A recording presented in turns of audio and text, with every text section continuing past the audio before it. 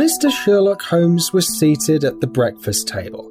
He was usually very late in the mornings, except when he stayed up all night, as he quite often did. I picked up the walking stick which a visitor had left behind the night before. Just near the top of the stick was a broad strip of silver nearly an inch across.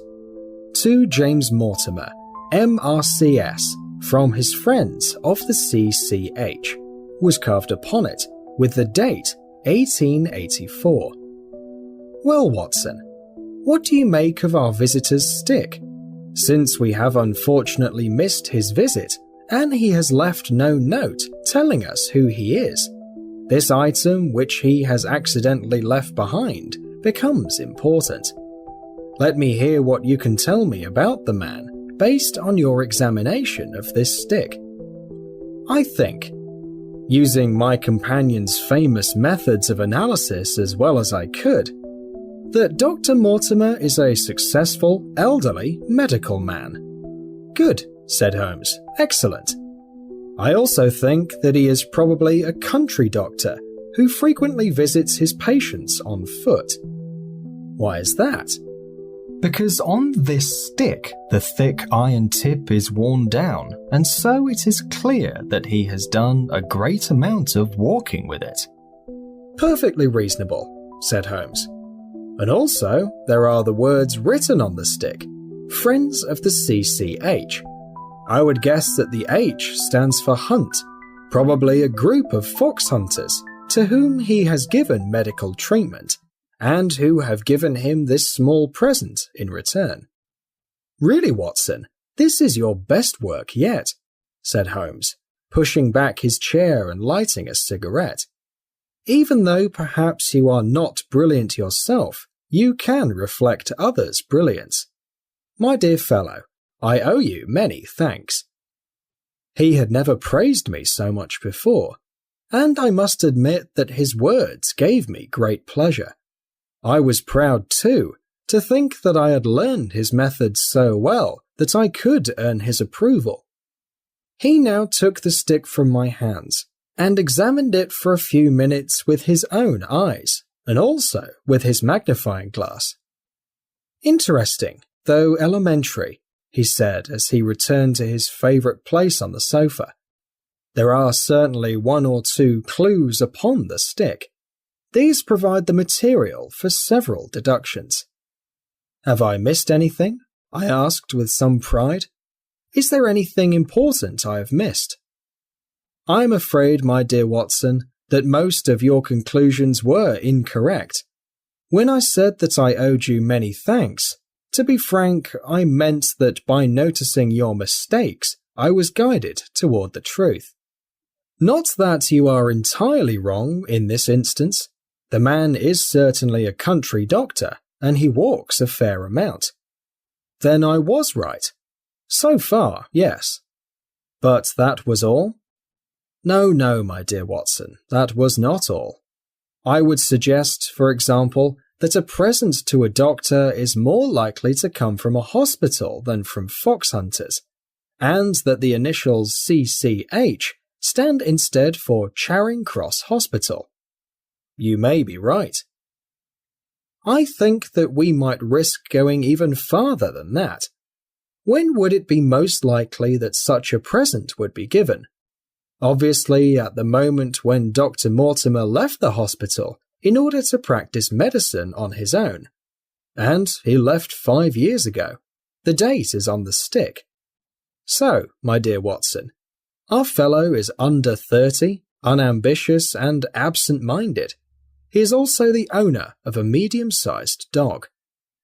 I laughed with disbelief as Sherlock Holmes leaned back on his sofa and blew little rings of smoke from his pipe. As for the dog, I have no way of checking if you are correct, said I. But at least we can look into some of your conclusions about the man's age and professional career. From my small medical shelf, I took down the medical directory and turned up the name Mortimer. There were several doctors of that name, but only one who matched the description of our visitor. I read his record aloud. Mortimer James, MRCS, 1882, house surgeon, from 1882 to 1884 at Charing Cross Hospital. No mention of those fox hunters, Watson, said Holmes with a playful smile, but a country doctor, as you very cleverly observed. I think that the facts also support my conclusions. As for the adjectives, I mentioned that he was unambitious and absent-minded. It is my experience that only an unambitious man abandons a London career for the country, and only an absent-minded one leaves his stick behind, but not his visiting card, after waiting an hour in your room. And the dog? The dog often carries this stick behind his master. Since it is a heavy stick, the dog has held it tightly by the middle, and the marks of his teeth are very clearly visible. The dog's jaw, as shown in the space between these marks, is of medium size. It may have been, yes, indeed, it is a curly-haired spaniel. He had risen and walked across the room as he spoke. Now he stopped next to the window. There was such certainty in his voice that I glanced up in surprise. My dear fellow, how can you possibly be so sure of that? Because I see the dog himself on our very doorstep. Now is the dramatic moment, Watson, when you hear a step upon the stair which is walking into your life and do not know whether it brings good or evil. What does Dr. James Mortimer, the man of science, ask of Sherlock Holmes, the specialist in crime? Come in. The appearance of our visitor was a surprise to me, since I had expected a typical country doctor. He was a very tall, thin man, and although he was young, his long back was already bent. His long nose was like the beak of a bird, and stuck out between eyes which shone brightly from behind a pair of gold-rimmed glasses. As he entered, his eyes fell on the stick in Holmes's hand, and he ran toward it with a cry of joy. "I am so very glad," said he. "I was not sure whether I had left it here or in the shipping office.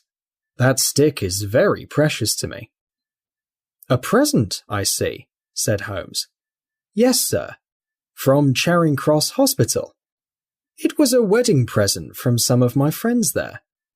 "Dear, dear, that's bad," said Holmes, shaking his head. Dr. Mortimer blinked through his glasses in mild astonishment. "Why was it bad?" "Only that you have disproved some of our deductions. Your marriage, you say?" "Yes, sir, I am married, and so I left the hospital, in order to make a home for myself in the countryside." "Oh, then we are not so wrong after all," said Holmes. "Dr. James Mortimer, I am Mr. Sherlock Holmes, and this is my friend, Dr. Watson. I observe from your forefinger that you make your own cigarettes. Please feel free to light one." Dr. Mortimer drew out some paper and tobacco and rolled a cigarette with surprising skill. "I study the relationship between head shape and intellect, Mr. Holmes. It would help me very much in my research if I could take some measurements of your skull. Until your actual skull becomes available for scientific study, that is." Holmes looked at him with a mixture of irritation and amusement, and said, "I hope it is not only in the hope of measuring my skull that you have come here today." "Not at all, though I would certainly like to do that as well. I am an unpractical man, suddenly faced with a very serious and practical problem that I hope you can help me with. As I know that you are the second best criminal expert in Europe." "Indeed, sir. May I ask who has the honour to be the first?" replied Holmes, now clearly irritated. "To a scientist, the work of the Frenchman Bertillon must have a strong appeal. Then perhaps you had better consult him instead." I said, "To a scientist. But I believe you are the better detective from a practical point of view. I hope I have not offended." Perhaps a little, Holmes replied. I think that it might be best if we moved on. Please tell me exactly what the problem is that you would like me to help you with.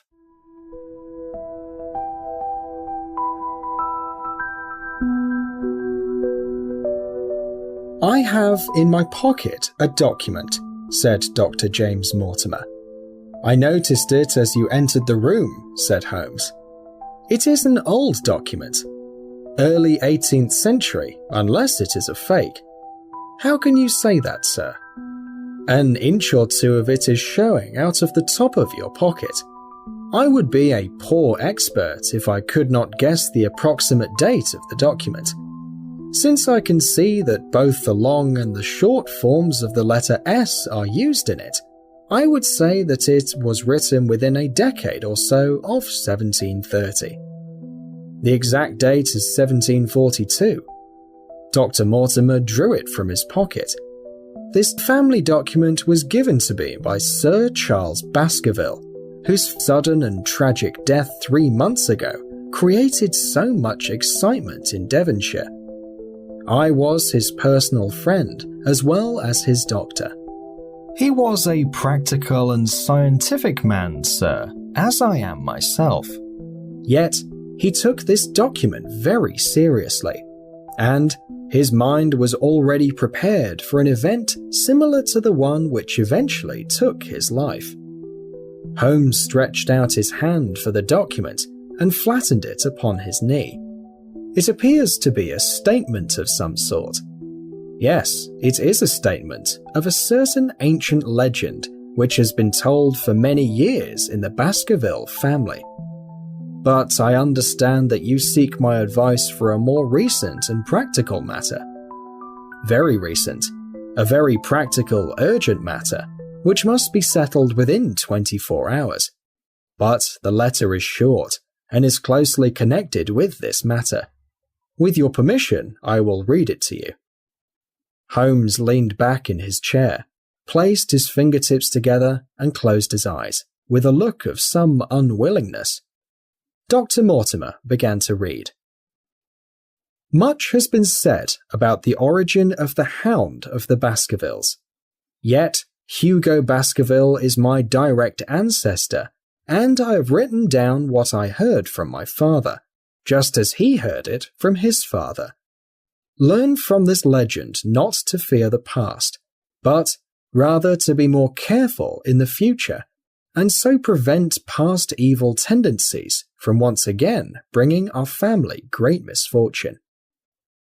In the middle of the 17th century, Baskerville Hall belonged to Hugo Baskerville, who was a very godless and evil man. Hugo fell in love with the daughter of a farmer who lived near the Baskerville estate, but she, being a respectable young girl, would always avoid him, for she feared his evil reputation. Late one September evening, this Hugo, with 5 or 6 of his wicked companions, crept quietly onto the farm and carried off the girl while her father was away. When they had brought her to the hall, the girl was locked in a bedroom upstairs, while Hugo and his friends sat down for a long evening of feasting and drinking, as they often did. Now, the poor girl was of course very afraid, and at last her fear drove her to risk climbing down the ivy which covered the south wall of the hall, and she ran home across the moor. Some time later, Hugo came to check on his prisoner. He found that the room was empty and the girl had escaped. Rushing down the stairs into the dining hall, he leapt upon the great table, knocking over bottles of wine and plates of food. Furiously he screamed for all his friends to hear that he would give his soul to the devil if he could only find the girl. Most of his guests were horrified by Hugo's terrible anger, but one wicked man cried out that they should send the hounds after her. At this, Hugo ran out of the house, crying to his servants to prepare his horse. He also ordered that his hounds be given a piece of the girl's clothing, so that they could recognize her scent. Together, The man, horse, and hounds ran out into the moonlight over the moor. Now, for some time, his friends stood frozen with horror, unable to comprehend all that had just happened in such a short time. But soon, they realized what was likely to be done out on the moor, and the hall was filled with the sound of their shouting. All 13 of them soon called for their horses and set out to chase after Hugo and the girl. They had gone a mile or two when they passed a farmer upon the moor, and they asked him if he had seen anyone pass by. And the man, as the story goes, was so filled with fear that he could barely speak. At last he said that he had indeed seen an unhappy girl with hounds chasing her. But I have seen more than that, he said. Hugo Baskerville passed me upon his black horse, and running silently behind him was a hound of hell that will forever chase me in my nightmares. The men were drunk, and so did not believe the farmer, and they cursed him and rode onward. But soon their blood turned cold, because they saw Hugo's black horse come riding across the moor, breathing heavily and covered in sweat, but with an empty saddle. Then the drunken men rode close together, because they were all terribly afraid, but still they continued forward across the moor. At last, they slowly approached the hounds, which, despite being known for their courage, were bunched together and crying, and looking terrified at the entrance to a narrow valley. The men had come to a halt, more sober than when they started, as you may guess. Now, in an open area in this narrow valley, there stood 2 great stones, which had been placed there by certain forgotten tribes of people from long ago. The moon was shining brightly upon these stones, and there between them lay the unhappy girl, fallen dead from fear and fatigue. But what frightened these men most was not the sight of her body, nor the sight of the body of Hugo Baskerville lying dead near her. What caused the hair of these men to stand on end in terror was the gigantic black beast standing over Hugo. It was shaped like a hound, yet larger than any hound that any living man had ever seen. Even as they watched, the beast tore the throat out of Hugo Baskerville. As it turned its fiery eyes and bloody jaws upon them, the men screamed with terror and then rode away, still screaming, across the moor. It is said that one of them died that very night from what he had seen, and that the rest were broken men for the rest of their lives. Such is the tale of the hound which is said to have haunted the family ever since. It cannot be denied that many members of the Baskerville family have had sudden, bloody, and mysterious deaths. So I warn you to avoid crossing the moor at night when the powers of evil are at work. When Dr. Mortimer had finished reading this, he pushed his glasses up on his forehead and stared across at Mr. Sherlock Holmes.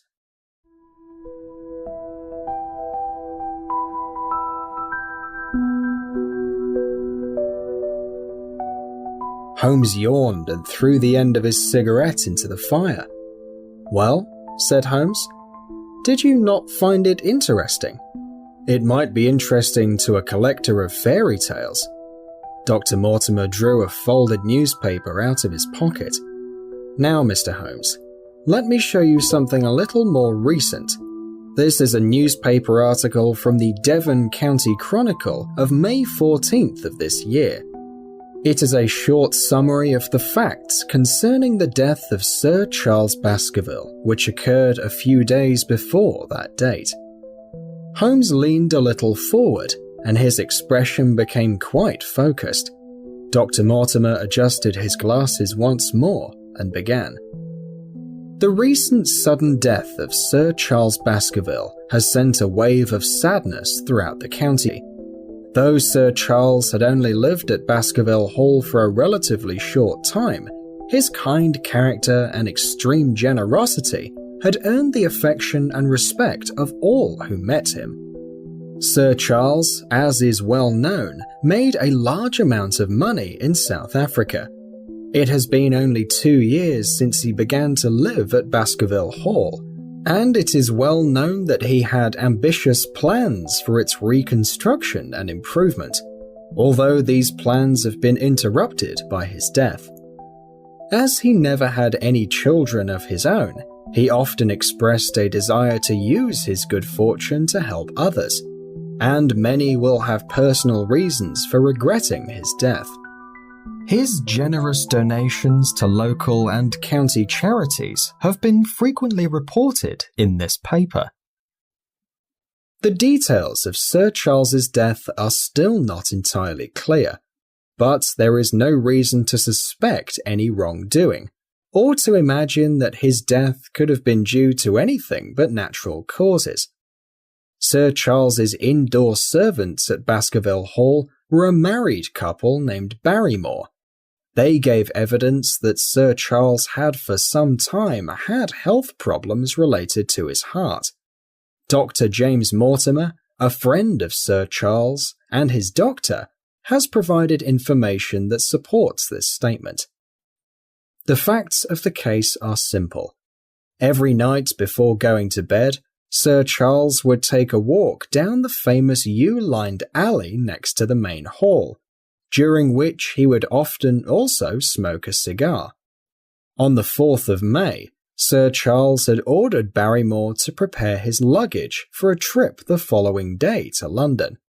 That night, he went out as usual for his nightly walk, but never returned. At 12 o'clock, Barrymore found the hall door still open and became alarmed, lighting a lantern and going out to search for his master. It had rained earlier that day, and Sir Charles's footprints were clearly visible down the alley.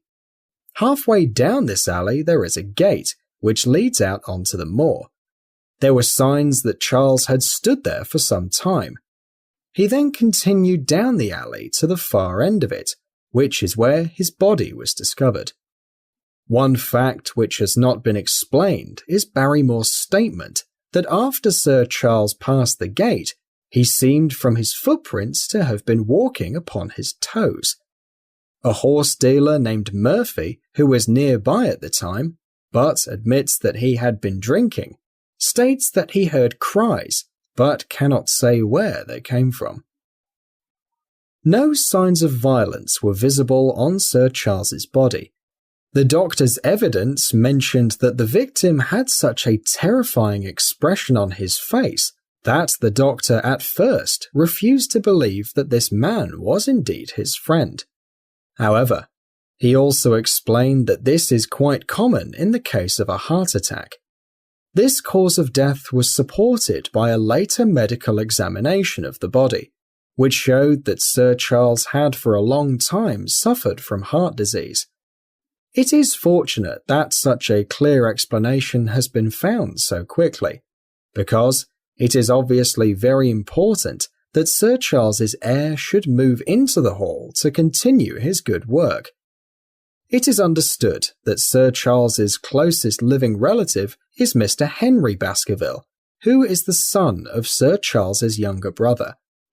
This young man was last heard to be in America, and efforts are being made to get in touch with him quickly so that he can receive the news of his good fortune. Dr. Mortimer put the paper back into his pocket. Those are the public facts, Mr. Holmes, in relation to the death of Sir Charles Baskerville. This article, said Sherlock Holmes, contains all the public facts. It does. Then let me have the private ones. He leaned back, put his fingertips together, and assumed his most unemotional and serious expression. By telling you these facts, said Dr. Mortimer, with signs of great emotion, I am telling you things which I have not mentioned to anyone else, but I see no reason why I should not be completely honest with you. The moor, he continued, is a very lonely place. Besides Mr. Frankland, who lives at Laughter Hall, and Mr. Stapleton, the naturalist, there are no other educated men for many miles. Sir Charles was a quiet man, but we were brought together by his illness, and spent many pleasant evenings together, discussing how the earliest known human beings came from Africa. During the last few months, it became increasingly obvious to me that Sir Charles was under great stress. He had become very concerned about the legend of the Hound, to the point where he absolutely refused to go out onto the moor at night. I can remember clearly one evening, about 3 weeks before he died. I was driving up to his house, and he happened to be standing at the door. As I got down from my carriage, I saw his expression turn to a look of dreadful horror, and he seemed to be staring at something over my shoulder. I quickly turned to look, just in time to catch a glance of what I thought might be a large black calf crossing in front of the gates at the edge of the property. Sir Charles seemed so excited and alarmed by what he had seen that I felt it was necessary to go and have a closer look. Whatever it was had disappeared, however, by the time I got there. This incident appeared to make the worst impression on his mind. He had me stay with him all evening, and that is when, to explain his reaction, he first told me the legend which I read to you earlier. At the time, I was convinced that it was only a small matter, and his reaction was excessive, but I mention it to you now because of its relation to the tragedy which happened later. It was my advice that Sir Charles should go to London. I thought that a few months away from the moor would help to improve his failing health. Our mutual friend Mr. Stapleton, who was also concerned with Sir Charles's health, agreed with my suggestion. On the night of Sir Charles's death, his servant Barrymore sent a man on horseback to bring me the news, and I was able to reach Baskerville Hall within an hour of the event. I checked all the facts which were mentioned in the newspaper article. I followed the footsteps down the alley. I saw the place near where he seemed to have waited, and noticed the change in the shape of the footprints after that point. I noticed that there were no other footsteps except Barrymore's on the soft path. And finally, I carefully examined the body, which had not been touched until my arrival. While Sir Charles's face was so twisted with emotion that it was nearly unrecognizable, there was certainly no sign of any kind of physical injury. I did, however, see something that Barrymore seems to have missed. It was on the ground, a little distance away from the body, but still fresh and clear. Footprints? Footprints. A man's or a woman's? Dr. Mortimer looked strangely at us for an instant, and his voice became almost a whisper as he answered. Mr. Holmes, they were the footprints of a gigantic hound.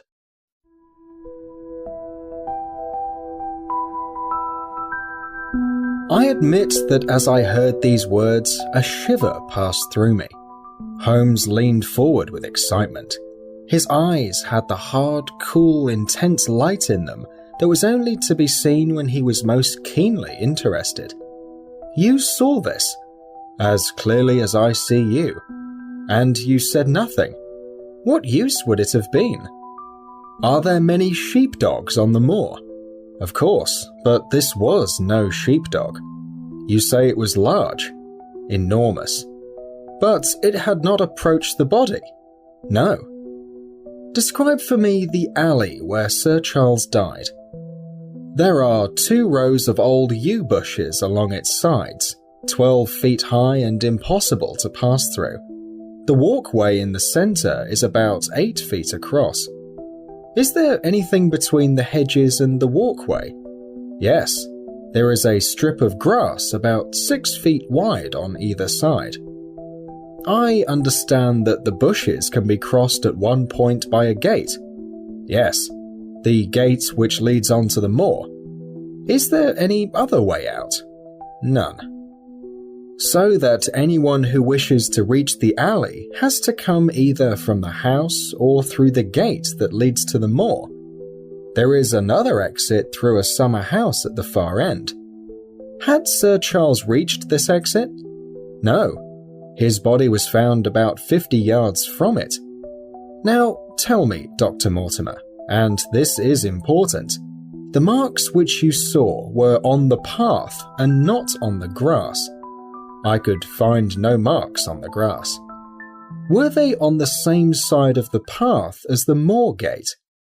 Yes, they were on the edge of the path, on the same side as the moor gate. And what marks did you see by this gate? It was all very unclear. Sir Charles had evidently stood there for 5 or 10 minutes. How do you know that? Because the ash had dropped twice from his cigar. Excellent. We are in luck, Watson, to have found such a like-minded individual. But the marks? He had left his own marks all over that small area of the ground. I could find no trace of anyone else. Sherlock Holmes struck his hand against his knee with an impatient gesture.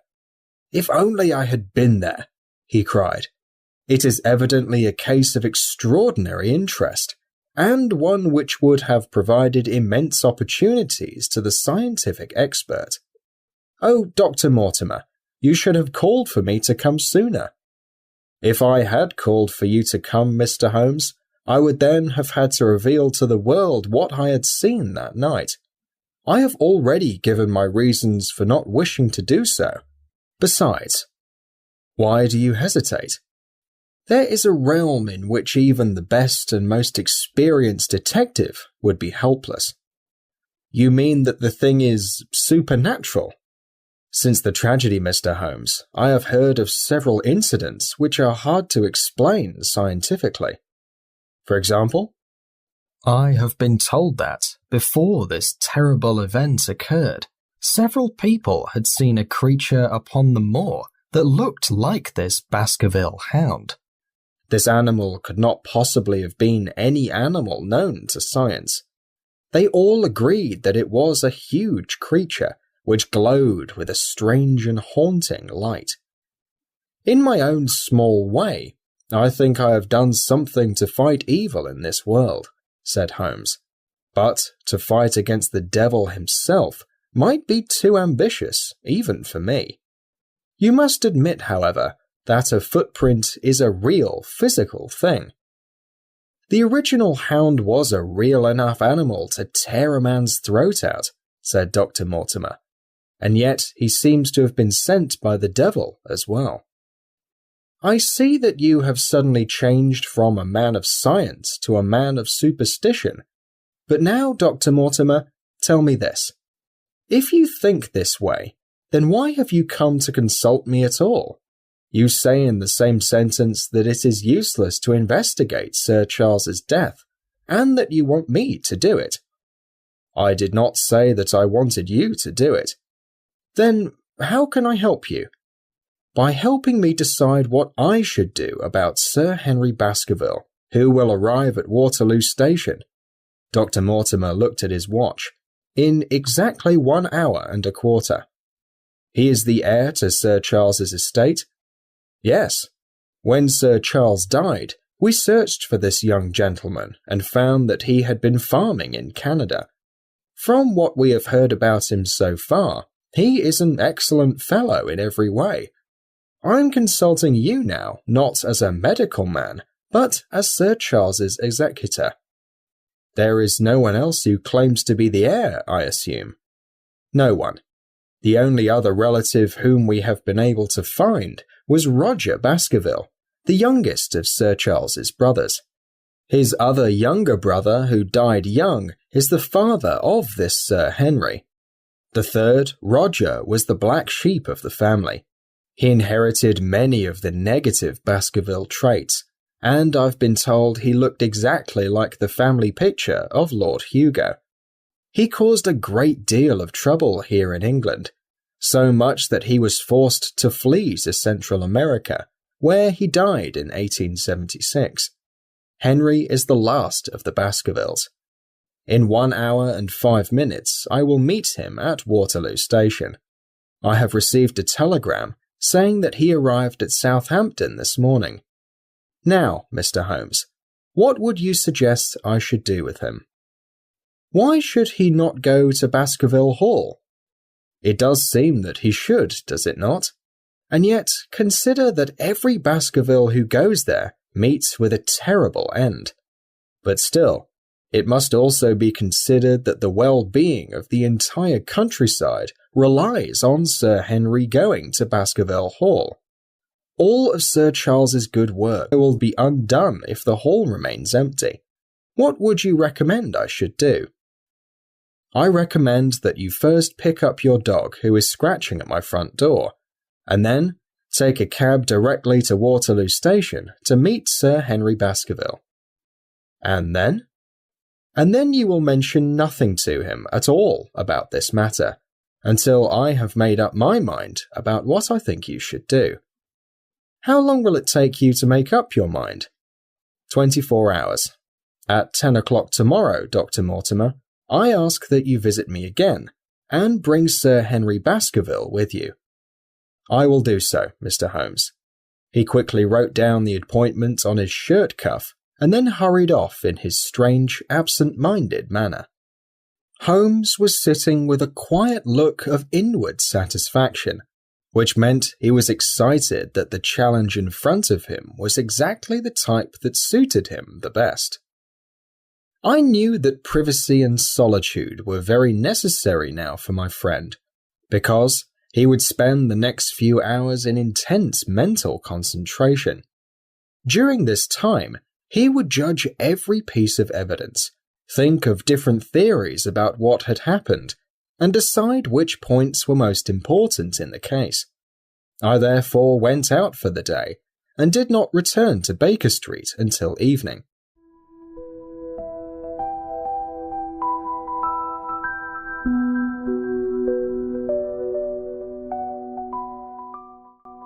It was nearly 9 o'clock when I returned.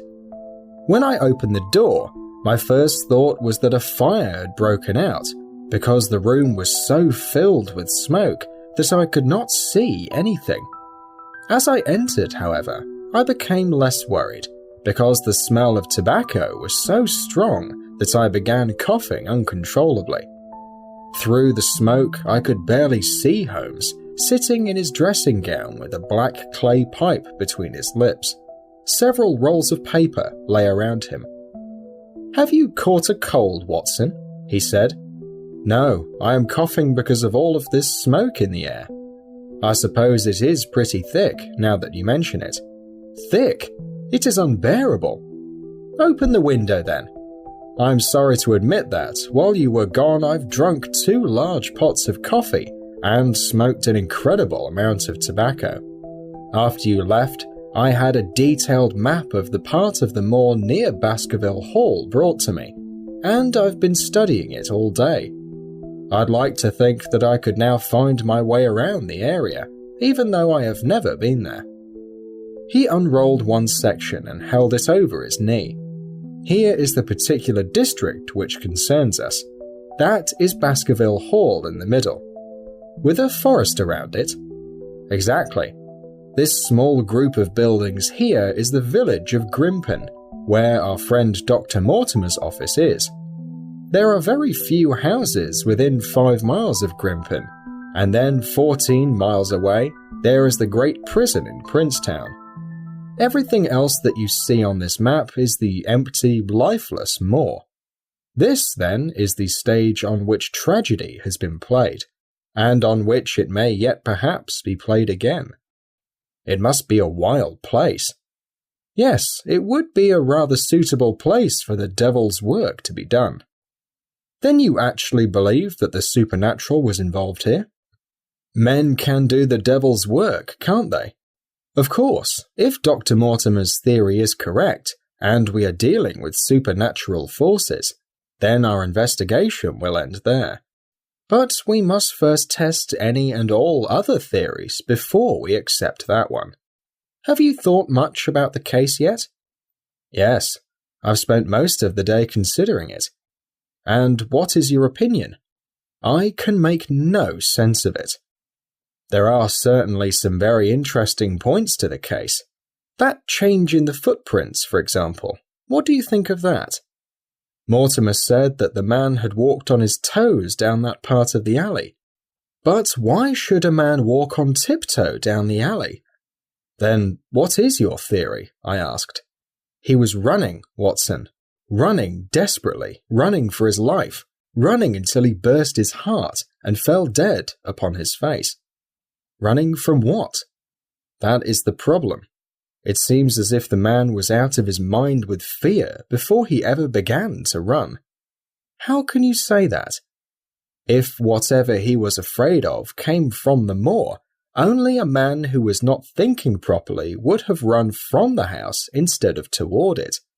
If what the horse dealer says is true, he ran with cries for help in the direction where help was least likely to be. Then again, Watson, who was he waiting for that night? And why was he waiting for him in the alley rather than in his own house? You think that he was waiting for someone? I asked. The man was elderly and in poor health. We can understand his taking an evening walk, but it was night, the ground was wet and the weather was bad. Is it natural that he should stand for 5 or 10 minutes, as Dr. Mortimer, with more practical sense than I would have expected of him, deduced from the cigar ash? But he went out every evening. I think it unlikely that he waited at the gate every evening. In fact, he seems to have avoided the moor. But on that night, the night before he left for London, he did wait there. This case is starting to come together, Watson. Might I ask you to hand me my violin? Let us not discuss this any further until our appointment with Dr. Mortimer and Sir Henry Baskerville tomorrow morning. Our breakfast table was cleared early, and Holmes waited in his dressing gown for the scheduled meeting. The clock had just struck 10 when Dr. Mortimer arrived, followed by Sir Henry. Sir Henry was a small but strong man, about 30 years old, with dark and energetic eyes, thick black eyebrows, and a strong masculine face. There was something about the look in his eyes, or perhaps the way in which he stood, which indicated that he was a gentleman. "This is Sir Henry Baskerville," said Dr. Mortimer. "Yes, and it is very fortunate that my friend has arranged for us to meet today," said Sir Henry, "because I am already in need of your advice. I have been told that you have a talent for solving mysteries. Well, the strangest thing has happened to me this morning, and I do not know what to think about it." "Please take a seat, Sir Henry. Are you saying that you have had some remarkable experience since you arrived in London?" "Nothing greatly important, Mr. Holmes. Probably it is only a joke. It was this letter, if it can be called a letter, which reached me this morning." He laid an envelope upon the table, and we all bent over it. It was dated the previous evening and addressed to Sir Henry Baskerville, Northumberland Hotel. He opened the envelope and took out the letter, spreading it flat across the table. Across the middle of the page was a single sentence, formed by cutting and pasting the letters from newspaper articles. It read, "If you value your life or your sanity, keep away from the moor." "Now," said Sir Henry Baskerville, "perhaps you will tell me, Mr. Holmes, what is the meaning of that, and who could have written it?" "What do you think, Dr. Mortimer?" said Holmes. "You have to admit that there is nothing supernatural about this." "That is true, sir, but it might have come from someone who believed that this issue was related to the supernatural," Dr. Mortimer replied. "What issue?" asked Sir Henry sharply. "It seems to me that you gentlemen know a lot more than I do about my own personal concerns. I will explain everything before you leave the room, Sir Henry. May I ask, have you noticed any other strange things happening to you since you have been in London?" "Why, no, Mr. Holmes, I do not think so." "You have not noticed anyone follow or watch you?" "Why would anyone follow or watch me?" "I will explain soon. Do you have anything else to report before we discuss this issue further?" "Well, It depends upon what you think is worth reporting. I think anything unusual would be very much worth reporting." Sir Henry smiled. "I don't know much about British life yet, because I have spent nearly all my life in the United States and in Canada. But I find it a little unusual that I lost one of my boots almost as soon as I arrived here." "You have lost one of your boots?" "My dear sir," cried Dr. Mortimer, "you will find it when you return to the hotel. What is the use of bothering Mr. Holmes with small matters like this?" "Well, he asked me if anything unusual has happened." "Exactly," said Holmes. "However foolish it may seem, you have lost one of your boots, you say." "Well, I cannot find it, anyway. I put them both outside my door last night, and there was only one there in the morning. I asked the man who cleans them, but could get no useful information from him. The worst part is that I only bought those boots last night, and I had never worn them." "If you had never worn them, why did you put them out to be cleaned?" "They needed proper polishing. That was why I put them out." "It seems to be a completely useless thing to steal," said Sherlock Holmes. "I must admit that I agree with Dr. Mortimer that you will probably find the missing boot before long." "And now, gentlemen," Sir Henry said decisively, "it seems to me that I have told you all that I know. It is time for you to keep your promise and tell me what is going on." "Your request is very reasonable," Holmes answered. "Dr. Mortimer, I think it would be best for you to now tell us about the legend, just as you told it to us before." With this encouragement, our friend drew his papers from his pocket and explained the whole case exactly as he had done the morning before.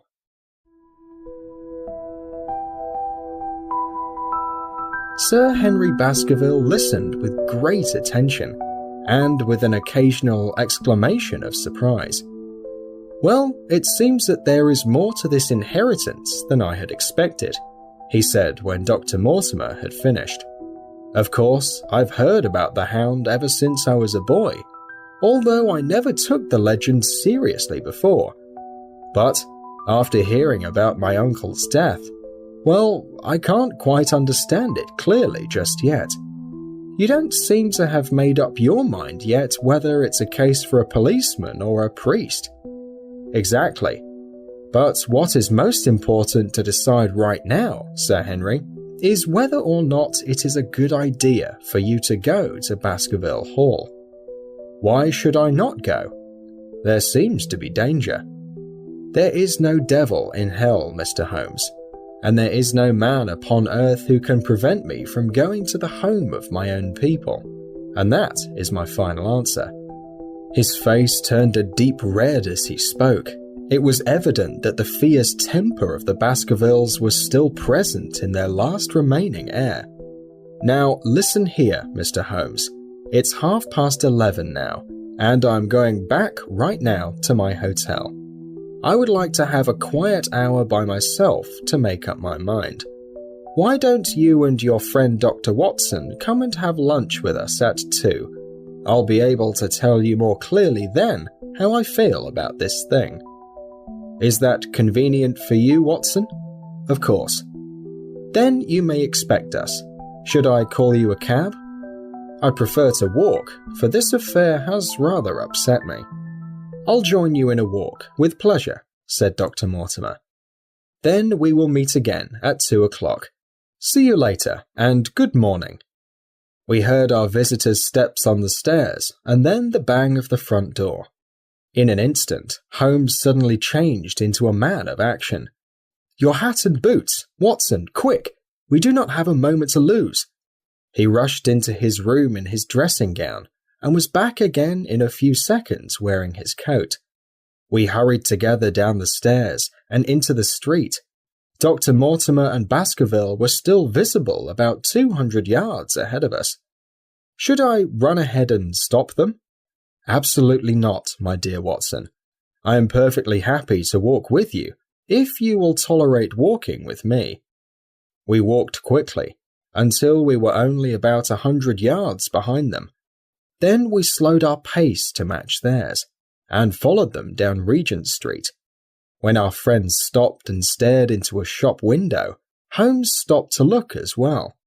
Suddenly, he gave a little cry of satisfaction, and when I also looked in the same direction as he, I saw that a cab had just started moving on the other side of the street. "There's the man we're looking for, Watson. Come along. We'll have a good look at him, at the very least." At that instant, I noticed a big black beard and a pair of fierce eyes had turned to look at us through the side window of the cab. Suddenly, the man shouted something to the driver, and the cab rushed madly off down Regent Street. Holmes eagerly looked around for another cab, but there were none available nearby. Then he rushed wildly through traffic to try and chase the cab, but it had too great of a head start, and in an instant the cab disappeared out of sight. "Well now," Holmes said bitterly, as he emerged from the traffic, gasping for breath. "Such bad luck, and poor judgment too. Watson, if you are an honest man, if you ever get to write about this case, you will count this as one of my failures." "Who was the man?" "I have no idea." "A spy?" "Well, I found it suspicious that Baskerville's boot would be lost as soon as he arrived in town. If somebody had taken it knowing that it was his, they must have followed him from the first day he arrived, and so they almost certainly would follow him on the second day as well. You might have noticed that I walked over to the windows several times while Dr. Mortimer was telling us the legend of the Baskervilles again this morning." "Yes, I remember." "I was searching for people waiting out in the street, but I saw none. We are dealing with a very intelligent man, Watson. I hoped that I could catch him following our friends after they left, but he was clever enough to have already hired a cab, so that he could follow them secretly, or rush away if they noticed him. However, his method does have one obvious disadvantage for him. The cab driver would have to know his plans?" "Exactly." "What a pity we did not catch the cab's number." "My dear Watson, as stupidly as I have acted, surely you do not think I would fail to get the number. It was number 2704. But did you see the man's face within the cab?" "I only saw his beard." "As did I, which means that it was probably not real. Such a clever man as this would have no use for a beard on such a sensitive mission, unless he wanted to hide his face. For now, Watson, the best we can do is to find out who the driver of cab number 2704 is. Since he will probably not be able to meet with us until this evening, we will now stop by one of the art galleries on Bond Street to pass the time until we are due at the hotel." Sherlock Holmes had, to a remarkable degree, the ability to focus his mind whenever and on whatever he chose.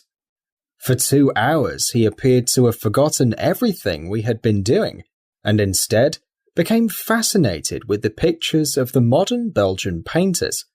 He talked of nothing but art, of which it was obvious he understood very little, from when we left the gallery until we reached the Northumberland Hotel.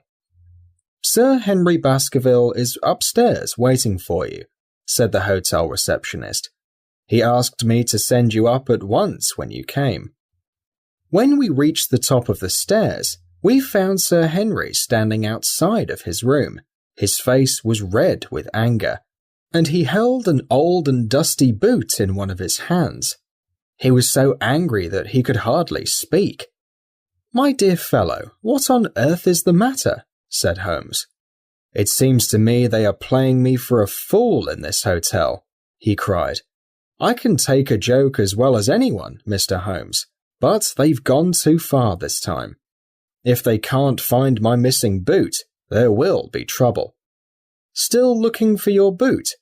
"Yes, sir, and I intend to find it." "But I thought you said that it was a new brown boot." "It was, sir, and now it's an old black one." "What? You don't mean—" "That's just what I do mean. I only had 3 pairs of boots in the world. The new brown, the old black, and the ones which I am wearing. Last night they stole one of my brown ones, and today they have stolen one of the black ones. Well, have you got it? Tell me, man, and don't stand there staring." A nervous German hotel attendant had appeared at the top of the stairs. "No, sir. I have asked all over the hotel, but nobody has seen it," the attendant replied. "Well, either you find that boot today, or else I'll speak to the manager and then leave this hotel." "It will be found, sir. I promise you that if you will have a little patience, it will be found." "Make sure that it is found, because it's the last thing of mine that I'll lose to these thieves. Mr. Holmes, please excuse me for troubling you about such a small matter." "I think it's well worth troubling me about," replied Holmes. "Well, you look very serious about it," said Sir Henry. "What do you think of it yourself?" "I don't claim to understand it yet. This case of yours is very complex, Sir Henry.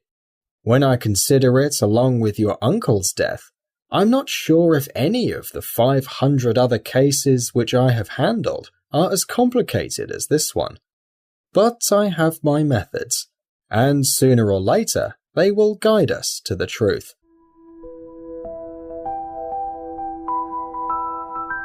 We had a pleasant meal together, and after we had finished, Holmes asked Sir Henry what he now intended to do. To go to Baskerville Hall. When? At the end of the week. "Generally speaking," said Holmes, "I think that your decision is a wise one. I have plenty of evidence that you are being followed in London, and among the millions of people in this great city, it is difficult to discover who these people are or what their purpose is. Did you realize, Dr. Mortimer, that you were followed this morning from my house?" Dr. Mortimer jumped with shock. "Followed? By whom?" "That, unfortunately, I cannot tell you. Do you know any man among your neighbours with a full black beard?" "Barrymore, Sir Charles's servant, is a man with a full black beard." "Aha! Where is Barrymore?" "He is in charge of the hall." "We had better confirm if he is really there, or if he might possibly be in London." "How can you do that?" "I will have Dr. Mortimer send a telegram to Barrymore, asking, 'Is everything ready for Sir Henry?' Make sure to tell them that the telegram must be given to Barrymore in person, and that if he cannot be found, a message should be sent back to this hotel room. That should let us know before evening whether Barrymore is at the hall or not." "That's good," said Sir Henry. "By the way, Dr. Mortimer, who is this Barrymore anyway?" "The Barrymore family have looked after the hall for 4 generations now. As far as I know, he and his wife are a very respectable couple." "At the same time," said Sir Henry, "if none of the family are at the hall, these people will have a very fine home to live in, and will have to do nothing in order to stay there."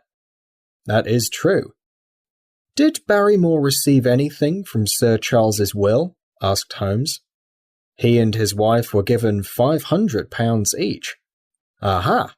Did they know that they would receive this?" "Yes. Sir Charles was very fond of talking about his will." "That is very interesting."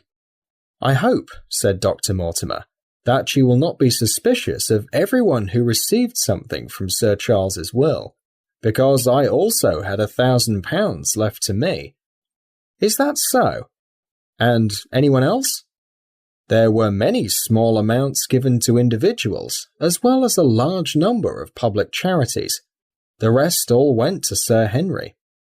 "And how much was the rest?" £740,000. Holmes raised his eyebrows in surprise. "I had no idea that so much money was involved," he said. "Sir Charles had the reputation of being rich, but we did not know how incredibly rich he was until we examined all his finances. The total value of his estate was close to £1 million. Dear me, that is enough money to make men do desperate things. And one more question, Dr. Mortimer. If anything happened to our young friend here, who would be the next heir? Since Roger Baskerville, Sir Charles's younger brother, died unmarried, the next heir would be James Desmond. He is a cousin of Sir Charles, and an elderly clergyman in Westmoreland. Thank you. These details are all very useful. Well, Sir Henry, I agree that you should go to the hall without delay, but only on the condition that you do not go alone. Dr. Mortimer will go with me. But Dr. Mortimer has his own business to attend to, and his house is miles away from yours. No, Sir Henry, you must take someone with you. I would recommend choosing a trustworthy man who will always be by your side. Whom would you recommend then? Holmes laid his hand upon my arm. If my friend will agree to it, there is no better man to have at your side in a difficult situation. I can personally recommend Watson with great confidence. I was taken completely by surprise. But before I had time to answer, Baskerville grabbed my hand and shook it eagerly. Well now, that is really kind of you, Dr. Watson, he said. If you will come down to Baskerville Hall and help me get through this, I'll never forget it.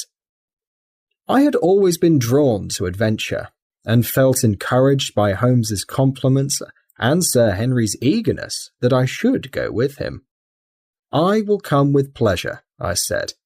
I do not know how I could spend my time better. And you will report everything you see very carefully to me, said Holmes. When a crisis comes, as it will do, I will instruct you what to do. I suppose that by Saturday everything will be ready at the hall? Certainly, replied Sir Henry. Then on Saturday, unless I tell you differently, we will meet at the 10:30 train from Paddington. We were just standing up to leave when Sir Henry shouted with joy. He ran into one of the corners of the room and pulled a brown boot from under a cabinet. My missing boot, he cried. I hope all of our difficulties will be solved so easily, said Sherlock Holmes. But it is very strange, Dr. Mortimer said. I searched this room carefully before lunch. And so did I, said Baskerville. Every inch of it. There was certainly no boot in it then. In that case, the attendant must have placed it in there while we were eating. The German attendant was called for, but claimed he did not know anything, and neither did anyone else in the hotel. This mystery was added to the list of other unsolved mysteries which we had met with in the past few days. Holmes sat in silence in the cab as we drove back to Baker Street, but I could see from his face that he was as puzzled as I was. All afternoon and late into the evening, he remained lost in tobacco and thought. Just before dinner, the doorbell rang. It was the telegram messenger with a message from Sir Henry. Have just heard that Barrymore is at the hall. Baskerville. A moment later, the bell rang again. This time it was a rough-looking fellow who was evidently the cab driver for our spy. I got a message from the head office that someone at this address was asking for cab number 2704, he said. I've driven my cab for 7 years and never heard a word of complaint. I came here straight from work to ask you to your face what you had to say against me. I have nothing to say against you, my good man, said Holmes. On the contrary, I have £1 to give you if you will give me a clear answer to my questions. Well, then this is a good day after all, said the cab driver with a grin. What do you want to ask, sir? First of all, your name and address in case I want you again. John Clayton, 3 Turpey Street, the Borough. My cab is out of Shipley's Yard near Waterloo Station. Sherlock Holmes made a note of it. Now, Clayton, tell me all about the passenger who came and watched this house at 10 o'clock this morning and followed the two gentlemen down Regent Street afterward."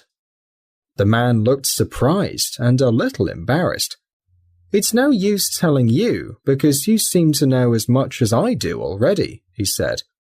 "The truth is that the gentleman told me that he was a detective and that I was to say nothing about him to anyone. My good man, this is serious business, and you may find yourself in some trouble if you try to hide anything from me. You said that your passenger told you that he was a detective." "Yes, he did." "When did he say this?" "When he left me." "Did he say anything more?" "He mentioned his name." Holmes glanced triumphantly at me. "Oh, he mentioned his name, did he? That was unwise. What was the name that he mentioned?" "His name," said the cab driver, "was Mr. Sherlock Holmes." Never have I seen my friend more completely astonished than he was by the cab driver's reply. For an instant, he sat in silent amazement. Then he started to laugh. "This was beautifully done, Watson," he said. "I sense an intelligence as quick and perceptive as my own. He really did outwit us beautifully this time. So his name was Sherlock Holmes, was it?" "Yes, sir. That was the gentleman's name." "Excellent. And how would you describe Mr. Sherlock Holmes?" The cab driver scratched his head. "Well, it's hard to say clearly. I'd say he was about 40 years of age, and he was of a medium height, a bit shorter than you, sir. He was dressed fashionably, and he had a black beard and a pale face. I don't know if I could say more than that." "There's nothing more that you can remember?" "No, sir, nothing." "Well then, here is your £1. I'll give you one more if you can bring any more information. Good night." "Good night, sir, and thank you." John Clayton left, and Holmes turned to me with a shrug of his shoulders and a regretful smile. "The clever devil," he said. "I tell you, Watson, this time we have found a worthy challenger. I've been defeated in London. I can only wish you better luck with Sir Henry in Devonshire. But I'm not easy in my mind about it." "About what?" "About sending you. It's an ugly and dangerous business, Watson, and the more I think about it, the less I like it. Yes, my dear fellow, you may laugh, but I promise you that I will be very glad to have you back safe in Baker Street once more." Sir Henry Baskerville and Dr. Mortimer were ready on Saturday, and we departed as planned for Devonshire. Mr. Sherlock Holmes drove with me to the station and gave me his last orders and advice before I left. "I will not influence your thinking with my own theories or suspicions, Watson," he said. "I just want you to report facts to me in the most complete possible way, and I will come up with the theories on my own." "What sort of facts?" I asked. "Anything which may seem to be related, even indirectly, to the case. Especially tell me about the relationship between Sir Henry and his neighbours, or any new details concerning the death of Sir Charles. I have done some research myself in the last few days, but so far I have still not solved the case. There are people close to Sir Henry Baskerville who wish to harm him. Would it be a good idea to get rid of this Barrymore couple?" "Not at all. That would be the biggest mistake you could make. If they are innocent, it would be a cruel injustice, and if they are guilty, we would be giving up any chance of catching them.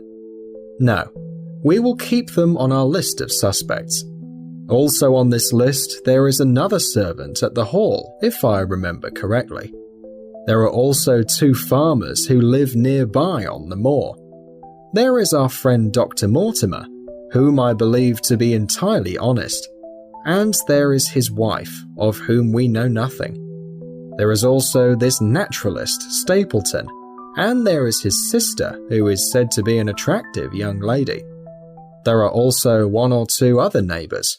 These people are all suspects, and you must watch them very carefully. I will do my best. You have weapons, I suppose? Yes, I thought it would be wise to bring them. Most certainly. Keep your revolver near you at all times, and trust no one. Our friends had already purchased seats in a first-class carriage and were waiting for us on the train platform. No, we have no news of any kind, said Dr. Mortimer in response to my friend's questions. We have not been followed during the last 2 days. We have been very watchful when going out, and would certainly have noticed if someone did follow us. You have always stayed together, I assume. Except yesterday afternoon. I usually spend one day enjoying myself when I come to town, and so I spent the day at the Museum of the College of Surgeons, said Dr. Mortimer. And I went to watch people in the park, said Baskerville, but we had no trouble of any kind. It was still very unwise, said Holmes, shaking his head and looking very serious. I urge you, Sir Henry, never to go out alone. Something terrible will happen to you if you do. Did you find your other boot? No, sir, it is gone forever. Indeed, that is very interesting. Well, goodbye, he added as the train began to move down the platform. Keep in mind that old legend which Dr. Mortimer read to us, and make sure to stay away from the moor during those hours of darkness when the powers of evil are at work. I looked back at the platform when we had left it far behind and saw the tall, dark figure of Holmes standing motionless and gazing after us. The journey was a quick and pleasant one, and I spent it getting to know my 2 companions and playing with Dr. Mortimer's dog. In a few hours, the brown earth had become red, the houses were made of stone rather than brick, and red cows fed in fields of thick grass and rich greenery. Sir Henry stared eagerly out of the window and made sounds of delight when he saw the familiar features of the Devonshire scenery. That is your first sight of the moor, said Dr. Mortimer, pointing out of the carriage window. In the distance, a grey, gloomy hill rose above the green fields. Far behind it, a rough and broken mountain could just barely be seen. Like some fantastic landscape from a dream. Sir Henry sat staring at it for a long time, and I could see from his eager face how much it meant to him. This was his first sight of that strange spot where the men of his family had ruled for so long, and where they had left such a deep impression. The train arrived at a small station, and we all got off. It was a sweet, simple country spot, but I was surprised to see that 2 soldiers in dark uniforms with rifles were standing by the gate. Our driver saluted Sir Henry Baskerville, and in a few minutes we were moving swiftly down the road. The countryside was peaceful and charming, but behind the peaceful and sunlit countryside we could see the dark and lonely moor, broken up by sharp-edged and threatening hills. At every turn, Baskerville gave an exclamation of delight, looking eagerly around him and asking countless questions. "What is this?" cried Sir Henry.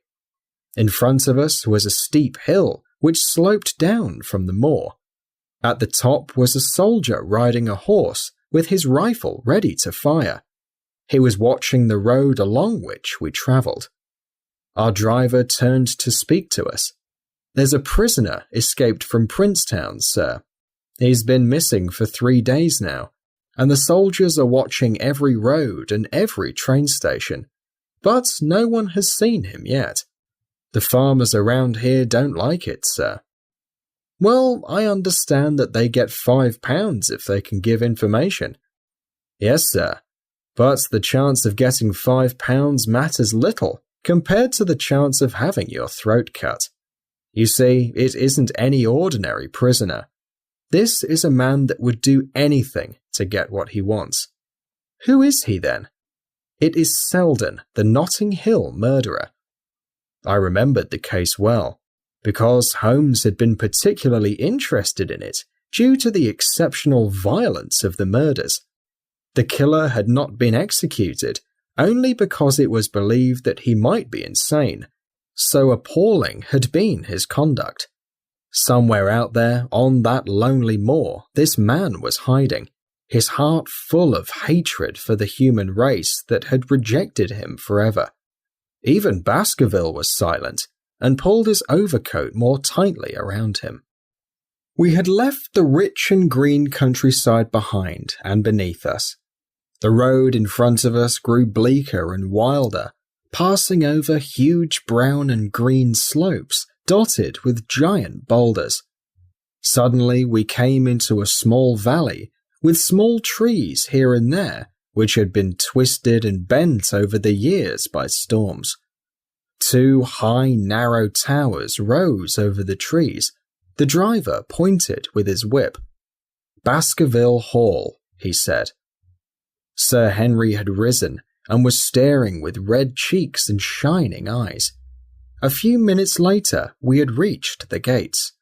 The gatehouse was a roofless ruin, but next to it was a half-finished new building, the first thing which had been bought with Sir Charles's South African gold.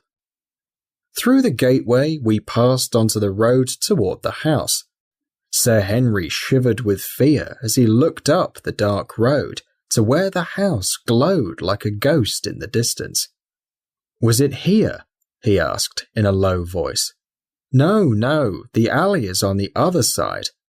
The young heir looked around with a gloomy face. "It's no wonder my uncle felt he was in danger in such a place as this," he said. "It's enough to scare any man.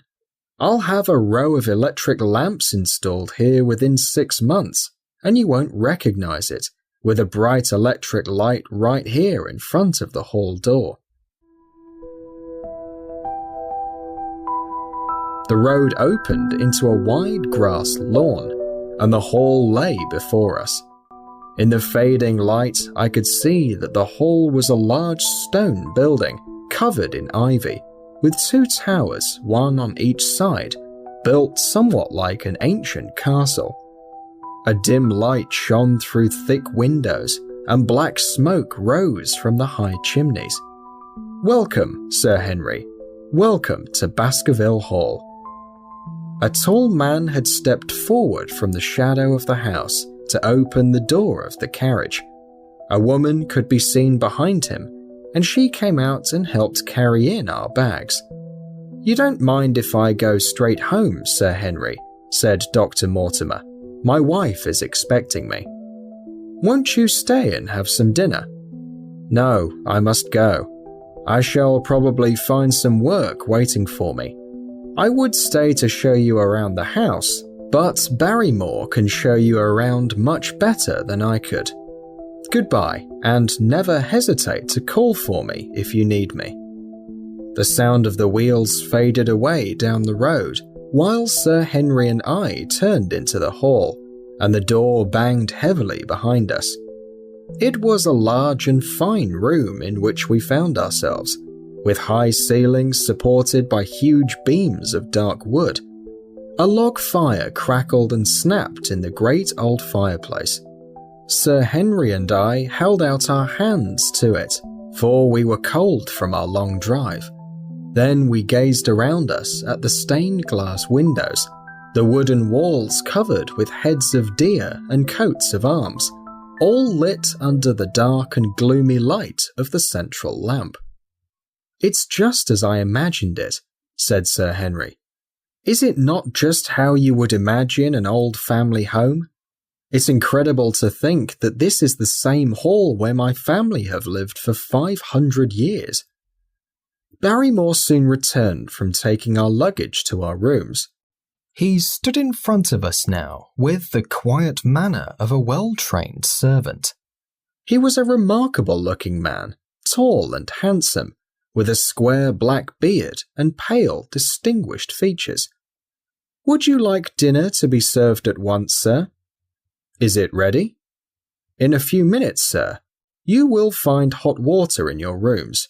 My wife and I will be happy, Sir Henry, to stay with you until you have made new arrangements. However, you will understand that under these new conditions, this house will require a larger staff. What new conditions? I only mean, sir, that Sir Charles led a very quiet life, and we were able to suit his needs. You will of course want to have more company, and so will need to make new arrangements. Do you mean that you and your wife wish to leave? Only when it is quite convenient for you, sir. But your family have been with us for several generations, have they not? I would be sorry to begin my life here by breaking an old family connection. I thought I detected some signs of emotion on Barrymore's white face. I feel that way too, sir, and so does my wife. But to tell the truth, sir, we both liked Sir Charles very much, and his death has made it painful for us to stay here.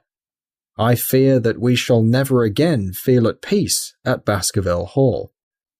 But what do you plan to do? I have no doubt, sir, that we shall succeed in setting ourselves up in some sort of business. Sir Charles's generosity has given us the ability to do so. And now, sir, perhaps I should show you to your rooms. A balcony ran along the second floor of the hall, along which were the doorways to each of the bedrooms. The room I was to sleep in was almost next to Sir Henry's. We returned downstairs a few minutes later to have dinner. The dining room where we ate was a dark and gloomy place.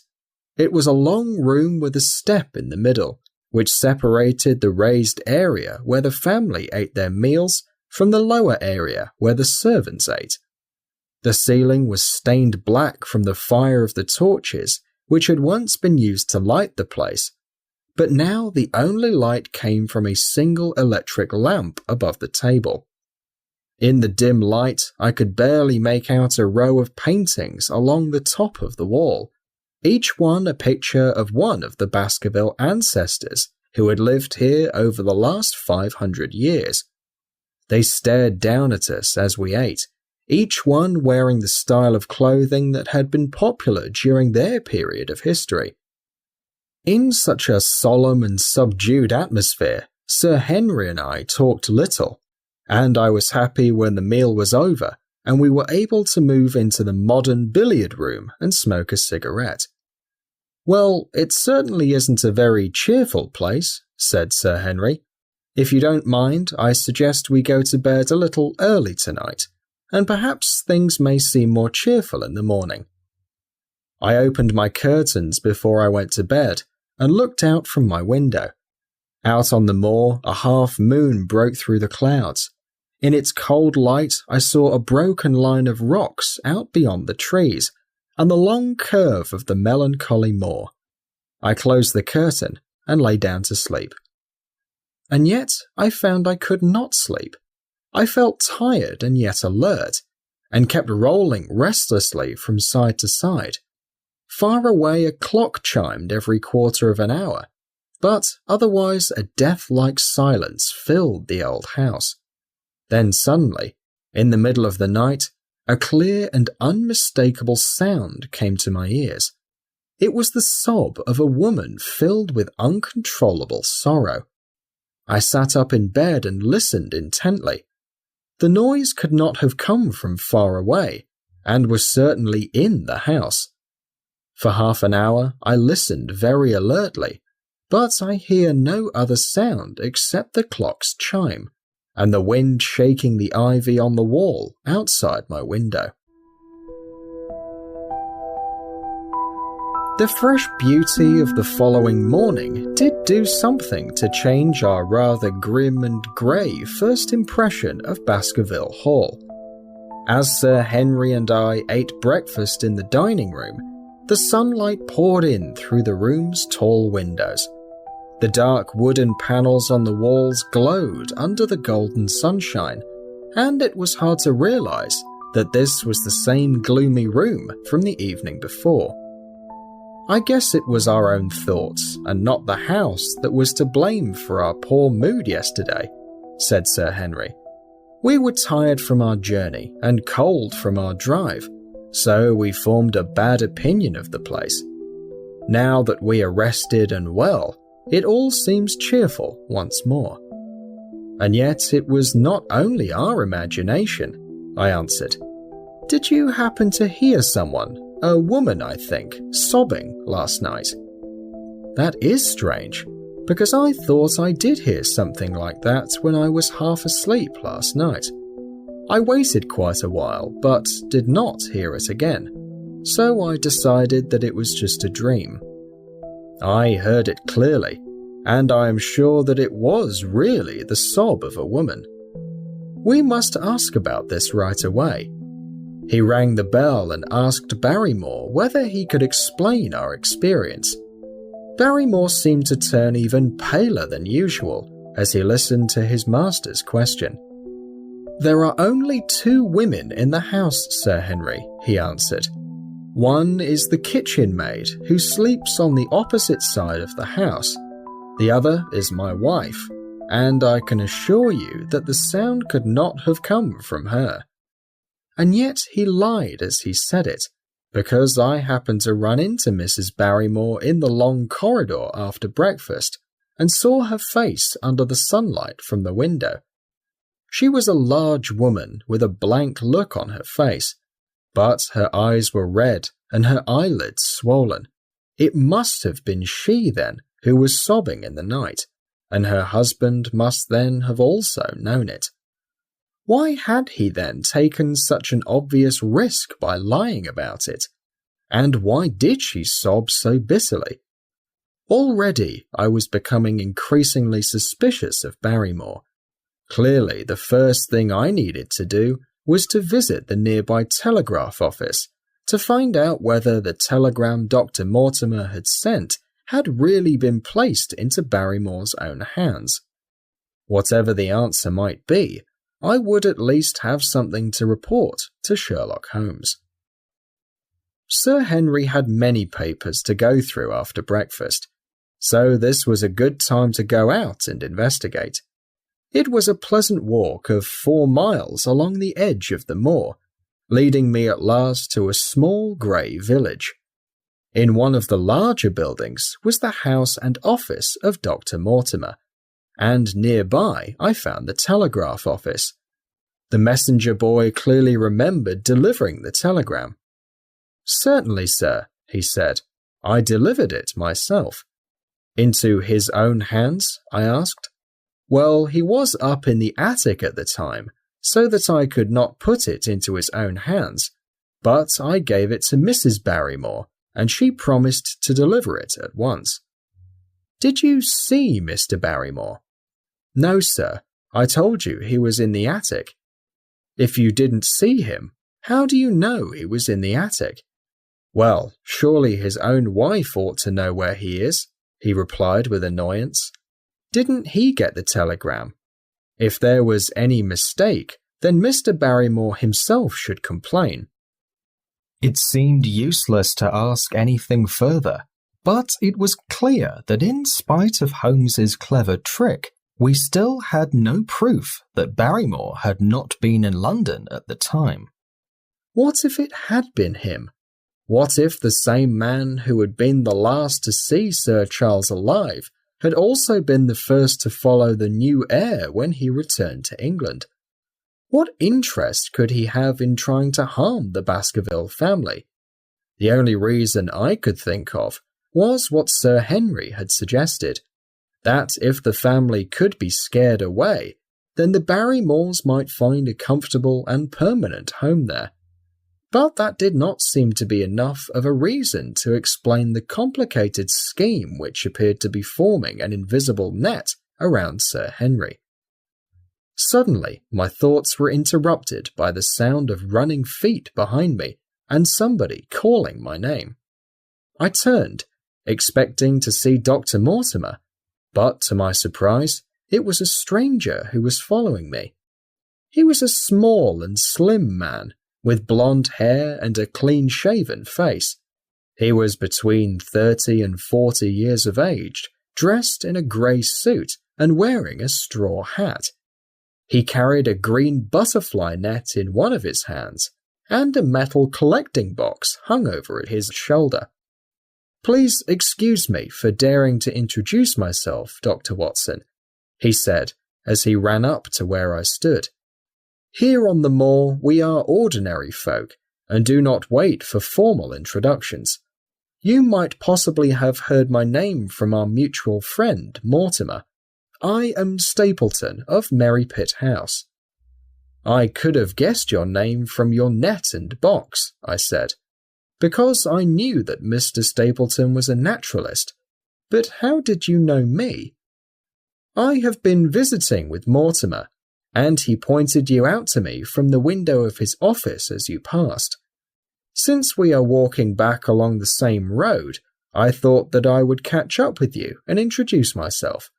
I hope that Sir Henry is recovered after his journey."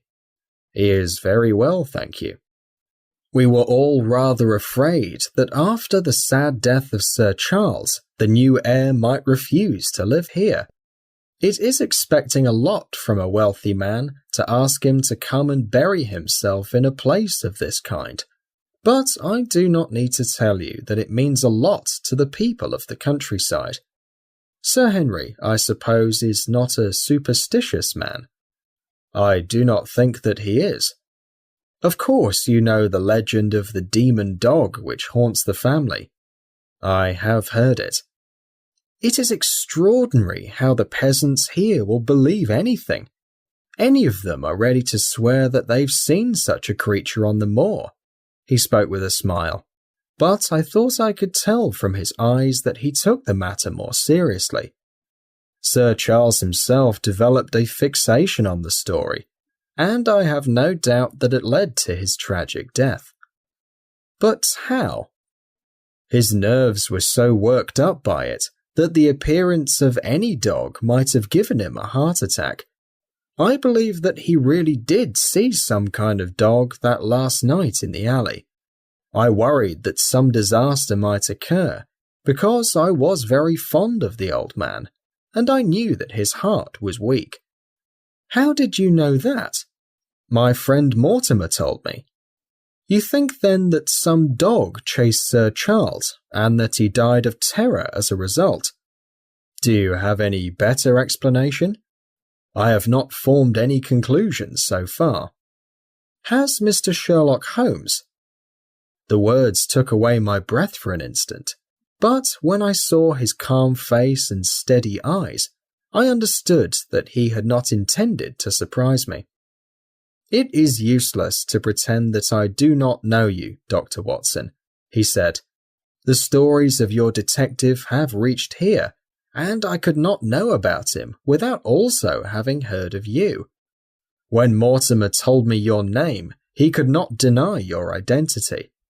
If you are here, then it makes sense that Mr. Sherlock Holmes himself is involved in the matter, and I am naturally curious to know what he thinks." "I'm afraid that I cannot answer that question." "May I ask if he is going to visit here himself?"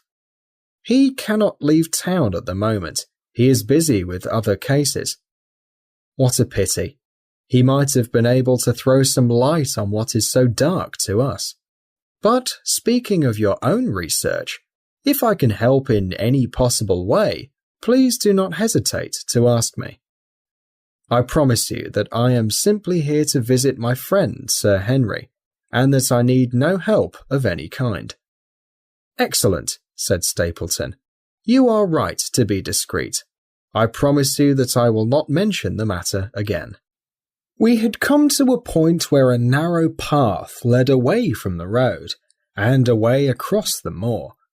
In the distance, I could see a grey cloud of smoke. "A short walk along this moor path leads to my house," he said. "Perhaps you will come over for a while, so that I can introduce you to my sister." My first thought was that I should be by Sir Henry's side, But then I remembered the pile of papers and bills which covered his study table. I certainly would not be able to help with those, and Holmes had directly told me that I should study the neighbours upon the moor. I accepted Stapleton's invitation, and we turned together down the path. "It is a wonderful place, the moor," he said, looking around over the rolling hills. "It is so vast and so empty and so mysterious." "You know it well, then?" "I have only been here 2 years. The locals would call me a newcomer. We came shortly after Sir Charles arrived, but my interests in nature have led me to explore every part of the countryside, and I do not think there are many others who know this area better than I do." "Is it difficult to get to know?" "Very hard. For example, look at that great plain to the north of here, with the strange hills rising out of it. Do you observe anything interesting about that?" "It would be a lovely place to ride a horse." "You would of course think so, and that thought has cost several men their lives. Do you notice those bright green spots spread thickly over it?" "Yes, they seem more fertile than the rest." Stapleton laughed. "That is the Great Grimpen Marsh," he said. "A wrong step there means death to man or beast. Only yesterday I saw one of the horses from the moor wander into it. He never came out. I saw his head for quite a long time poking out of the marsh, but it sucked him down at last.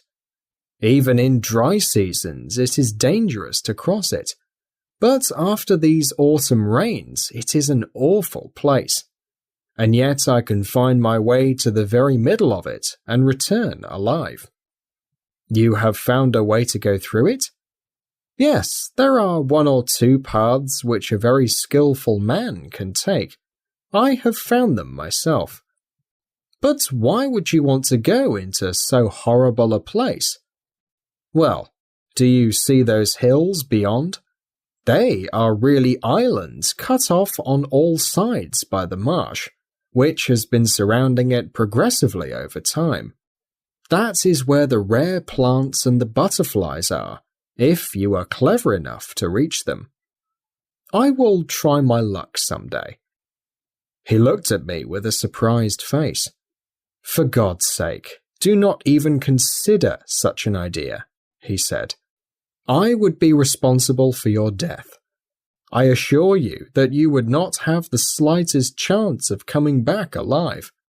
I am only able to do it by remembering certain complex landmarks." "What is that?" I cried out. A long, sad moan swept across the moor. It filled the whole air, and yet it was impossible to tell where it came from. Stapleton looked at me with a curious expression in his face. "Strange place, the moor," he said. "But what was that?" "The peasants say it is the Hound of the Baskervilles calling for its next victim. I've heard it once or twice before, but never quite so loud." I looked round at the moor and felt a shiver run down my spine. Nothing moved across the great empty space except for a pair of ravens which croaked loudly from a hill behind us. "You are an educated man. You don't believe in nonsense like that, do you?" I said. "What do you think was the cause of such a strange sound?" "The marsh makes strange noises sometimes. It's the mud settling or the water rising or something." It sounded to me like a living voice. Perhaps it was, or the cry of some rare, strange bird. "It's the strangest thing that I have ever heard in my life." "Yes, it is rather an unsettling place. Look at the hillside over there. What do you think of those stone rings?" The whole steep slope was covered with grey circular rings of stone, at least 20 in total. "What are they? Enclosures for sheep?" "No, They are the homes of our ancestors. Prehistoric men lived all across the moor long ago, and since almost no one has lived there since then, their homes have remained mostly as they left them. These are their houses, with the roofs removed. You can even see their fireplaces and sleeping platforms if you go inside. But it must have been quite a town. When did people last live here? Neolithic man, no date. What did they do? They raised cattle on these slopes and learned to dig for tin to make bronze swords. Look at the great pit on that hill over there. That is their mark. Yes, you will find some very unusual things around the moor, Dr. Watson. Oh, excuse me for an instant. That is surely a cyclopides. A small butterfly had flown by us, and in an instant Stapleton rushed after it with extraordinary energy and speed. I was concerned when the insect flew straight into the great marsh, but my acquaintance never paused for an instant. As he chased after it, leaping through the grass in his grey clothes while waving his green net, he almost looked like some huge butterfly himself. While watching him chase it, with a feeling of both admiration and fear, I heard the sound of steps behind me. Turning around, I saw a woman coming toward me along the path. She had come from the direction of Stapleton's house, but the rolling hills of the moor had hidden her until she was quite close. I had no doubt that this was the Miss Stapleton I had been told about, since there were very few ladies on the moor at all, and I had heard someone describe her as being quite attractive. The woman who approached me was certainly beautiful, in fact, extraordinarily so. She looked remarkably unlike her brother. Stapleton had light hair and grey eyes, while she had some of the darkest brown hair I had ever seen in England.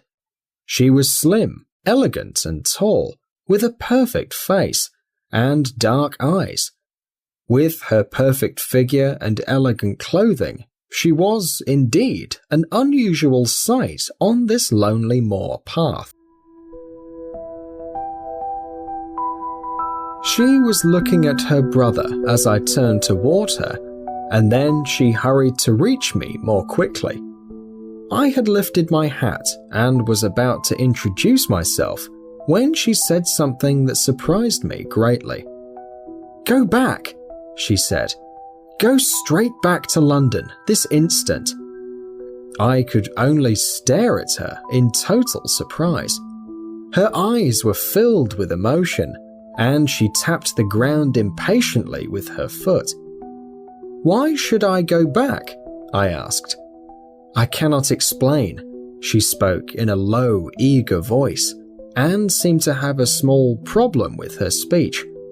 "But for God's sake, do what I ask you. Go back, and never set foot upon the moor again."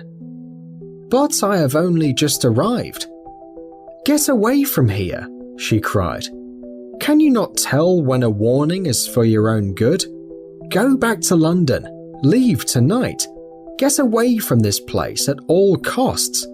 Now be quiet. My brother is coming. Do not mention a word of what I have said." Stapleton had given up his chase and came back to us, red-faced and breathing heavily from exercise. "Hello, Beryl," he said, and it seemed to me that his tone was not completely friendly. "Well, Jack, you look rather warm." "Yes, I was chasing a cyclopides. It is very rare and seldom found in the late autumn. What a pity that I missed it." He spoke in a calm tone, but his small light eyes glanced back and forth several times between the girl and me. "You have introduced yourselves, I can see." "Yes. I was telling Sir Henry that it is a bit too late in the year for him to see the true beauty of the moor. Who do you think this is?" "I assume that it must be Sir Henry Baskerville." No, I said. I am only his humble friend. My name is Dr. Watson.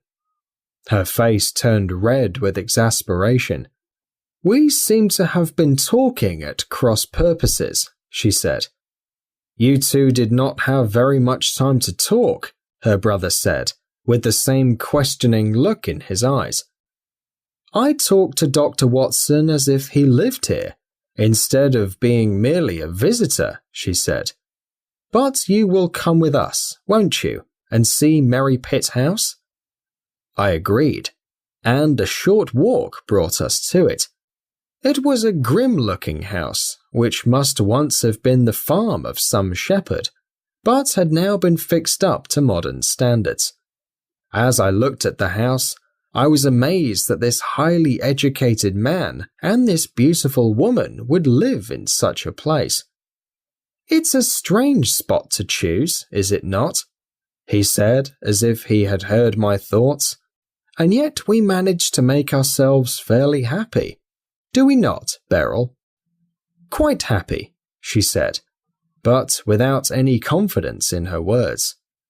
I had a school, explained Stapleton. It was in the north of England. To a man like myself, the work held no great interest, but I cherished the opportunity to teach and influence young minds. However, the fates were against us. An illness spread at the school and 3 of the boys died. The school never recovered from the disaster, and I lost almost all of my money. Still, I consider myself very lucky, because although I regret the loss of my school, I now have a great opportunity here to pursue my interests in nature and science, and my sister is just as fascinated by nature as I am. I only mention all this, Dr. Watson, because I saw your expression as you looked at my house just now. It certainly did occur to me that it might be a bit dull, although less for you perhaps than for your sister. No, I am never bored, she said quickly. We have books, we have our studies, and we have interesting neighbours. Dr. Mortimer is a very educated man as well. Poor Sir Charles was also a great companion. We knew him well, and miss him more than I can say. Would I be intruding if I visited this afternoon to introduce myself to Sir Henry? I am sure that he would be delighted. Then perhaps you would mention to him that I intend to do so. I hope we can help to make him more comfortable in his new surroundings. Will you come upstairs, Dr. Watson, and inspect my collection of butterflies? I think it is the most complete one in the southwest of England. By the time that you have looked through them, lunch will be almost ready. But I was eager to get back to Sir Henry. The melancholy of the moor, the description of the death of the horse, and the strange sound that I had heard out on the moor made me feel very uneasy. Then on the top of these was the warning I had received from Miss Stapleton. That warning was given with such great emotion that I was sure she had very compelling reasons for giving it. I politely refused to stay for lunch, and went back at once. With a heart filled with uncertain worry, I hurried on my way back to Baskerville Hall.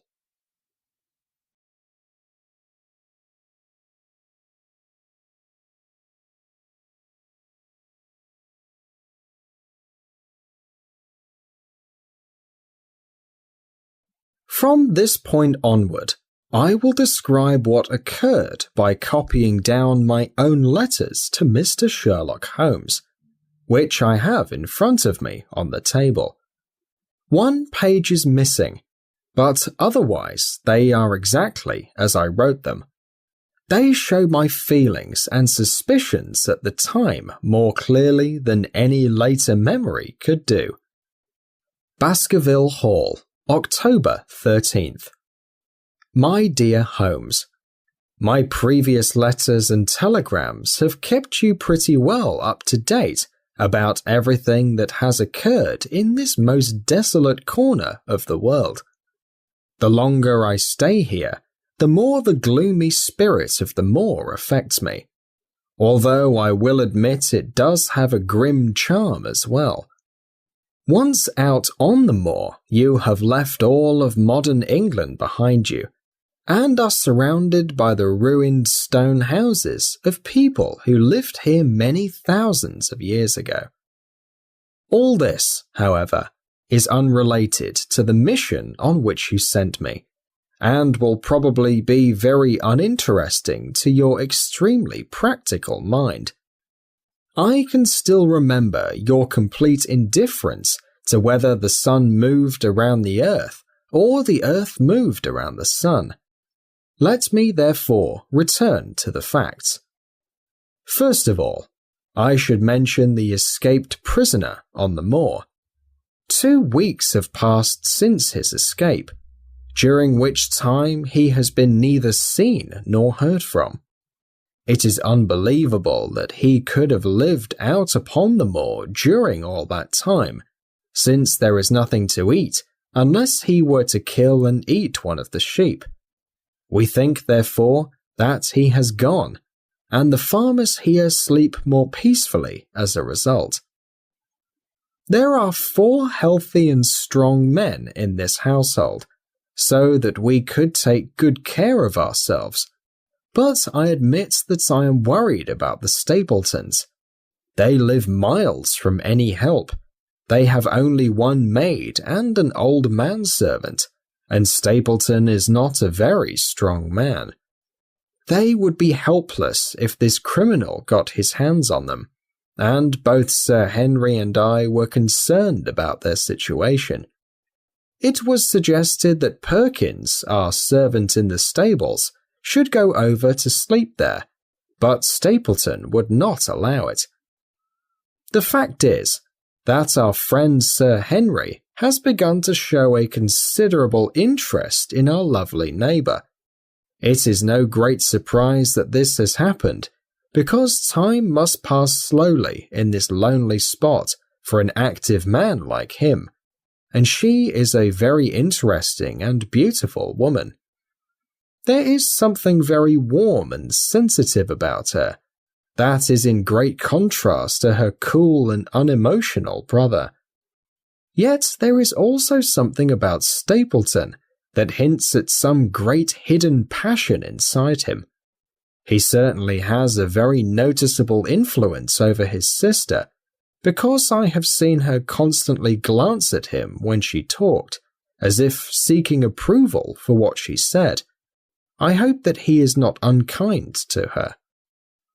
He came over to visit Sir Henry on that first day, and the very next morning he took us both to see the spot where the legend of the Hound and Wicked Hugo is supposed to have taken place.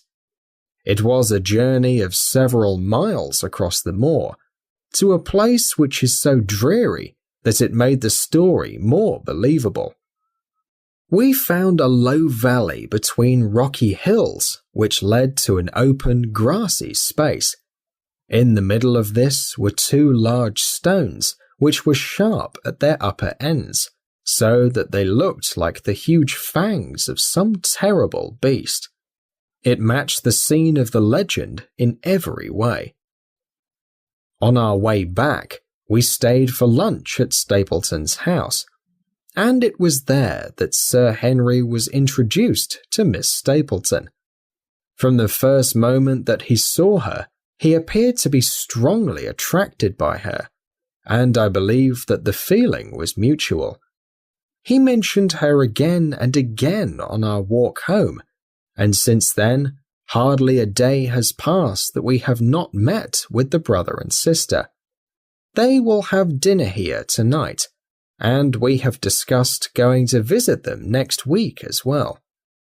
One would think that Stapleton would be very happy if they were to marry, but I have more than once seen a look of great disapproval on his face when Sir Henry has been showing interest in his sister. Stapleton must undoubtedly love his sister a great deal, and would probably be very lonely without her. But it would be very selfish of him to prevent her from marrying so well. Yet, I am certain that he does not want them to fall in love, and I have several times noticed that he has tried very hard not to let them be alone together. By the way, it would be very difficult to follow your instructions never to allow Sir Henry to go out alone, if he were to fall in love with her.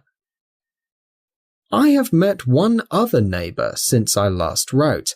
That is Mr. Frankland of Laughter Hall, who lives about 4 miles to the south of us. He is an elderly man, red-faced, white-haired, and bad-tempered. He is very passionate about British law, and he has spent a large amount of money on lawsuits. He fights for the pleasure of fighting, and is equally ready to support either side of a lawsuit. It is said that he is involved in about 7 lawsuits at the moment, and will probably spend the rest of his money in fighting them, so that he will probably be less of an annoyance in the future. Besides his excessive love of the law, he seems to be a kind person, and I only mention him because you were very clear that I should send some description of the people who surround us on the moor. So I suppose I should mention that he is an amateur astronomer, and has an excellent telescope, and that during the day he sits on his roof and watches the moor to try and find the escaped prisoner. He helps to keep our lives from being too dull, and gives something to laugh about in a place where it is badly needed. And now, having mentioned everything else, let me finish with what is most important, and tell you more about the Barrymores. First of all, I should mention the telegram which you sent from London in order to make sure that Barrymore was really at the hall. I have already explained what the messenger boy said, which means that we cannot consider the telegram as proof that Barrymore was not in London. I told Sir Henry about it, and he called for Barrymore at once, and asked him whether he had received the telegram himself. Barrymore said that he had. "Did the boy deliver it into your own hands?" asked Sir Henry. Barrymore looked surprised at it and considered it for a little time. "No," he said. "I was in the attic at the time, and my wife brought it up to me." "Did you answer it yourself?" "No, I told my wife what to reply, and she went down to write it." In the evening, he mentioned the subject again himself. "I do not completely understand what you meant by your questions this morning, Sir Henry," he said. "I hope that they do not mean that I have done anything to lose your trust."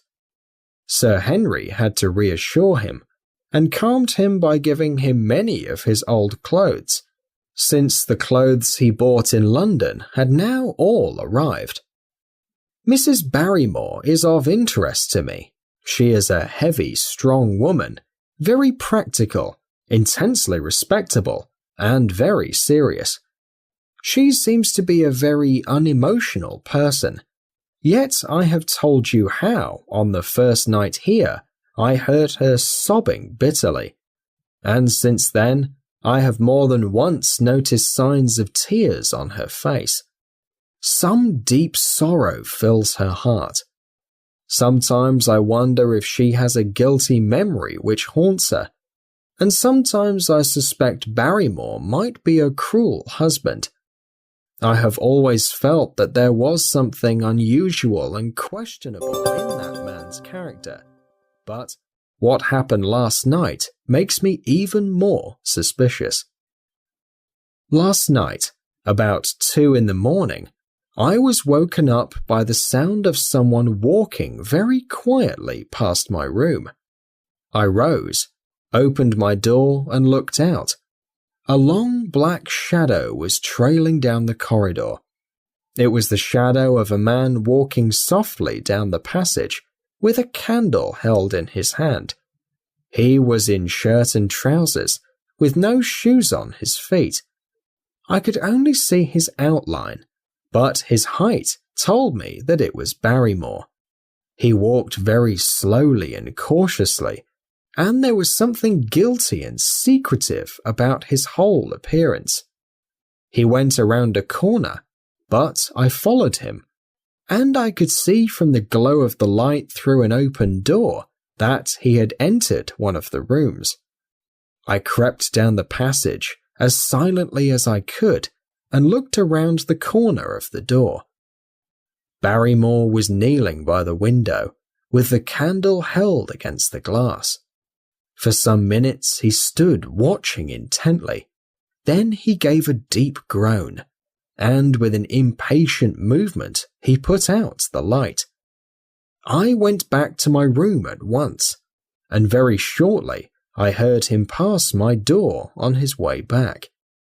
Long afterward, when I had fallen half asleep, I heard a key turn in a lock somewhere, but I could not tell where the sound had come from. What it all means I cannot guess, but there is something secret going on in this gloomy house, which, sooner or later, we will get to the bottom of. I will not trouble you with my theories, because you asked me to only give you the facts. From this point onward, I will describe what occurred by copying down my own letters to Mr. Sherlock Holmes, which I have in front of me on the table. One page is missing, but otherwise they are exactly as I wrote them. They show my feelings and suspicions at the time more clearly than any later memory could do. Baskerville Hall, October 13th. My dear Holmes, my previous letters and telegrams have kept you pretty well up to date about everything that has occurred in this most desolate corner of the world. The longer I stay here, the more the gloomy spirit of the moor affects me, although I will admit it does have a grim charm as well. Once out on the moor, you have left all of modern England behind you, and are surrounded by the ruined stone houses of people who lived here many thousands of years ago. All this, however, is unrelated to the mission on which you sent me, and will probably be very uninteresting to your extremely practical mind. I can still remember your complete indifference to whether the sun moved around the earth or the earth moved around the sun. Let me therefore return to the facts. First of all, I should mention the escaped prisoner on the moor. 2 weeks have passed since his escape, during which time he has been neither seen nor heard from. It is unbelievable that he could have lived out upon the moor during all that time, since there is nothing to eat unless he were to kill and eat one of the sheep. We think, therefore, that he has gone, and the farmers here sleep more peacefully as a result. There are 4 healthy and strong men in this household, so that we could take good care of ourselves, but I admit that I am worried about the Stapletons. They live miles from any help. They have only one maid and an old manservant, and Stapleton is not a very strong man. They would be helpless if this criminal got his hands on them, and both Sir Henry and I were concerned about their situation. It was suggested that Perkins, our servant in the stables, should go over to sleep there, but Stapleton would not allow it. The fact is that our friend Sir Henry has begun to show a considerable interest in our lovely neighbour. It is no great surprise that this has happened, because time must pass slowly in this lonely spot for an active man like him, and she is a very interesting and beautiful woman. There is something very warm and sensitive about her that is in great contrast to her cool and unemotional brother. Yet there is also something about Stapleton that hints at some great hidden passion inside him.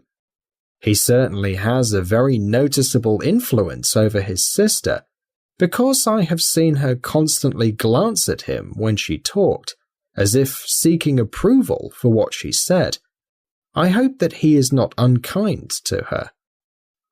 He came over to visit Sir Henry on that first day, and the very next morning he took us both to see the spot where the legend of the Hound and Wicked Hugo is supposed to have taken place.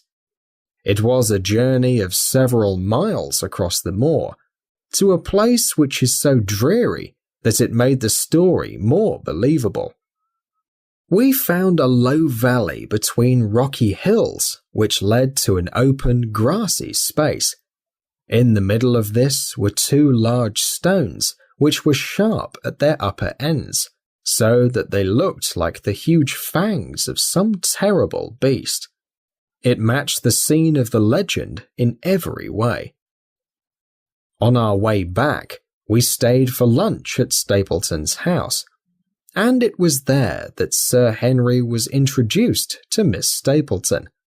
From the first moment that he saw her, he appeared to be strongly attracted by her, and I believe that the feeling was mutual. He mentioned her again and again on our walk home, and since then, hardly a day has passed that we have not met with the brother and sister.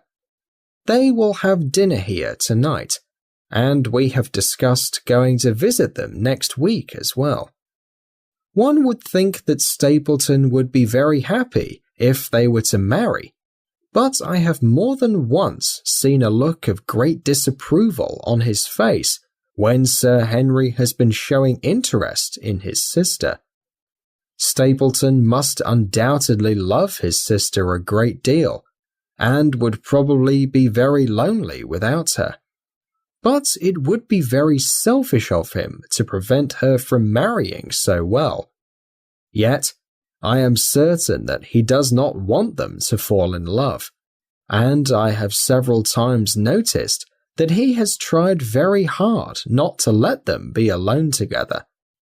By the way, it would be very difficult to follow your instructions never to allow Sir Henry to go out alone, if he were to fall in love with her. I have met one other neighbour since I last wrote. That is Mr. Frankland of Laughter Hall, who lives about 4 miles to the south of us. He is an elderly man, red-faced, white-haired, and bad-tempered. He is very passionate about British law, and he has spent a large amount of money on lawsuits. He fights for the pleasure of fighting, and is equally ready to support either side of a lawsuit. It is said that he is involved in about 7 lawsuits at the moment, and will probably spend the rest of his money in fighting them, so that he will probably be less of an annoyance in the future. Besides his excessive love of the law, he seems to be a kind person, and I only mention him because you were very clear that I should send some description of the people who surround us on the moor. So I suppose I should mention that he is an amateur astronomer, and has an excellent telescope, and that during the day he sits on his roof and watches the moor to try and find the escaped prisoner. He helps to keep our lives from being too dull, and gives something to laugh about in a place where it is badly needed. And now, having mentioned everything else, let me finish with what is most important, and tell you more about the Barrymores. First of all, I should mention the telegram which you sent from London in order to make sure that Barrymore was really at the hall. I have already explained what the messenger boy said, which means that we cannot consider the telegram as proof that Barrymore was not in London. I told Sir Henry about it, and he called for Barrymore at once, and asked him whether he had received the telegram himself. Barrymore said that he had. "Did the boy deliver it into your own hands?" asked Sir Henry. Barrymore looked surprised at it and considered it for a little time. "No," he said. "I was in the attic at the time, and my wife brought it up to me." "Did you answer it yourself?" "No. I told my wife what to reply, and she went down to write it." In the evening, he mentioned the subject again himself.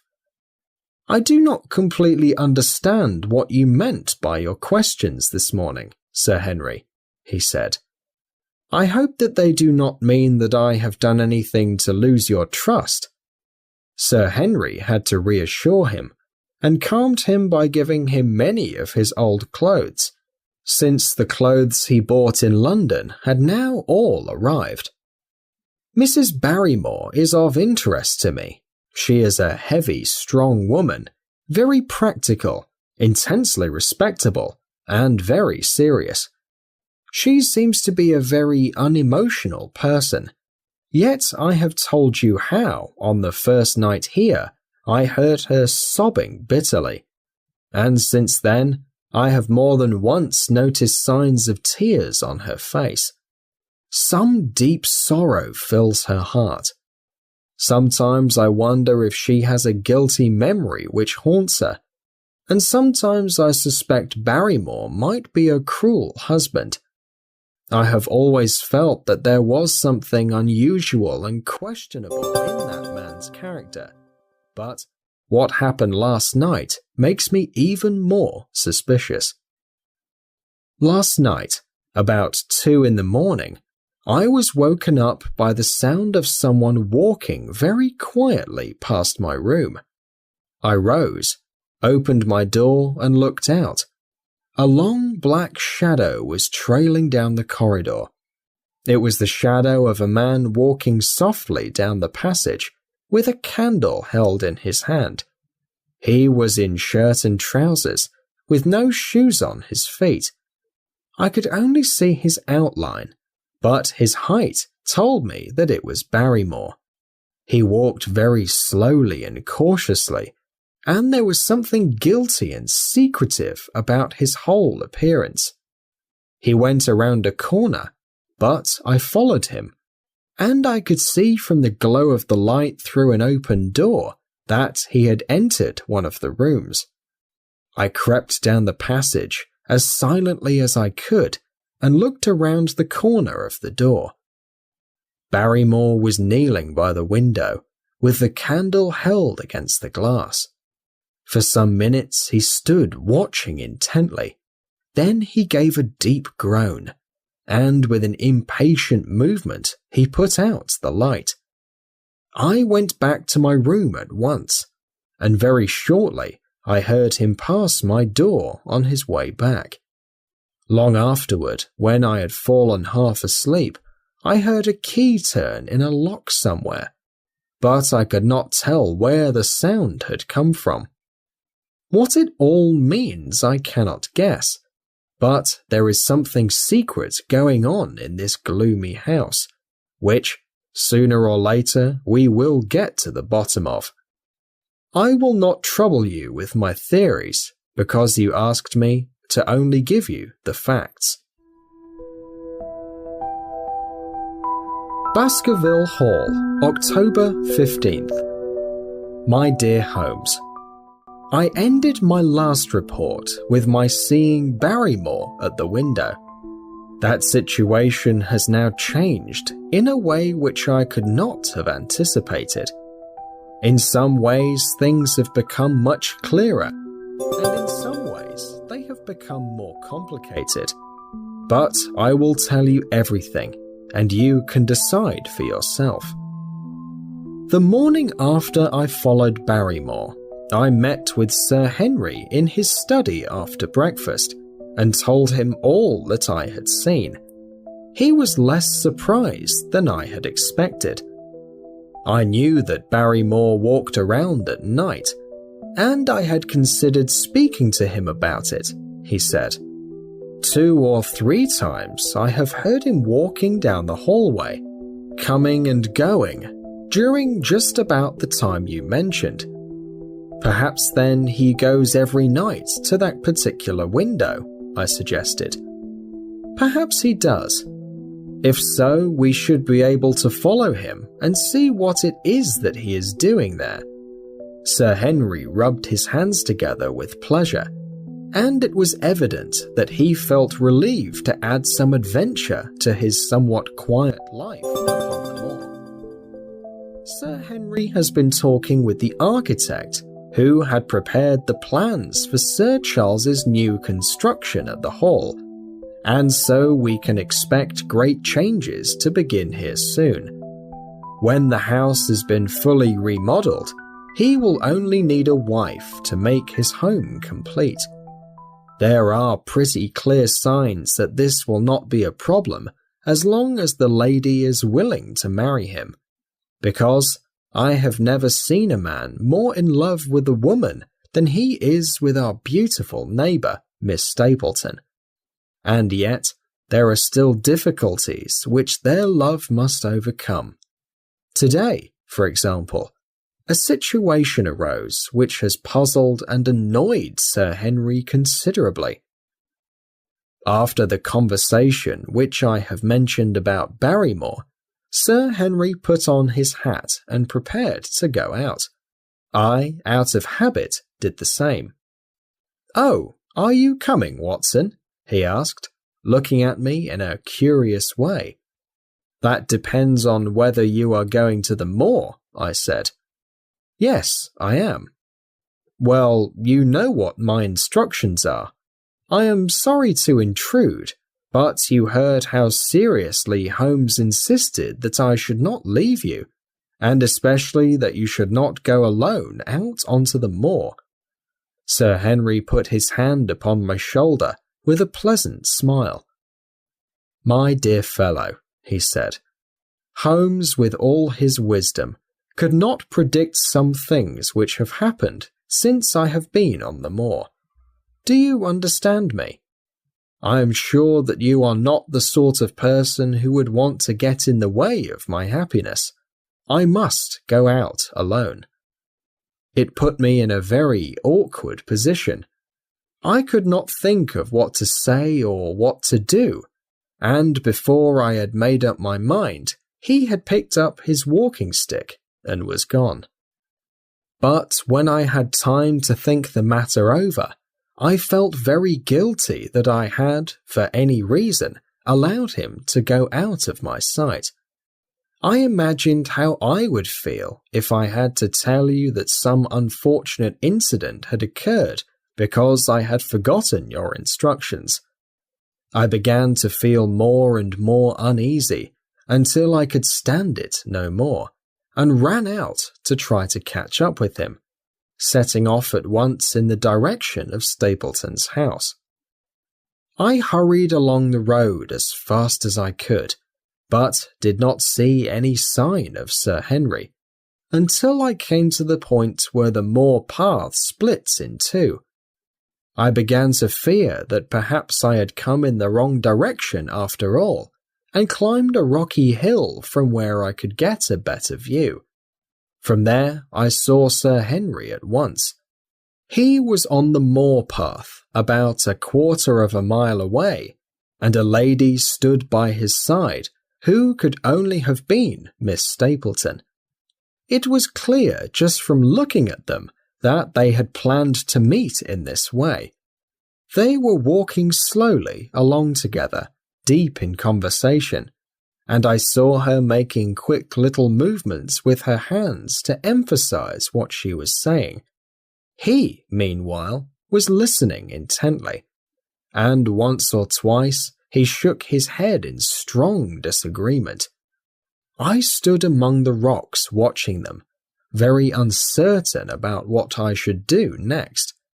If I followed them and interrupted their intimate conversation, Sir Henry would certainly be very upset, and yet my clear duty was never for an instant to let him out of my sight. I felt terrible about spying on a friend.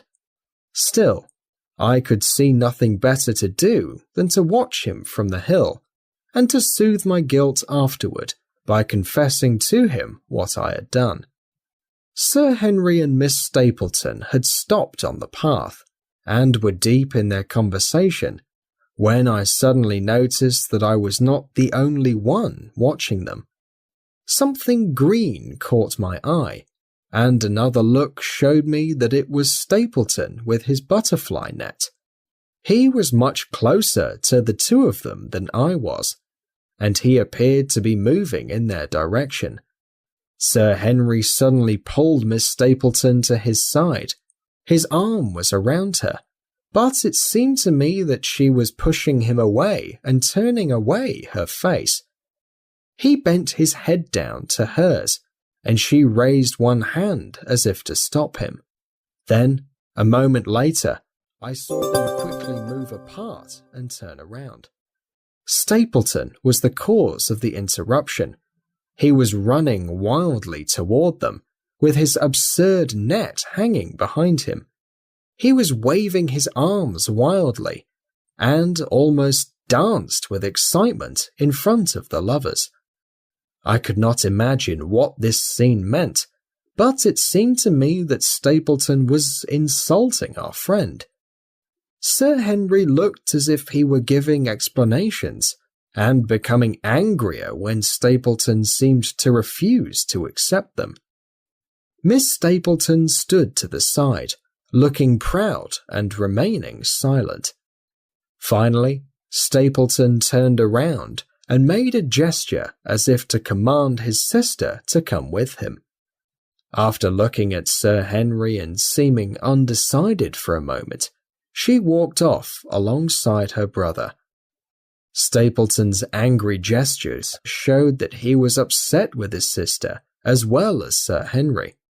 Sir Henry stood for a minute looking after them, and then he walked slowly back in the direction from which he had come.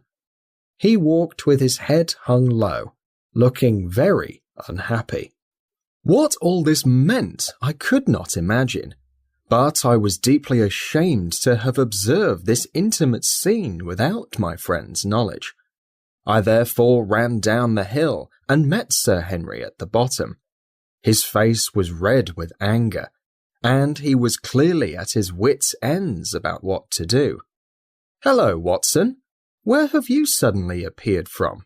he said. "Did you follow me after all?"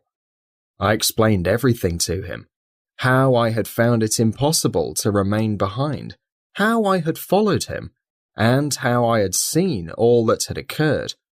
For an instant, he looked angrily at me, but my honesty soothed his anger, and finally he simply began to laugh regretfully. "You would have thought the middle of the moor would be a fairly safe place for a man to be private," he said. "But it seems that the whole neighbourhood has been out to see my courting, and it was quite a poor courting at that. Where were you watching from?" "I was on that hill." "Quite far away, eh?" "But her brother was much closer. Did you see him come up to us?" "Yes, I did." "Did you ever guess that he was crazy?" "I can't say that I ever did." "Nor did I. I always thought he was normal enough until today. But now I will tell you that either he or I should be locked up. What's the matter with me, anyway? You've lived near me for some weeks, Watson. Tell me honestly, is there anything that would prevent me from making a good husband to a woman that I loved?" "Absolutely not." "He can't complain about my social or financial position, so it must be something about me personally that offends him. What does he have against me? I never hurt a man or woman in my life, that I know of. And yet he would not even let me touch the tips of her fingers." "Did he say so?" "That and much more. Let me tell you, Watson, I've only known her for a few weeks, but from the first time I saw her, I just felt that she was made for me. She was happy too when she was with me, and that I can promise you. There's a light in a woman's eyes that speaks louder than words, but he has never let us be together, and it was only today for the first time that I saw a chance to have a few words with her alone. She was glad to meet me, but it was not love that she wanted us to talk about. She kept saying that I was in a dangerous place, and that she would never be happy until I had left it. I told her that from the moment when I had first seen her, I had been in no hurry to leave, and that if she really wanted me to go, the only way was for her to agree to go with me. I asked her to marry me, but before she could answer, that brother of hers came down, running at us with a face like a madman. He was white with rage, and those light eyes of his were red with anger. What was I doing with the lady? How dared I act toward her in such a way, when she so obviously did not appreciate such treatment? Did I think that because I was rich that I could do whatever I liked? If he had not been her brother, I would have known exactly how to answer him. As it was, I told him I was not ashamed of my feelings for his sister, and that I hoped that she might honour me by becoming my wife. That seemed to make things worse, so then I lost my temper too, and I answered him rather more angrily than I should perhaps, considering that she was still standing there. So it ended with him going off with her, as you saw, and here am I, as confused as any man has ever been. Just tell me what it all means, Watson, and I will be forever grateful to you. I tried one or two explanations, but indeed I was completely puzzled myself. Our friend's title, his fortune, his age, his character, and his appearance are all in his favour, and I can think of nothing against him except that dark fate which runs in his family. It is amazing to me that Stapleton would reject his proposal so directly without even asking what the lady herself thought about it, and even more incredible, that the lady would accept the situation without complaint. However, that afternoon, Stapleton himself visited Baskerville Hall to apologize for his rudeness that morning, and after a long private interview with Sir Henry in his study, everything was forgiven, and we are having dinner at Stapleton's house next Friday as a sign of their renewed friendship. I am still not certain that he isn't crazy, said Sir Henry. I can't forget the look in his eyes when he ran at me this morning, but I must admit that no man could give a better apology than he has done. Did he give any explanation of his behaviour? His sister is very important to his life, he says. I suppose I can understand that, and I am glad that he sees her value. They have always been together, and according to what he says, she is his only friend, and so the thought of losing her was really terrible to him. He had not realized, he said, that I was falling in love with her. When he saw with his own eyes how I felt, and that she might be taken away from him, it gave him such a shock that he lost control of himself. He was very sorry for all that had happened, and he recognized how foolish and how selfish he was to imagine that he could keep a beautiful woman like his sister to himself for her whole life. If she had to leave him, he would rather it was to a neighbour like myself than to anyone else. But he said he would still need some time before he could accept it. He says he will not stand in our way, as long as I promise not to pursue her any further for 3 months, and instead remain happy with only being her friend during that time. This I promised, and so the matter is settled. So one of our mysteries has been solved. It is a relief to have finally found one small answer in this great sea of unanswered questions. And now I will move on to the mystery of the sobs in the night, the tear-stained face of Mrs. Barrymore, and the secret nighttime visits of Mr. Barrymore to the window. Congratulate me, my dear Holmes, and tell me that I have not disappointed you. In one night's work, I have solved all of these puzzles. I have said in one night's work, but in truth it took 2 nights' work. For on the first night we did not find anything. I sat up with Sir Henry in his room until nearly 3 o'clock in the morning, but did not hear any sound except from the clock on the stairs. The night ended with each of us falling asleep in our chairs.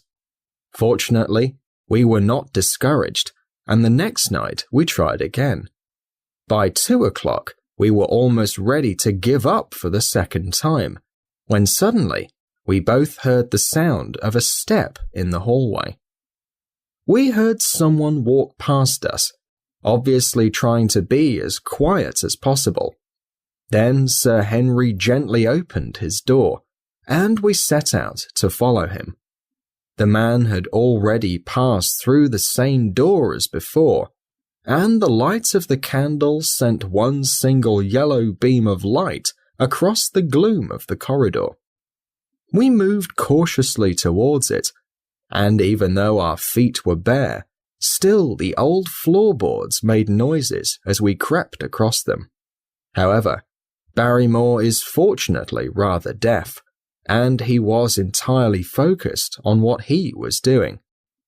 When at last we reached the door and looked through, we found him with a candle at the window, exactly as I had seen him 2 nights before. We had made no plans regarding what to do, but Sir Henry is a very direct man. He walked into the room, and as he did so, Barrymore sprang up from the window with a gasp and stood trembling and pale before us. His dark eyes, glaring out of the white mask of his face, were full of horror and astonishment as he looked from Sir Henry to me.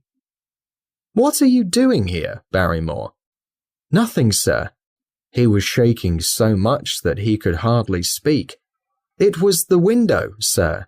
I go around at night to check that they are closed." "On the 2nd floor?" "Yes, sir, all the windows." "Listen here, Barrymore," said Sir Henry in a serious tone. "We have decided to find out the truth of what you are doing, and it will be easier for you to tell us sooner rather than later. Come on now, no lies. What were you doing at that window?" The fellow looked at us in a helpless way, like someone who is at their limit of doubt and misery. "I was doing nothing wrong, sir. I was holding a candle to the window." "And why were you holding a candle to the window?" "Don't ask me, Sir Henry. I promise you, sir, that it is not my secret, and that I cannot tell it. If it involved no one but myself, I would not try to hide it from you." A sudden idea occurred to me, and I took the candle from the trembling hand of Barrymore. "He must have been holding it as a signal," I said. "Let us see if there is any answer." I held it as he had done, and stared out into the darkness of the night. I could just barely distinguish the black trees against the lighter ground of the moor, because the moon was behind the clouds. And then I gave a cry of joy, because a tiny point of yellow light had suddenly appeared on the horizon. "There it is," I cried. "No, no, sir, it is nothing, nothing at all," Barrymore broke in. "I promise you, sir." "Move your light across the window, Watson," cried Sir Henry. "See, the other one moves also. Now, you liar, do you deny that it is a signal? Speak up." Who are you signalling to out there, and what is the secret plan between you two? Barrymore looked back at us with determination. It is my business and not yours. I will not tell. Then you are dismissed and must leave here immediately. Very good, sir. If I must leave, then so be it. You should be ashamed of yourself.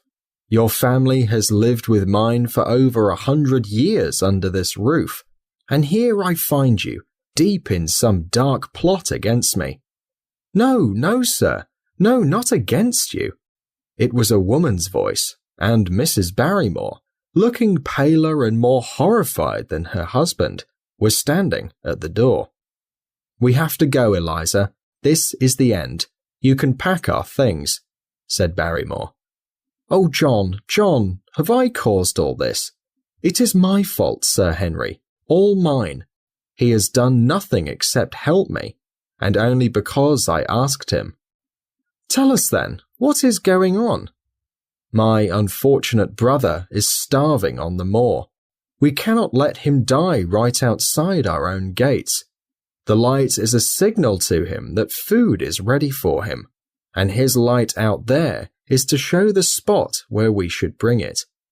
Then your brother is the escaped murderer, sir. Selden, the criminal. That's the truth, sir, said Barrymore. I said that it was not my secret and that I could not tell it to you, but now you have heard it, and you will see that if there was a plot, it was not against you. This, then, was the explanation of these secret nighttime activities and the light at the window. Sir Henry and I both stared at the woman in amazement. Was it possible that such a respectable person was related to such a notorious criminal? Yes, sir, my name was Selden, and he is my younger brother. We gave him everything he wanted when he was a boy, until he began to think that the world was made for his enjoyment, and that he could do what he liked in it. Then, as he grew older, he met wicked companions, and he became such an evil man that it broke my mother's heart and ruined the reputation of our family. Each of his crimes was worse than the last, until it is only the mercy of God which saved him from the hanging. But to me, sir, he has always been the little curly-headed boy that I helped raise and played with as an elder sister would do. That was why he escaped from prison, sir. He knew that I was here, and that we could not refuse to help him. When he dragged himself here one night, tired and starving, with the police looking for him, what could we do? We took him in and fed him and cared for him. Then you returned, sir, and my brother thought he would be safer on the moor than anywhere else, and so he hid there. But every second night, we made sure he was still there by putting a light in the window. And if there was an answer, my husband took out some bread and meat to him. Every day we hoped that he was gone, but as long as he was there, we could not abandon him. That is the whole truth. And you will see that I am to blame in the matter, and not my husband, who only did what he has done because I asked him to. The woman's words were spoken with an intense emotion, which convinced me that she must be telling the truth. Is this true, Barrymore? Yes, Sir Henry, every word of it. Well, I cannot blame you for helping your own wife.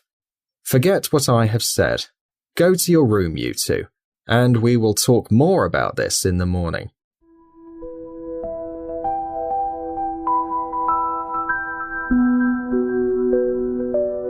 Opened it, and the cold night wind blew in upon our faces. Far away in the black distance, there still glowed that one tiny point of yellow light. I wonder if he dares to go near, said Sir Henry. It may be placed so that it is only visible from here. Very likely. How far away do you think it is? Not more than a mile or two away. Well, it cannot be far if Barrymore had to carry out the food to it. And he is waiting, this criminal, beside that candle. Watson, I am going out to capture that man. The same thought had crossed my own mind. The man was a danger to the community, and we were only doing our duty by taking this opportunity of putting him back where he could do no harm. I will come, I said. Then get your revolver and put on your boots. The sooner we start, the better, because the man might put out his light and leave. In 5 minutes, we were outside the door, starting out upon our expedition. We hurried through the dark shadows of the trees, amid the dull roar of the autumn wind and the whispers of the falling leaves. The night air was full of the smell of damp and decay. Now and then, the moon came out for an instant, but clouds were moving across the sky, and just as we came out onto the moor, a thin rain began to fall. The light still burned steadily in front of us. "Do you have a weapon?" I asked. "I have a hunting crop." "We must move in on him rapidly, for it is said that he is a desperate fellow. We shall take him by surprise and capture him before he can resist." "Watson," said Sir Henry, "what would Holmes say about this? Did he not tell us to stay off the moor at night?" As if as an answer to his words, there rose suddenly out of the vast gloom of the moor that strange moaning sound which I had already heard near the Great Grimpen Marsh. It came with the wind through the silence of the night, first as a long deep moan, then a rising howl, and then a sad moan again before it faded away. Again and again it could be heard, and the air was filled with its wild and threatening sound. Sir Henry caught my sleeve, and his face glowed white through the darkness. "My God, what's that, Watson?" "I don't know. It's a sound they have on the moor. I heard it once before." It died away, and an absolute silence closed in upon us. We stood straining our ears, but did not hear the sound again. "Watson," said Sir Henry, "that was the cry of a hound." My blood ran cold in my body, for there was a tone to his voice which told of the sudden horror which had overcome him. "What do they call this sound?" he asked. "Who?" "Those who live on the moor." "Oh, they are ignorant people. Why should you care what they call it?" "Tell me, Watson, what do they say about it?" I hesitated, but could not avoid the question. "They say it is the cry of the Hound of the Baskervilles." He groaned and was silent for a few moments. "It was a hound," he said at last, "but it seemed to come from miles away, over there, I think. I don't think that I am a coward, Watson, but that sound seemed to freeze my blood. Feel my hand." It was as cold as ice. "You'll be all right tomorrow." "I don't think I'll get that cry out of my head. What do you advise that we do now? Should we turn back?" "No, we have come out to get our man, and we will do it. We chase after the murderer, and a hellhound chases after us. Come on, we'll finish what we came to do, even if all the demons in hell come out upon the moor." We struggled slowly along in the darkness, with the darkness of the rocky hills around us, and the yellow point of light burning steadily in front of us. Things seem much closer than they really are at night, and the lights seemed to be both far and close all at the same time. But at last we could see where it came from, and then we knew that we were indeed very close. We found the candle was stuck in a crack in a large rock, where it was hidden on either side, and only visible in the direction of Baskerville Hall. We hid behind another large rock, and watched the light to see if anybody would come. It was strange to see this single small flame burning there in the middle of the moor, with no sign of life near it. "What shall we do now?" whispered Sir Henry. "Wait here. He must be near his light. Let us see if we can get a glimpse of him." The words were hardly out of my mouth when we both saw him. Over the rocks, in the crack where the candle burned, there suddenly appeared an evil yellow face. He was covered in dirt, with a thick beard and filthy hair. He almost looked like one of those old savages who long ago lived out on the moor. Something had evidently brought him closer. At any instant he might move out of the light and disappear into the darkness. So I leapt forward, and Sir Henry did the same. At the same moment the murderer screamed out a curse at us and threw a rock which crashed against a boulder near us. I caught one glimpse of his short, strongly built figure as he leapt to his feet and turned to run. At the same moment, by a lucky chance, the moon broke through the clouds. We rushed over the top of the hill and there saw the murderer running with great speed down the other side, leaping over the stones like a mountain goat. A lucky shot from my revolver might have wounded him, but I had brought it only to defend myself if attacked, and not to shoot a defenseless man who was running away. We were both fast runners, and in fairly good shape, but we soon found that we had no chance of catching the murderer. We saw him for a long time in the moonlight, until he disappeared over a distant hill. At last we stopped running and sat breathing heavily on two rocks. And it was at this moment that something very strange and unexpected happened. We had risen from our rocks and were turning to go home. The moon was low upon our right side, and a rocky and sharply pointed hill was outlined in silver light. There, outlined like a black statue in the moonlight, I saw a man standing on the peak of the hill. I did not imagine it, Holmes. I promise you that I have never in my life seen anything more clearly. As far as I could tell, the figure was that of a tall, thin man. He stood with his legs a little separated, his arms folded, and his head bowed. He might very well have been the devil that lives in that terrible place. It was not the murderer.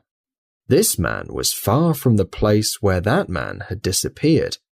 Besides, he was much taller. With a cry of surprise, I pointed him out to Sir Henry, but in the instant during which I had turned to grasp his arm, the man was gone. I wanted to go in that direction and to search for this mysterious man, but it was quite a long distance away. Sir Henry was still frightened by the sound we had heard, which reminded him of the dark story of his family, and he was not in the mood for any more adventures. That is what happened last night, and you must admit, my dear Holmes, that we are certainly making some progress, but the moor is strange and remains as mysterious as ever. In any case, you will hear from me again over the next few days.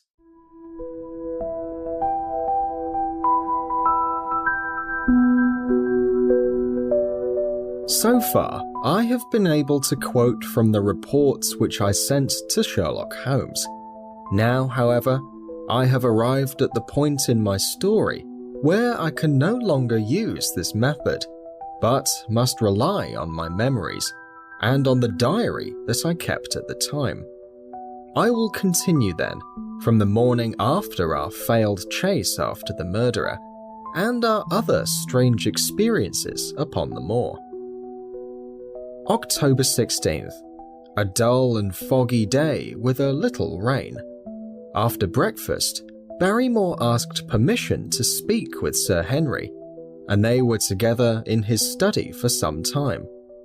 Sitting in the billiard room, I more than once heard their voices grow louder, and I had a pretty good idea of what they were discussing. After a bit of time, Sir Henry opened his door and called for me. "Barrymore says that he has a complaint," he said.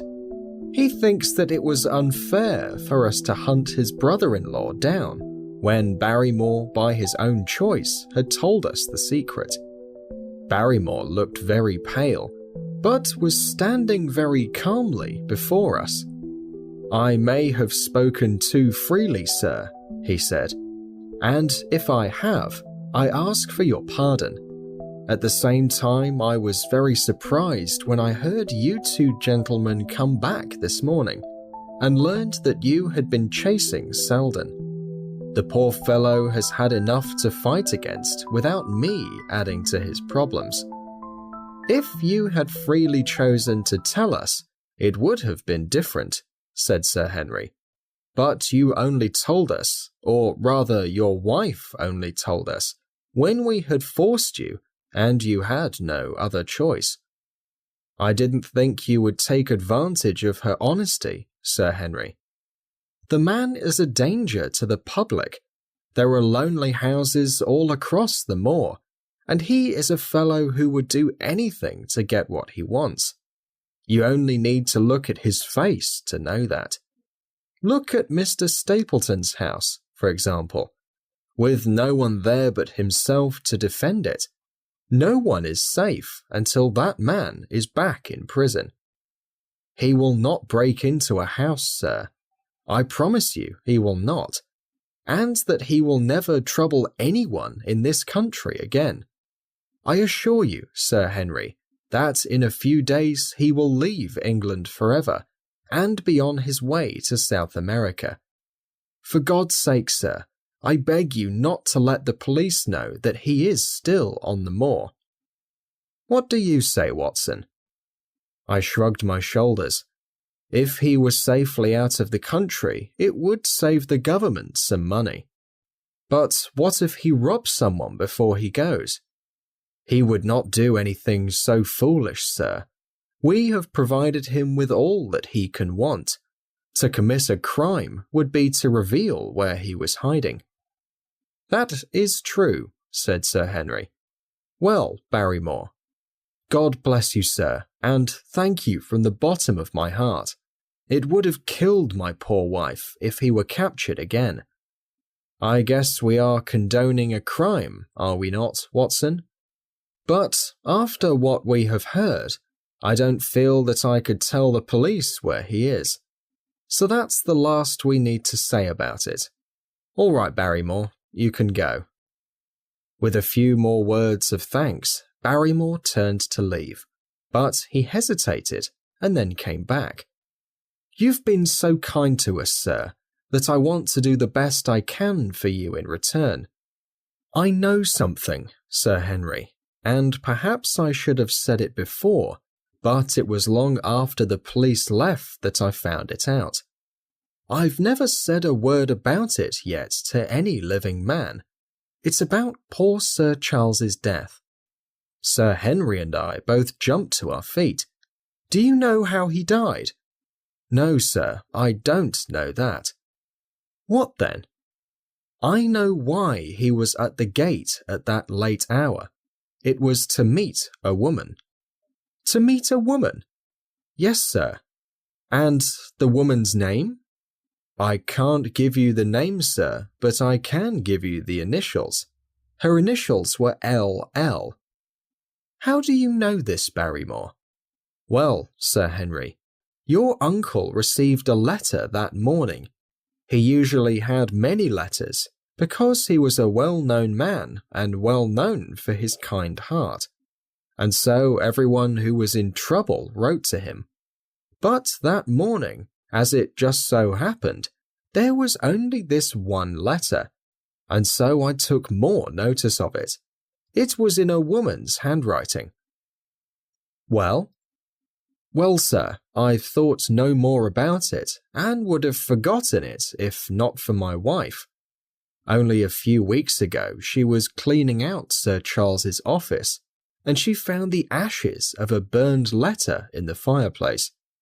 Most of it had been burned to pieces, but on one little piece at the end of the page, the writing could still be read. There seemed to be a short message at the end of the letter, and it said, "Please, please, as you are a gentleman, burn this letter, and be at the gate by 10 o'clock. Beneath it were signed the initials LL. Have you got that piece? No, sir, it fell apart after we moved it. Had Sir Charles received any other letters in the same handwriting? Well, sir, I did not pay much attention to his letters. I would not have noticed this one, except that it happened to come by itself.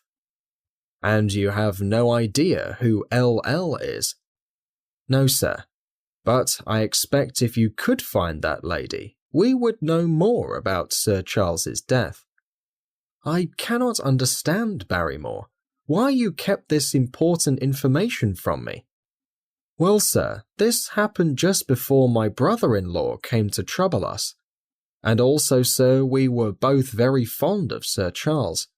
Bringing this up wouldn't help our poor master, and it's best to be careful when there's a lady involved. You thought it might harm his reputation. Well, sir, I did not think it would bring anything good, but now you have been kind to us, and I feel it would be unfair not to tell you everything I know about the matter. Very good, Barrymore, you can go. When Barrymore had left us, Sir Henry turned to me. Well, Watson, what do you think of this new information? It seems to make things even more puzzling than before. I agree, but if we can find LL, it should clear things up greatly. We know that there is someone who knows what happened, if we can only find her. What do you think we should do? Let Holmes know all about it at once. This may be the clue he has been looking for. I'm certain he will come soon after he has heard. I went at once to my room and wrote my report of the morning's conversation for Holmes. It was obvious to me that he had been very busy recently, and the notes which I had received from Baker Street were few and short, with no comments at all. But this new information would surely catch his attention. I wish that he were here.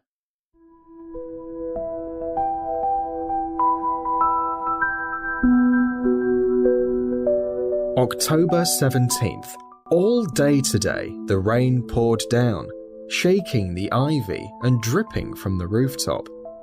I thought about the murderer out upon the desolate cold moor. Poor devil. Whatever his crimes had been, he had suffered greatly for them already. And then I thought of that other man, whose figure I had seen against the moon. He must have been the man whom we had seen in the cab in London.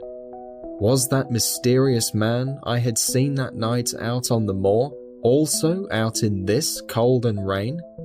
In the evening, I put on my jacket and I walked far out on the rainy moor. Nowhere was there any sign of that lonely man whom I had seen 2 nights before. As I walked back, I was met by Dr. Mortimer, driving in his cart over the rough moor to his farmhouse outside the town. He insisted that I climb into his cart, and he gave me a ride back home. I found he was very worried about the disappearance of his little spaniel. It had wandered out onto the moor and had never come back.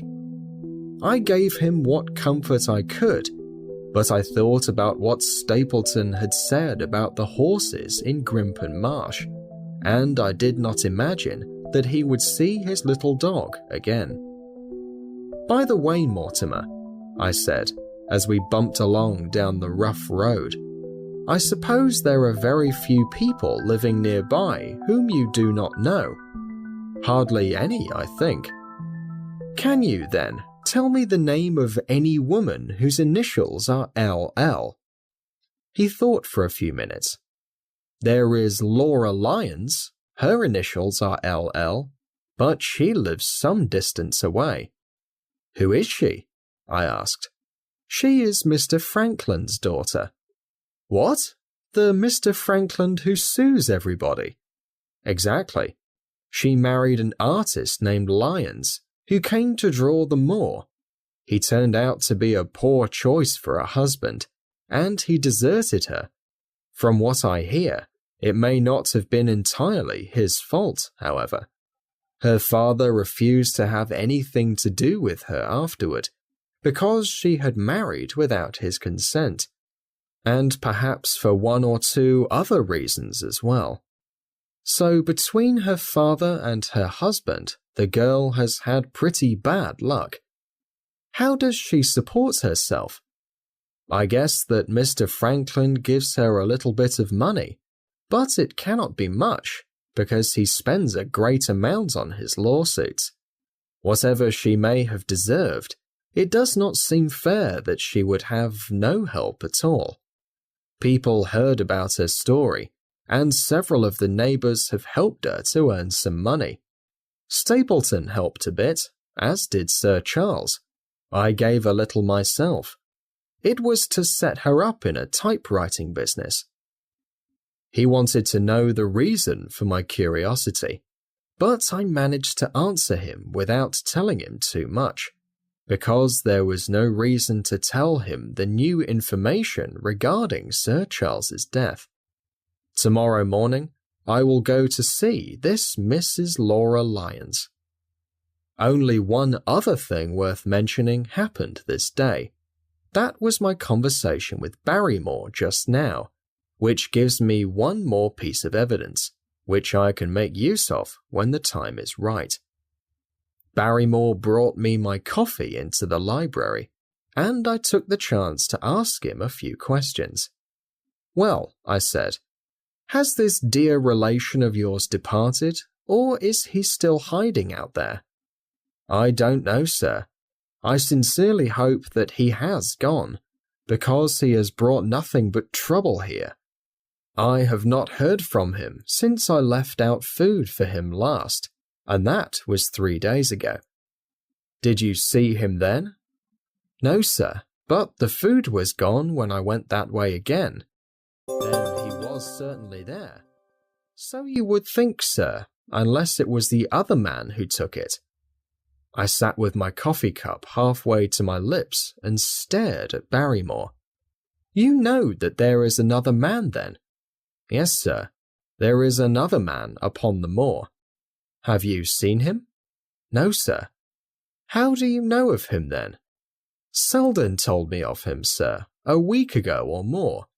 He is hiding from something too, but he's not a criminal as far as I can tell. I will tell you directly, Dr. Watson, that I don't like it. He spoke with a sudden passion and sincerity. Now, listen to me, Barrymore.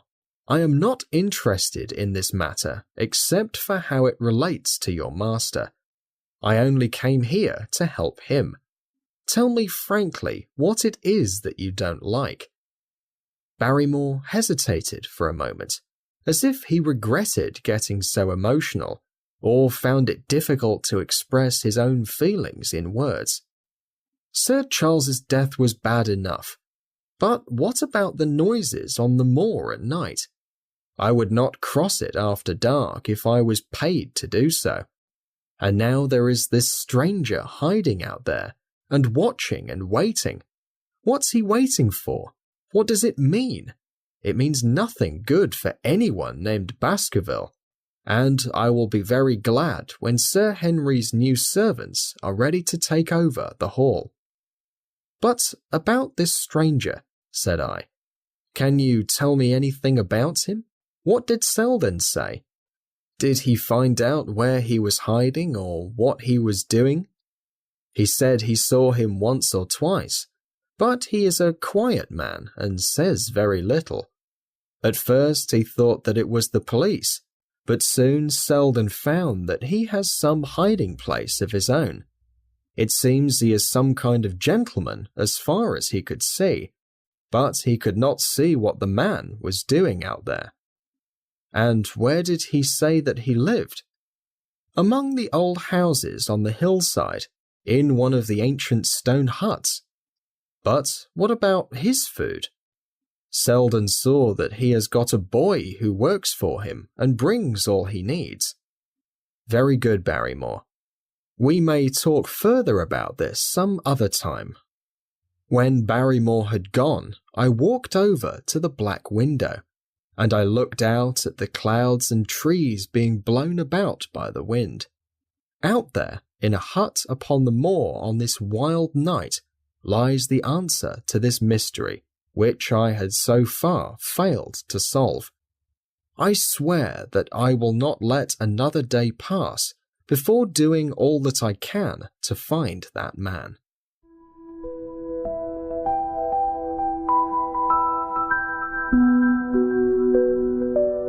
This entry from my private diary, which forms the last chapter, brings our story up to the 18th of October.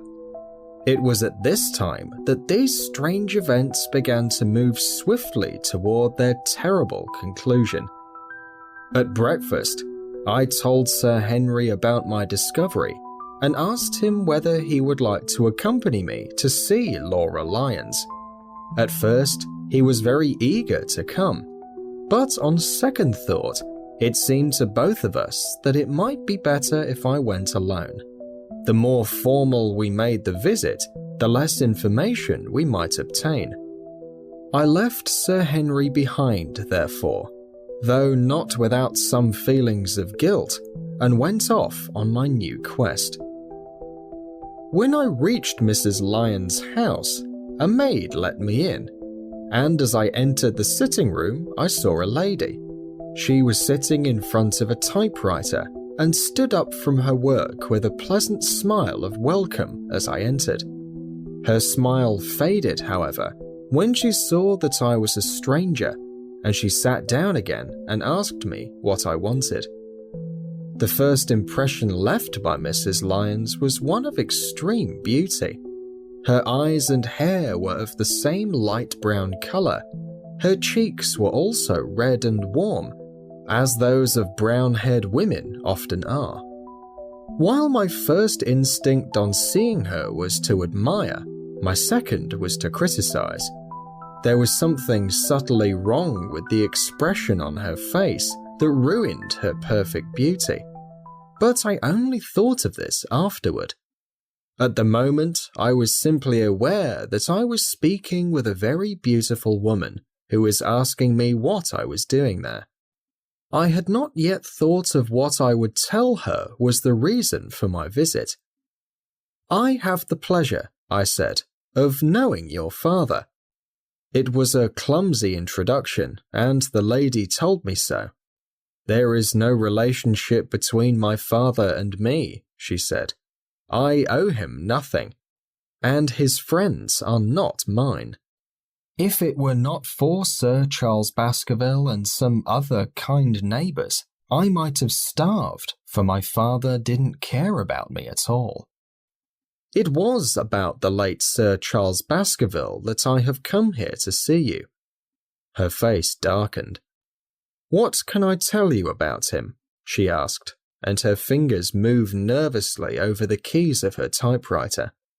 "You knew him, did you not?" "I have already said that I owe him very much for his kindness. I am only able to support myself thanks to the interest which he took in my unhappy situation." "Did you write to him?" "I certainly wrote to him once or twice to thank him for his generosity." "Do you have the dates of those letters?" "No." "Have you ever met him?" "Yes, once or twice, when he came to help me. He did not like a lot of attention, and he preferred to do good for others in secret." "Did you ever write to Sir Charles asking him to meet you?" I asked. Mrs. Lyons turned red with anger again. "Really, sir, that is a very impolite question." "I'm sorry, madam, but I must repeat it." "Then I answer, certainly not." Not on the day of Sir Charles's death. The colour faded from her face in an instant, and it became as pale as death. Her dry lips could not speak the word no, which I saw rather than heard. Surely you have forgotten, I said. I could even quote your letter. It said, "Please, please, as you are a gentleman, burn this letter, and be at the gate by 10 o'clock. I thought that she had fainted, but she recovered herself with great effort. I always thought that Sir Charles was a gentleman, she gasped. Do not blame Sir Charles. He burnt the letter. But sometimes a letter may still be able to be read even after having been burned. You admit now that you wrote it? Yes, I did write it, she cried with great emotion. I did write it. Why should I deny it? I have no reason to be ashamed of it. I wanted him to help me. I believed that if I met with him, he could help me, and so I asked him to meet me. But why at such a late hour?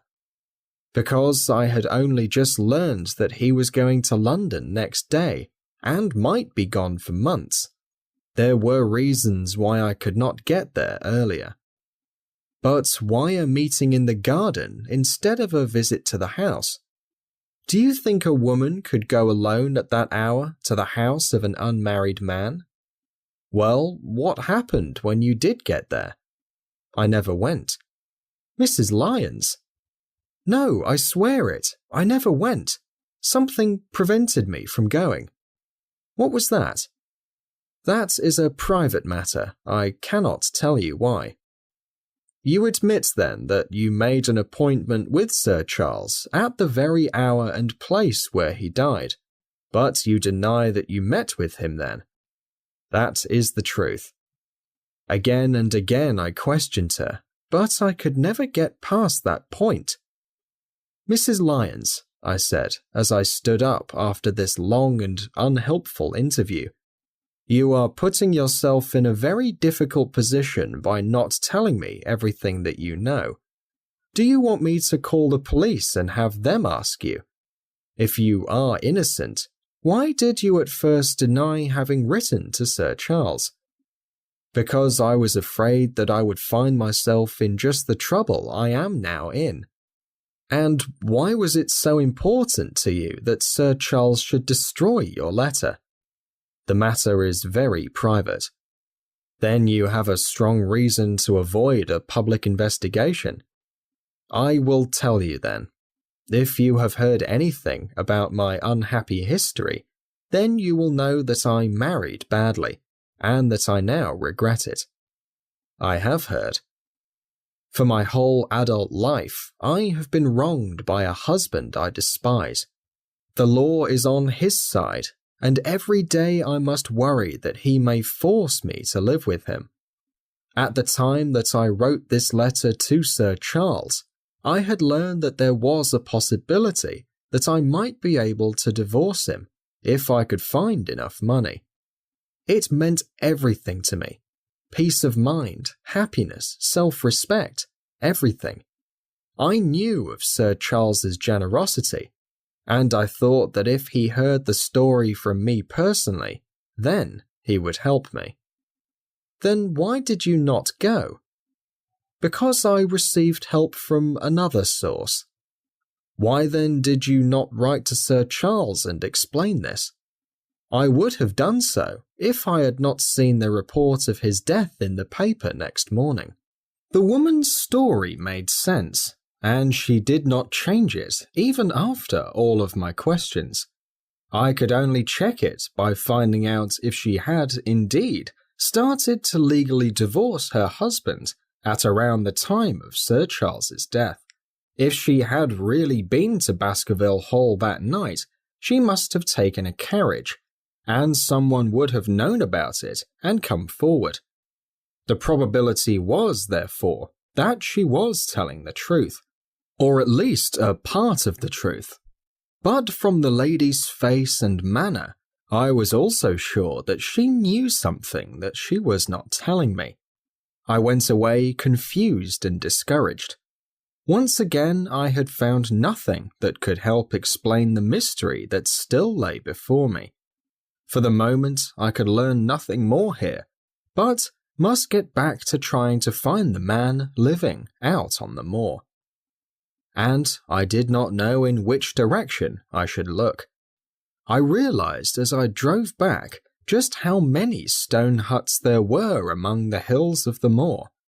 Barrymore had only said that there had been a stranger living in one of these abandoned huts, but there were hundreds of huts. I would be very lucky if I could find him at all.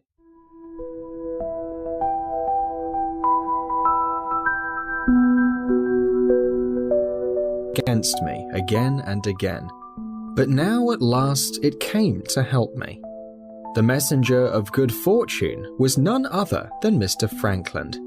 He was standing with his grey beard and a red face outside the gate of his garden, alongside the path on which I travelled.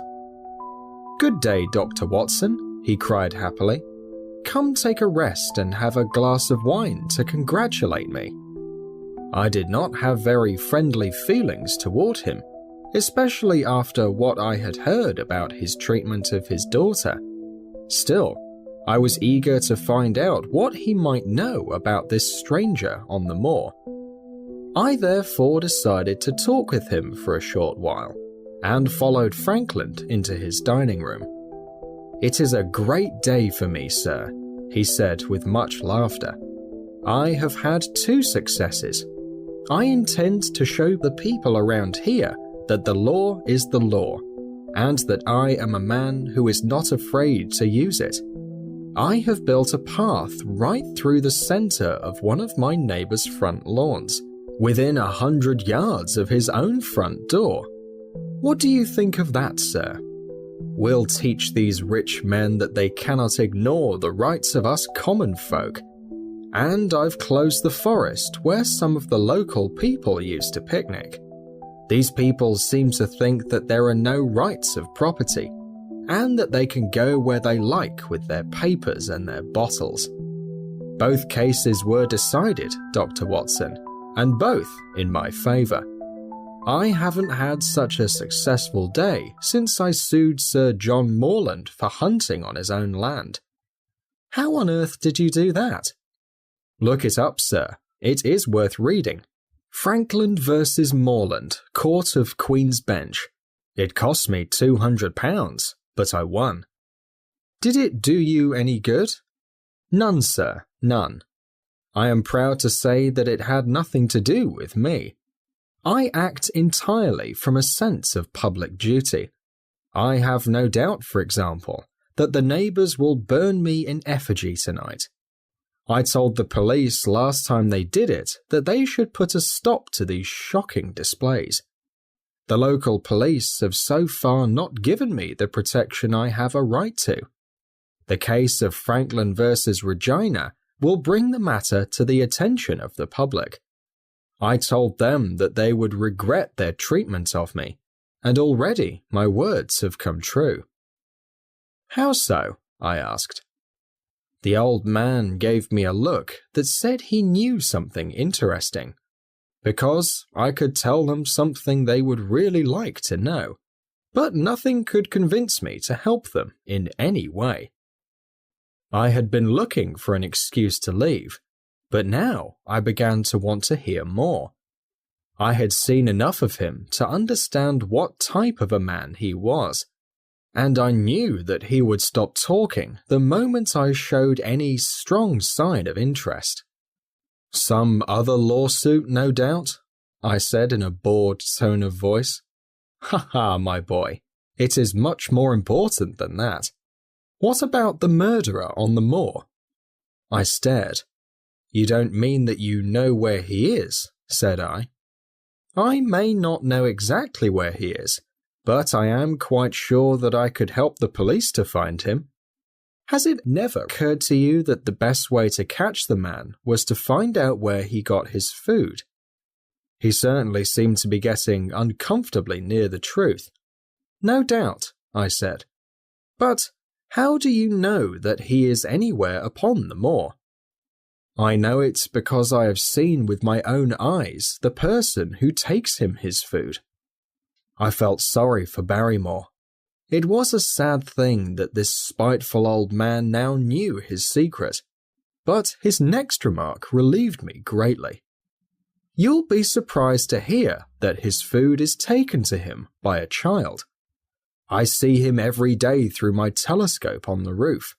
He passes along the same path at the same hour, and to whom could he be going except to the murderer? This was indeed lucky, and yet I hid any appearance of interest. A child! Barrymore had said that the mysterious man got his supplies from a boy. Frankland had mistakenly found this other man, and not the murderer. If I could get him to tell me what he knew, it might save me a long and tiring hunt. But I could only do so by continuing to seem indifferent. I think that it is much more likely to be the son of one of the shepherds taking out his father's dinner. This made him quite angry. He stared at me fiercely, and his grey whiskers shook like those of an angry cat.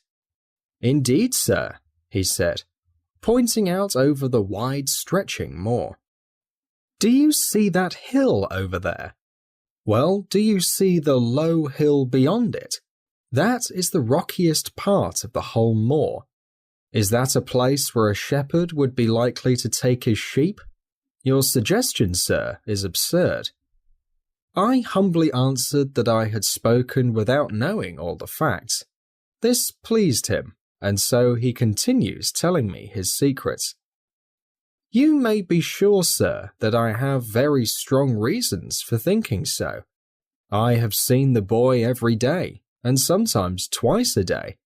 But wait a moment, Dr. Watson. Do my eyes deceive me, or is there right now something moving upon that hillside? It was several miles away, but I could clearly see a small dark dot against the dull green and grey. Come, sir, come, cried Frankland, rushing upstairs. See with your own eyes and judge for yourself. The telescope was an impressive instrument, and stood upon the flat roof of the house. Frankland pressed his eye to it and gave a cry of satisfaction. Quick, Dr. Watson, quick, before he passes over the hill. I looked through and saw him, a small boy with a little bundle upon his shoulder.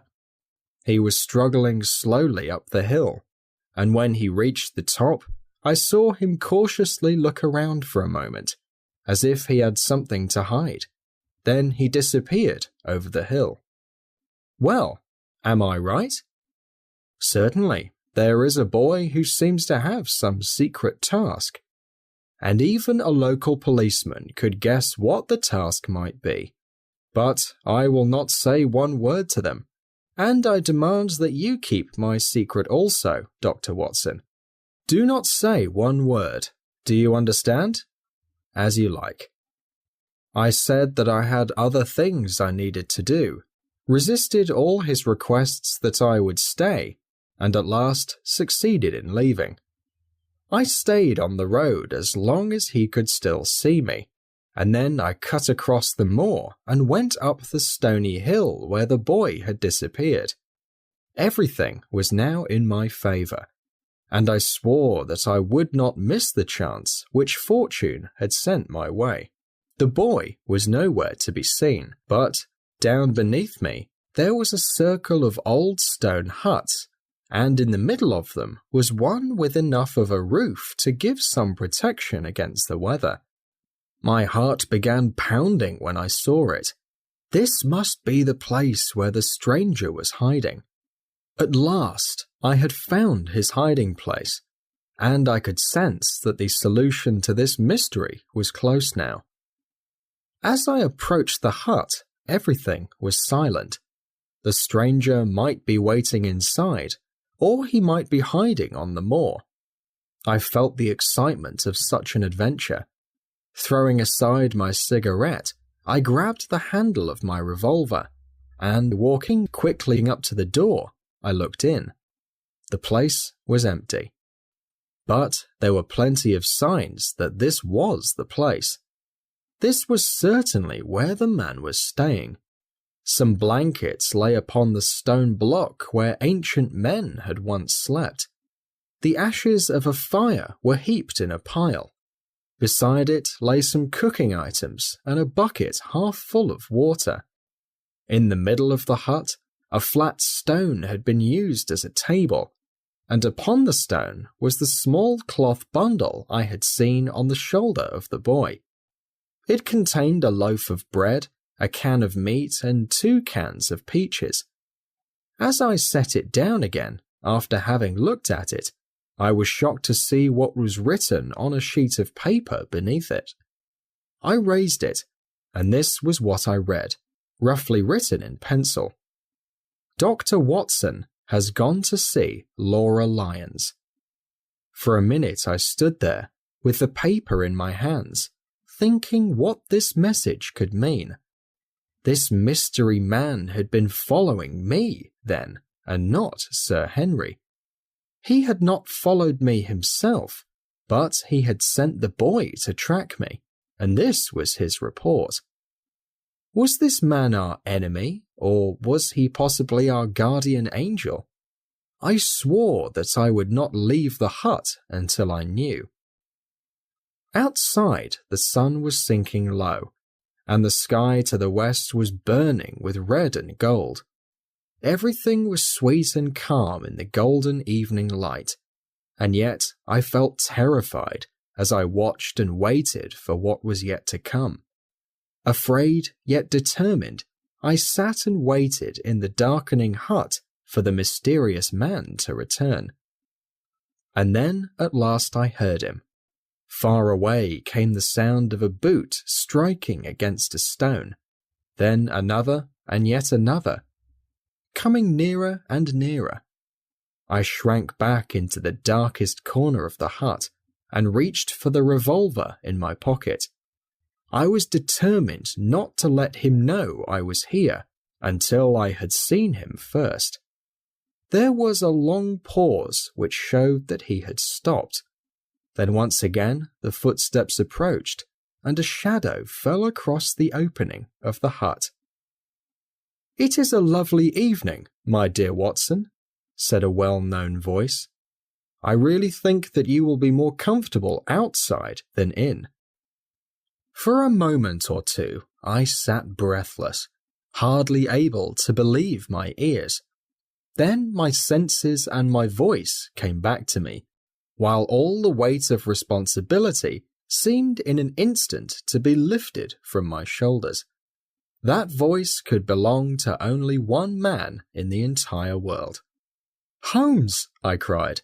"Holmes!" "Come out," he said, "and please be careful with the revolver." I went through the small doorway, and there he sat upon a stone outside, smiling when he saw the surprised look on my face. He was thin, but looked alert. His face had been tanned by the sun and roughened by the wind. With his cat-like love of personal cleanliness, he had found a way to keep his chin as smooth and his clothes as clean as if he were still in Baker Street. "I have never been more glad to see anyone in my life," I said as I shook his hand. "Or more astonished? Well, I must admit that as well. The surprise was not all yours, I assure you. I had no idea that you had found my hiding place, or were inside of it, until I was 20 steps from the door. My footprints, I would guess? No, Watson. I fear that I could not distinguish your footprints from someone else's. If you really want to fool me, you must buy your cigarettes elsewhere. Once I saw the end of a cigarette marked Bradley, Oxford Street, I knew that my friend Watson was nearby. You will see it there beside the path. You threw it down, no doubt, at the moment when you went into the empty hut." "Exactly." "I thought so. and since I know you, I was certain that you were hiding inside. You would not leave until you had captured the man you came to find. So you actually thought that I was the criminal? I did not know who you were, but I was determined to find out. Excellent, Watson. And how did you find me? You saw me, perhaps, on the night when they were hunting the escaped murderer, when I was so careless as to stand with the moon behind me. Yes, I saw you then. And then you searched all the huts until you came to this one. No, someone spotted your boy, and that gave me an idea of where to look. The old gentleman with the telescope, no doubt. I noticed it from the light flashing upon the lens. He rose and looked into the hut. Ah, I see that Cartwright has brought up some supplies. What's this paper? So, you have been to see Mrs. Laura Lyons, have you? Yes. Well done. We have evidently been looking in the same places, and when we compare what we have found, I expect we shall have a fairly full knowledge of the case. Well, I am glad that you are here, because I was beginning to feel that this case was too much responsibility and mystery for me to handle alone. But how on earth did you come here? And what have you been doing? I thought that you were in Baker Street working on another case. That was what I wanted you to think. Then you do not trust me, I cried with some bitterness. I think that I deserve better from you, Holmes. My dear fellow, you have been incredibly useful to me, as always. Please forgive me if it seems I have played a trick on you. If I had been together with Sir Henry and you, I believe my presence would have warned our very dangerous opponents to be more careful. But why keep it a secret from me? It would not have helped to tell you, and might have led to my being discovered. You would have wished to tell me something, or brought me out something to comfort me, and would have risked being discovered.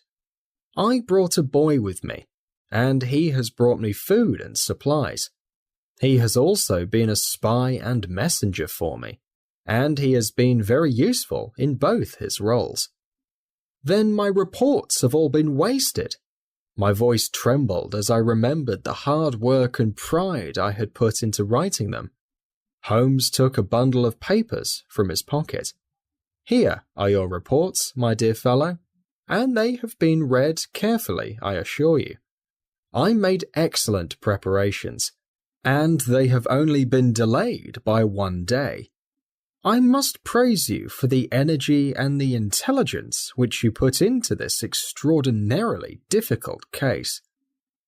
I was still rather hurt about being lied to, but the warmth of Holmes's praise calmed my mind. I also had to admit that I agreed with him, that it was really better that I had not have known that he was out upon the moor. That's better, he said, seeing the expression of my face change. And now tell me what you have learned from Mrs. Laura Lyons. Actually, it is good you have gone today, because I was considering going to see her tomorrow. The sun had set and darkness was settling over the moor. The air had turned cold, and we went back into the hut for warmth. There, sitting together in the last light of the day, I told Holmes of my conversation with the lady. He was so interested that I had to repeat some of it twice before he was satisfied. This is very important, he said, when I had finished. It fills a gap in my understanding of this case, which had remained a mystery to me until now. You are aware, perhaps, that a close relationship exists between this lady and the man Stapleton. I did not know they had a close relationship. There can be no doubt about it. They meet, they write, there is a strong connection between them. Now, this puts us in a very favourable position. If I could only use this information to separate him from his wife. His wife? I am giving you some new information now, in return for all that you have given me. The lady whom you call Miss Stapleton is actually his wife." "Good heavens, Holmes! Are you sure of what you say? How could he have allowed Sir Henry to fall in love with her?" "Sir Henry's falling in love could hurt no one except Sir Henry.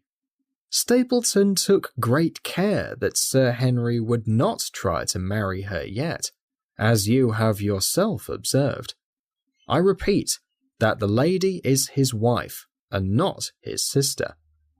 "But why this elaborate trick?" "Because he thought that she would be very much more useful to him as an unmarried woman."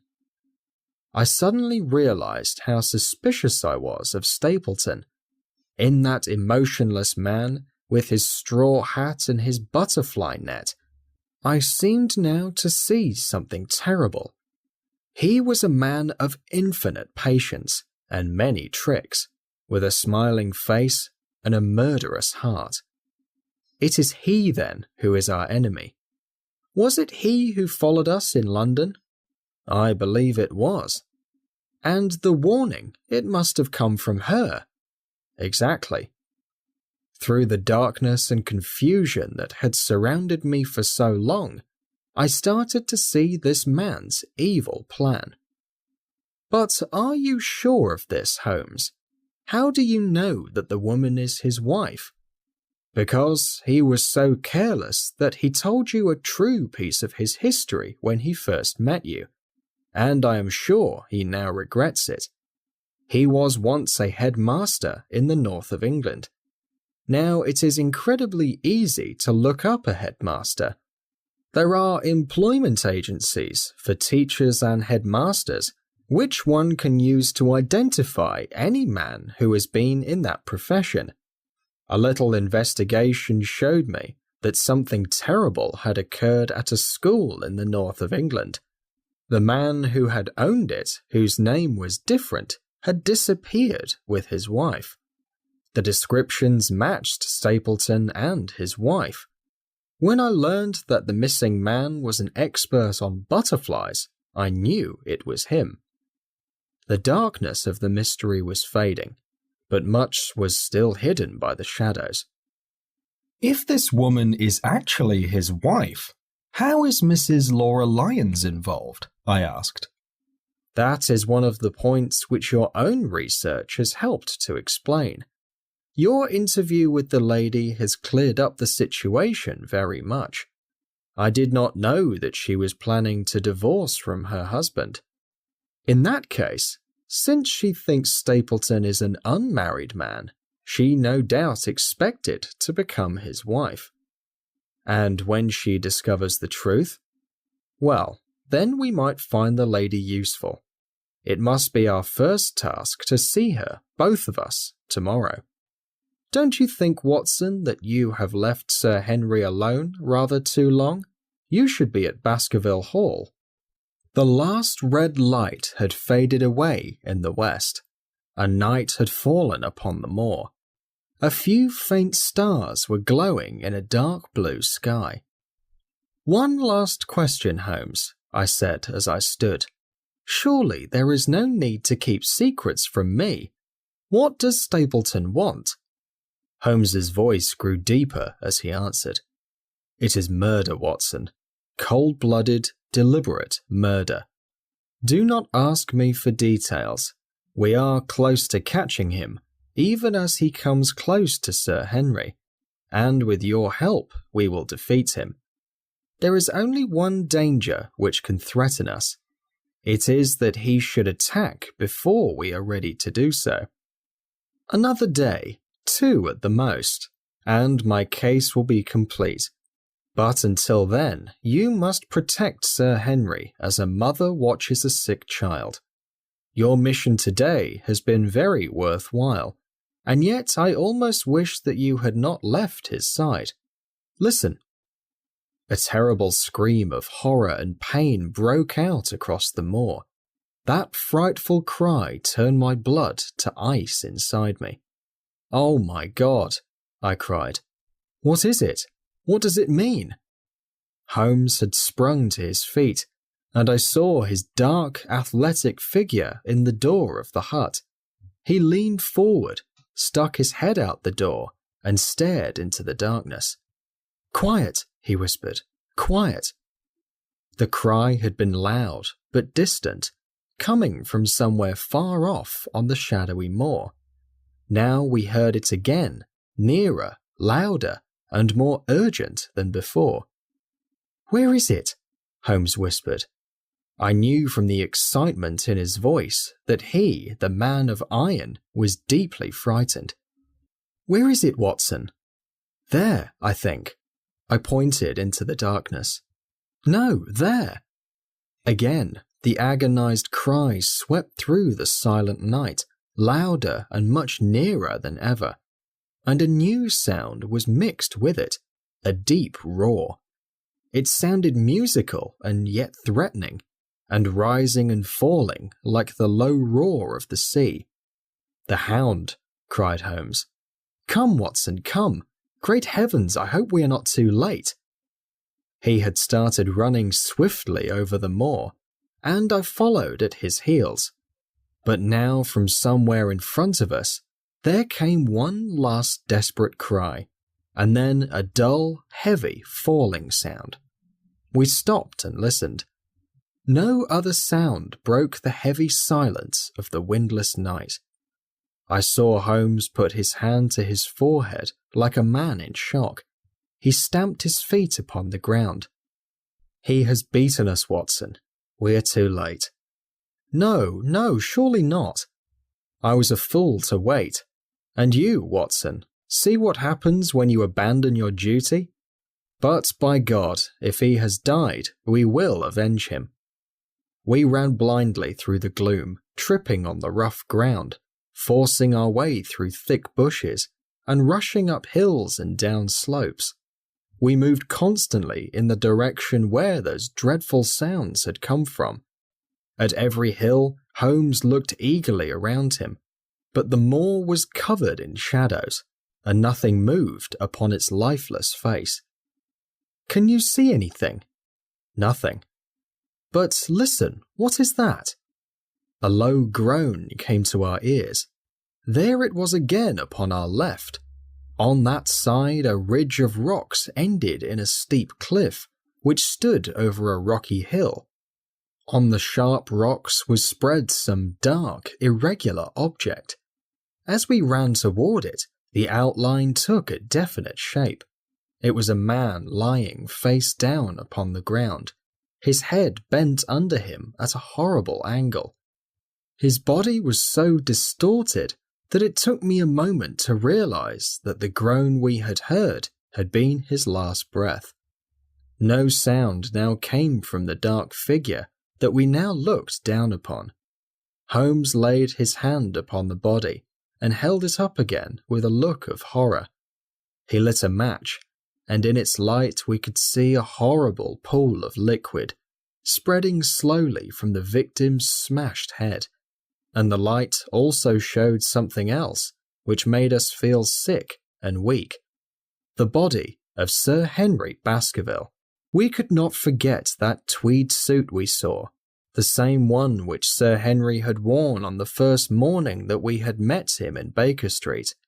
We had one clear look at it, and then the match went out, and with it disappeared all the hope within us. Holmes groaned, and his face glowed white through the darkness. "The brute! The brute!" I cried, as my hands curled into fists. "Oh, Holmes, I will never forgive myself for having let this happen to him. I am more to blame than you, Watson. In order to make sure my case was complete, I have thrown away the life of my client. It is the greatest failure of my career. But how could I know that he would risk his life alone upon the moor, despite all my warnings? We heard his screams. My God, those screams! And yet were unable to save him. Where is this brute of a hound which drove him to his death? It might be hiding nearby at this very moment. And Stapleton, where is he? he will pay for what he has done." "He will. I will make sure of that. The uncle and nephew have both been murdered. Sir Charles died from fright at the sight of the Hound, and Sir Henry was chased until he fell to his death trying to escape from it. But now we must prove the connection between the man and the beast. Except for what we heard, we cannot even prove that the Hound exists, since Sir Henry has evidently died from the fall. But by heavens, as clever as he is, I will catch Stapleton before another day has passed." "What can we do now?" "There will be plenty for us to do tomorrow. Tonight, we can only do what needs to be done with the body of our poor friend." Together, we made our way down the steep slope and approached the body, black and clear against the silver stones. The sight of his distorted body was painful to look at, and my eyes filled with tears. "We must send for help, Holmes. We cannot carry him all the way to the hall. Good heavens, are you mad?" He had uttered a cry and bent over the body. Now he was dancing and laughing and shaking my hand. Could this be my serious, self-controlled friend? "A beard! A beard! The man has a beard!" "A beard? It is not Sir Henry. It is my neighbour, the murderer." In a rush, we turned the body over, and that blood-soaked beard shone under the cold, clear moon. There could be no doubt about who it was. It was the same face that I had seen in the light of the candle from over the rock, the face of Selden, the murderer. Then, in an instant, it was all clear to me. I remembered how Sir Henry had told me that he had given his old clothes to Barrymore. Barrymore had passed them on in order to help Selden in his escape. Boots, shirt, cap, they were all Sir Henry's. The tragedy was still sad enough, but this man had at least deserved death by the laws of his country. I told Holmes what had happened, while my heart nearly burst with thankfulness and joy. "Then the clothes have caused the poor man's death," he said. Obviously the Hound had smelled some piece of Sir Henry's clothing, probably the boot which was stolen in the hotel. So the Hound chased this man, who was wearing some of Sir Henry's old clothes. The dog's appearance must have been absolutely terrifying to frighten a murderer like Selden, and even to make him cry for help, when that help would have led to his arrest. But the question now is, what shall we do with this poor man's body? We cannot leave it here to the foxes and the ravens. I suggest that we put it in one of the huts until we can report this to the police. Exactly. I am sure that you and I could carry it that far. Hello, Watson, what's this? It's the man himself. Do not say a word to show your suspicions, or my plans will be ruined. A figure was approaching us over the moor, and I saw the dull red glow of a cigar. The moon shone upon him, and I could distinguish the figure and gait of the naturalist. He stopped when he saw us, and then came forward again. "Why, Dr. Watson, that's not you, is it? You are the last man that I would have expected to see out on the moor at this time of night. But, dear me, what's this? Somebody is hurt? Don't tell me that it is our friend Sir Henry." He hurried past me and bent over the dead man. I heard a sharp intake of his breath, and the cigar fell from his fingers. Who's this?" he cried. "It is Selden, the man who escaped from Princetown." Stapleton turned towards us with a terrible look on his face, but with great effort he was able to control his amazement and his disappointment. He looked rapidly from Holmes to me. "Dear me, what a very shocking affair! How did he die?" He appears to have broken his neck by falling over these rocks.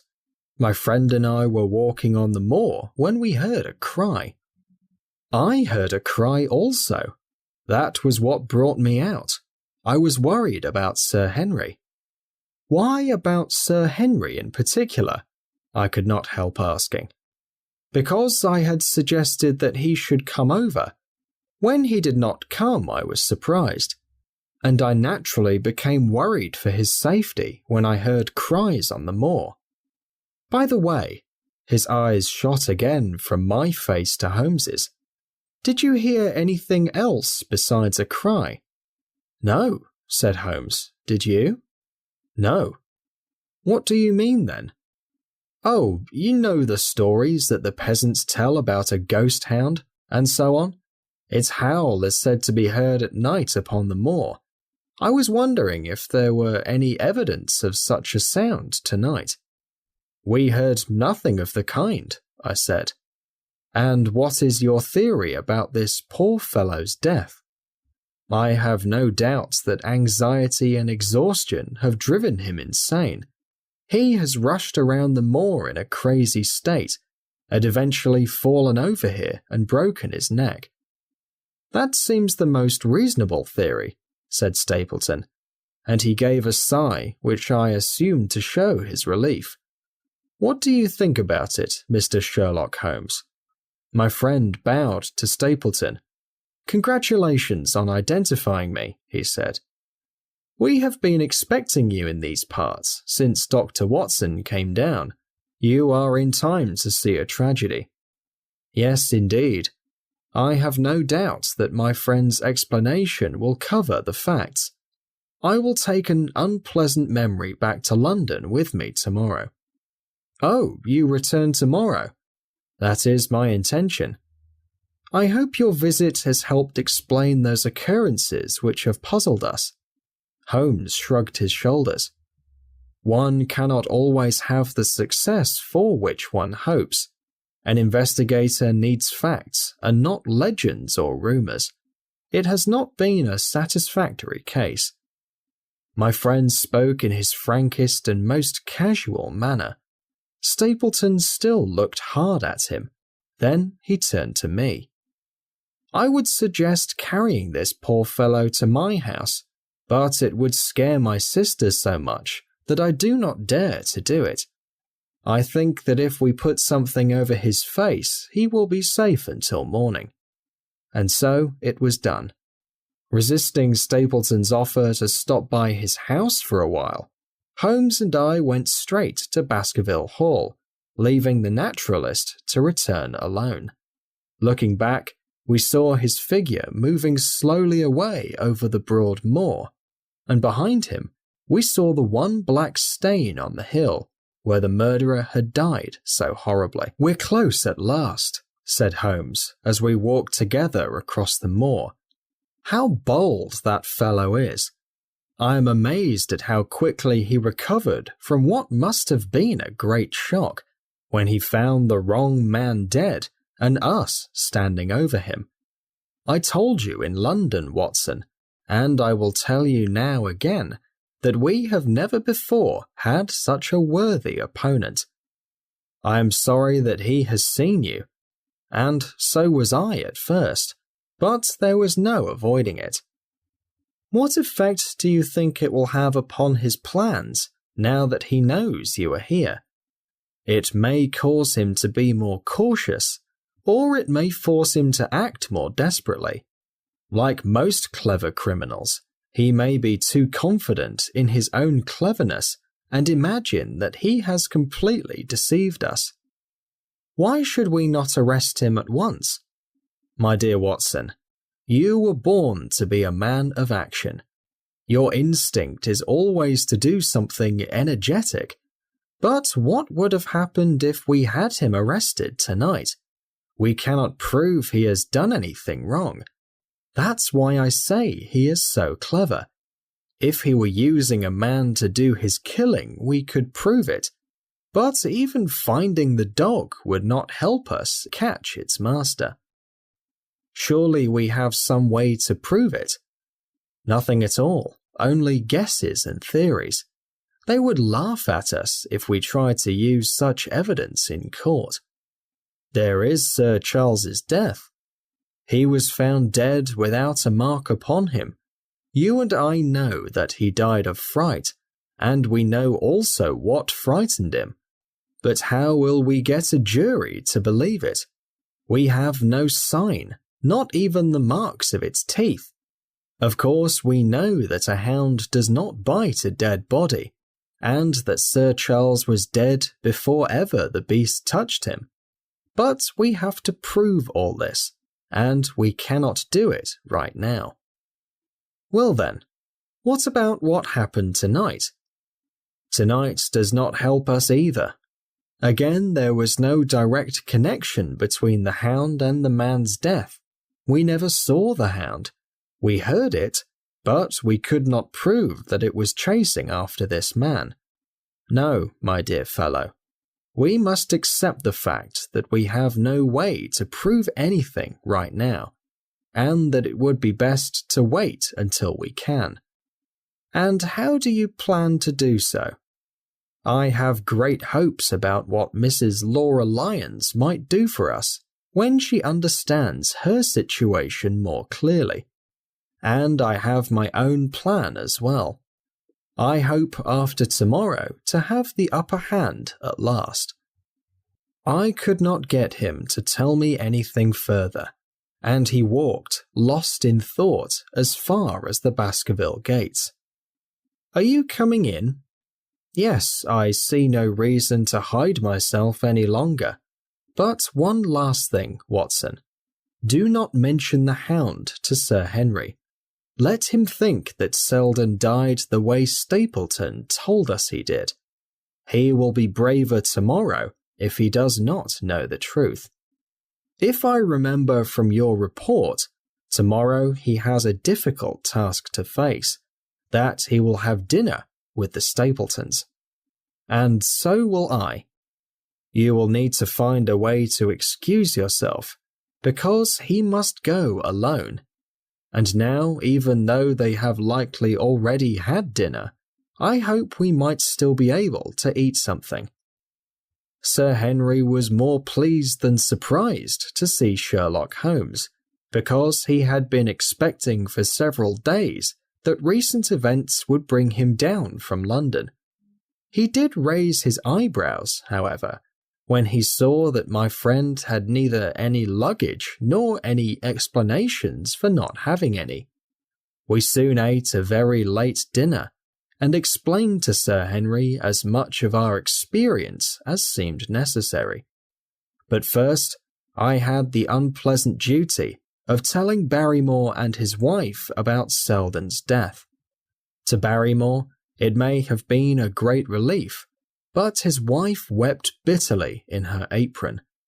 To all the world he was the man of violence, half animal and half devil, but to her he was still the little child who had held her hand when she was a girl. It is an evil man indeed who is not wept over by at least one woman. Well, Mr. Holmes, said Sir Henry, I have kept my promise never to go out alone. Otherwise I might have had a more interesting evening, because Stapleton invited me to dinner. If you had gone, I am sure you would have had a much more interesting evening, said Holmes ironically. By the way, did you know that an hour or so ago we were all sure you were dead? How was that? Said Sir Henry. The dead man was wearing your old clothes, so we assumed that the body we found was yours. You gave your old clothes to Barrymore, and Barrymore gave them to Selden to help in his escape. But how about the case? Asked Sir Henry. Have you solved anything of this great mystery? I don't know that Watson and I know any more than when we came down. I think that I shall be able to clear things up for you before long. It has been an exceedingly difficult and very complicated business. There are several points which I must still look into, but I believe the case will soon be solved. We've had one interesting experience, as Watson has no doubt told you. We heard the Hound on the moor, so I can swear that it is not all just superstition. I learned something about dogs when I was out west, and I know one when I hear one. If you can catch that one and put him on a chain, I'll be ready to declare that you are the greatest detective of all time. I think I will catch him and chain him soon, if you will give me your help. Whatever you tell me to do, I will do. Very good. I will ask you to do what I say without objection and without always asking the reason. Just as you like. If you will do this, I think it is likely that our little problem will soon be solved. I have no doubt. He stopped suddenly and stared up over my head into the air. The lamp shone upon his face, and he was staring so intently that he looked like a statue. "What is it?" we both cried. I could see as he looked down that he was hiding some sort of emotion. His features were still calm, but his eyes shone with amusement and joy. "Excuse my admiration of your paintings," he said, as he waved his hand toward a line of portraits which covered the opposite wall. "Watson won't admit that I know anything about art, but that is just because we do not share the same opinions on the subject. Now, these are really a very fine series of portraits." "Well, I'm glad to hear you say so," said Sir Henry, glancing with some surprise at my friend. "I don't pretend to know much about these things, and I'd be a better judge of a horse than of a picture. I didn't know that you were interested in such things. I know what is good when I see it, and I see it now. They are all family portraits, I assume?" "Every one, yes." "Do you know the names?" "Barrymore has been teaching me them, and I think I can name them fairly well." "Who is the one wearing black and lace?" "That is the cause of all the trouble, the wicked Hugo from the Hound of the Baskervilles legend. It is not likely that I would forget him." I gazed with interest and some surprise at the portrait. "Dear me," said Holmes. "He seems like a quiet, humble enough man. Still, it seems as if there is something evil about the look in his eyes. I had imagined he would be a stronger and rougher-looking person." "There's no doubt that the painting is real, because the name and the date, 1647, are on the back of it." Holmes said little more, but the picture of old Hugo Baskerville seemed to fascinate him, and he kept looking at it during our meal. It was not until later, when Sir Henry had gone to his room, that I was able to understand his thoughts. He led me back into the dining hall, a candle in his hand, and held it up against the old portrait on the wall. "Do you see anything there?" I looked at the old-fashioned hat, the curling hair, and the serious face of Lord Hugo. He did not look like a violent man, but stiff, hard, and stern. He had a firm, thin-lipped mouth and cold, ruthless eyes. "Does it look like anyone you know?"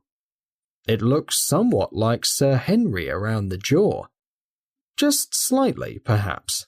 But wait a moment." He stood upon a chair, holding the candle just in front of the painting, and used his arm to cover Sir Hugo's hat and hair. "Good heavens!" I cried in amazement. The face of Stapleton suddenly revealed itself, as if it had sprung out of the picture. "Ha! You see it now. My eyes have been trained to examine faces, and not what is around them. It is the first quality of a criminal investigator that he should not be fooled by a disguise." "But this is amazing. It might be Stapleton's portrait." Yes, it is very interesting. Stapleton is a Baskerville, and that is certain. And he wants the inheritance. Exactly. Fortunately, this picture has helped us fill in some of the last missing details. We have got him, Watson, and I promise that before tomorrow night we will catch him in our net like one of his own butterflies. Then we just need to stick a pin in him, and we can add him to our Baker Street collection. He burst into one of his rare fits of laughter as he turned away from the picture. I have not heard him laugh often, and when I have, it has always meant bad news for somebody. I was up early the next morning, but Holmes was awake even earlier, because I saw him coming up toward the house as I got dressed. Yes, we should have a busy day today, he remarked, and he rubbed his hands with excitement. The nets are all in place, and we are almost ready to pull them in. We'll know before the day ends whether we have caught our big fish, or whether he has slipped away from us. Have you been on the moor already? I have sent a report to Princetown Prison about the death of Selden, and I do not think any one of you will be in any trouble for helping him. I have also told my messenger boy Cartwright that I am all right, because otherwise I am afraid he would have worried. What is the next move? To see Sir Henry. Here he is. Good morning, Holmes, said Sir Henry. You look like a general explaining his battle plan. That is exactly what is happening. Watson was asking for orders. And so am I. Very good. Your plan, as I understand, is to eat dinner with our friends the Stapletons tonight. I hope that you will come also. They are very friendly people, and I am sure that they would be very glad to see you. Unfortunately, Watson and I must go to London. To London? Yes, I think that we would be more useful there at the present moment. Sir Henry was obviously shocked and disappointed. I hoped that you were going to help me get through this difficult time. The Hall and the moor are not very pleasant places to be alone. My dear fellow, you must trust me without question, and do exactly what I tell you. You can tell your friends that we would have been happy to come with you, but that urgent business requires us to be in town. We hope very soon to return to Devonshire. Will you please give them that message? If you tell me, I must. There is no alternative, I assure you. I saw by Sir Henry's face that he was deeply hurt by what he saw as our leaving him just when he needed us the most. When do you plan to go? He asked coldly. Immediately after breakfast. Watson, you will send a note to Stapleton to tell him that you regret that you cannot come. I want to go to London with you, said Sir Henry. Why should I stay here alone? Because you promised me that you would do as you were told, and I tell you to stay. All right then, I'll stay. One more thing. I want you to drive to Stapleton's house. Send back your driver, however, and let them know that you plan to walk home. To walk across the moor? Yes. But that is exactly what you have so often warned me not to do. This time you can do it safely. If I did not think you were brave enough, I would not suggest it. But it is essential that you should do it. Then I will do it. And if you want to live, do not go in any direction except for the straightest way back home. I will do just what you say. Very good. I will be glad to leave as soon after breakfast as possible, so that we can reach London in the afternoon. I was very amazed by this plan. Even though Holmes had told Stapleton the night before that he would leave today, I had not guessed, however, that he would want me to go with him. I also could not understand why we were both leaving at the moment which he himself had said was most important. I could do nothing, however, but obey. We said goodbye to our regretful friend, and a couple of hours afterward, we were in front of Laura Lyon's house. A small boy was waiting nearby for us. "Any orders, sir?" "You will go back to London, Cartwright. The moment you arrive, send a message to Sir Henry Baskerville in my name. Tell him that I forgot my wallet and he must send it to Baker Street. But first, please check at the railway station and see if any telegrams have come for me there." The boy soon returned with a telegram, which Holmes handed to me. It read, "Message received. Arrive at 5:40. Lestrade." That is in response to the message I sent this morning. Lestrade is very professional, I think, and we may need his assistance. Now, Watson, I think that the best use of our time is to visit Mrs. Laura Lyons. His plan was becoming clearer to me. He would use Sir Henry to convince the Stapletons that we were really gone, while we would actually return at the instant when we were most needed. If Sir Henry mentioned to the Stapletons that he had received the telegram from London sent in Holmes's name by Cartwright, it would certainly remove any remaining suspicion from their minds. Already, our net seemed to be closing around our big fish. Mrs. Laura Lyons was in her office, and Sherlock Holmes began his interview with a directness which amazed her. "I am investigating the circumstances related to the death of the late Sir Charles Baskerville," he said. "My friend here, Dr. Watson, told me what you have said, and also that you have still kept something secret." "What have I kept secret?" she asked in a bold tone. "You have confessed that you asked Sir Charles to be at the gate at 10 o'clock. We know that this was the place and hour of his death. You have not told us how these events are connected." "There is no connection." "In that case, it is an extraordinarily unlikely coincidence. But I think that we will soon find out the connection, after all. I want to be perfectly honest with you, Mrs. Lyons. We believe there was a murder, and the evidence may involve not only your friend Mr. Stapleton, but his wife as well." The lady leapt from her chair. "His wife?" she cried. "The fact is no longer a secret. The person who has claimed to be his sister is actually his wife." Mrs. Lyons sat back down.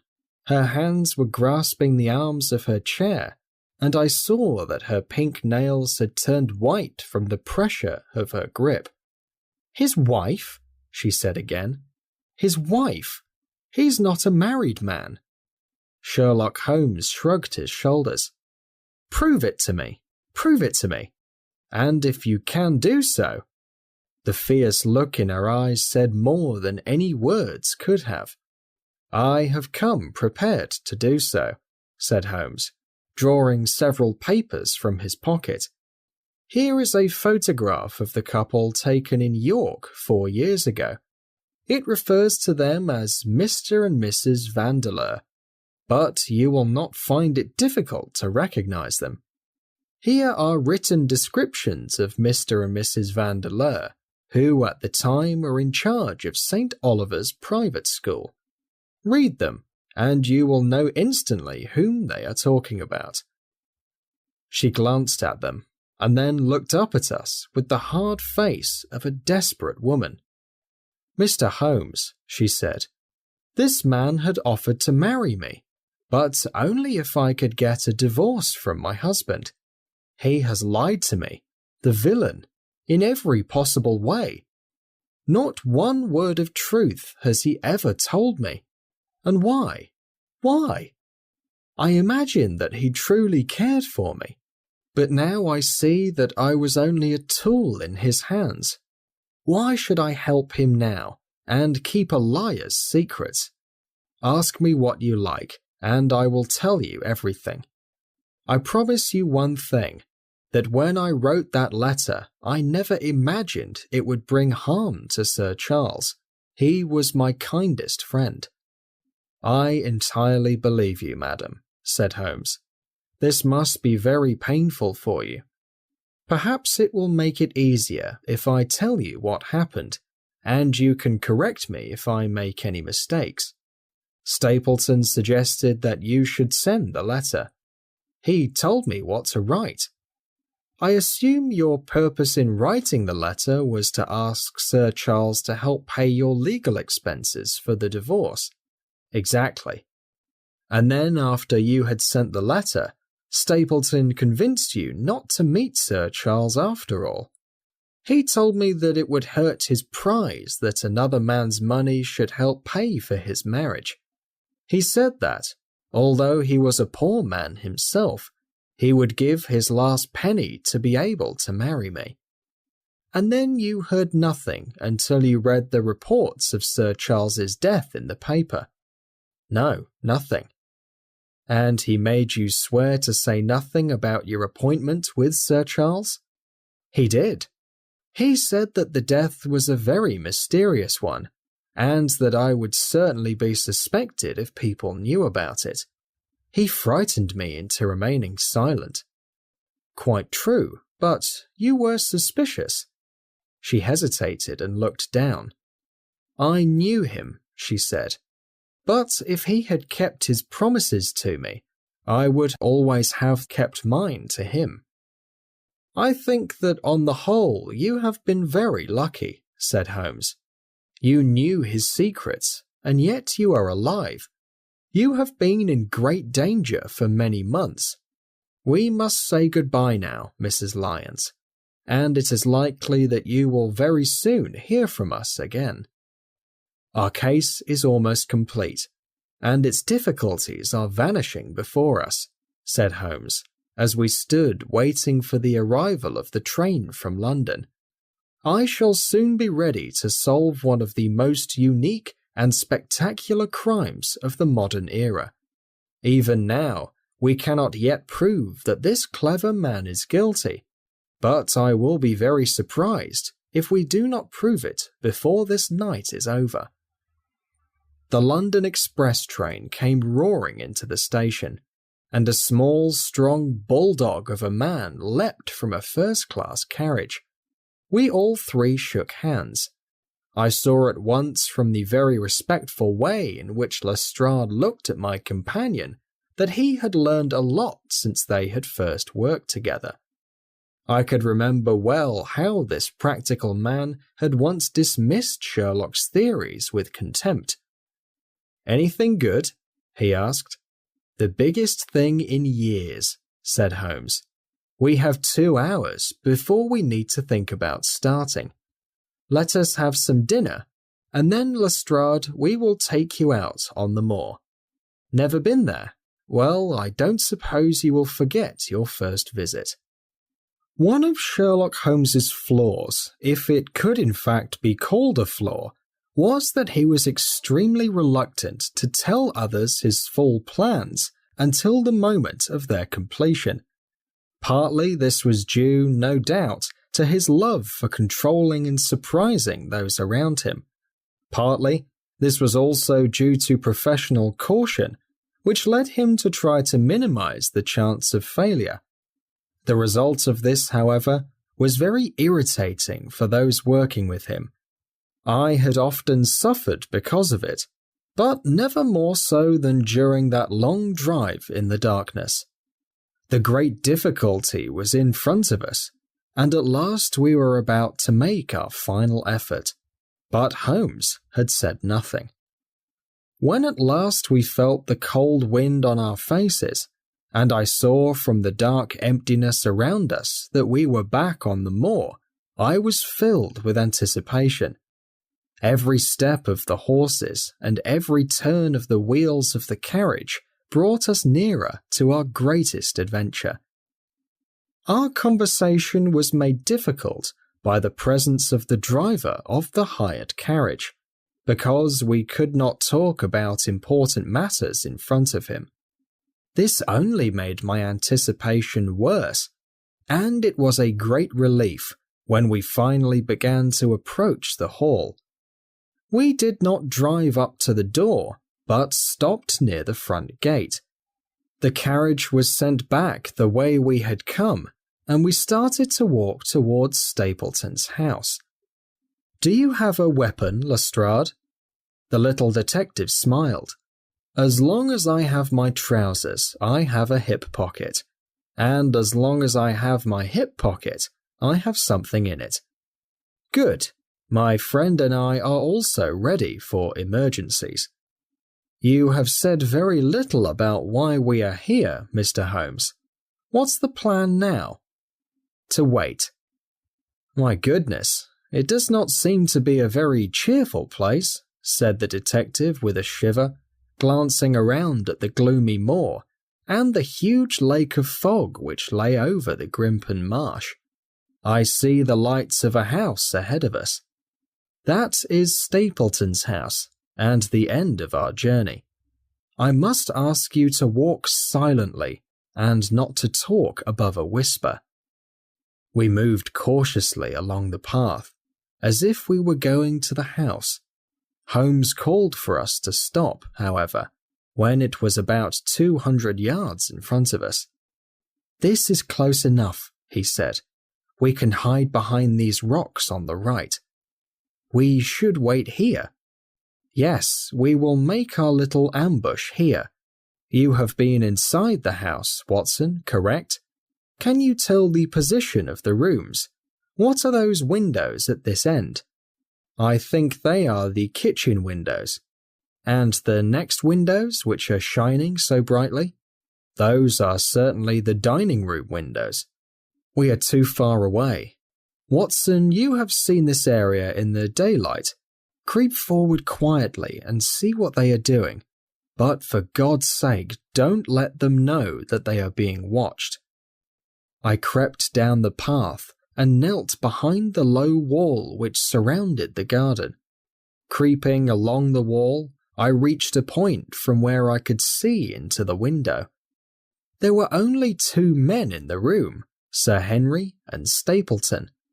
They sat with their sides facing toward me, on either side of a round table. Both of them were smoking cigars, and coffee and wine were in front of them. Stapleton was talking with excitement, but Sir Henry looked pale and distracted.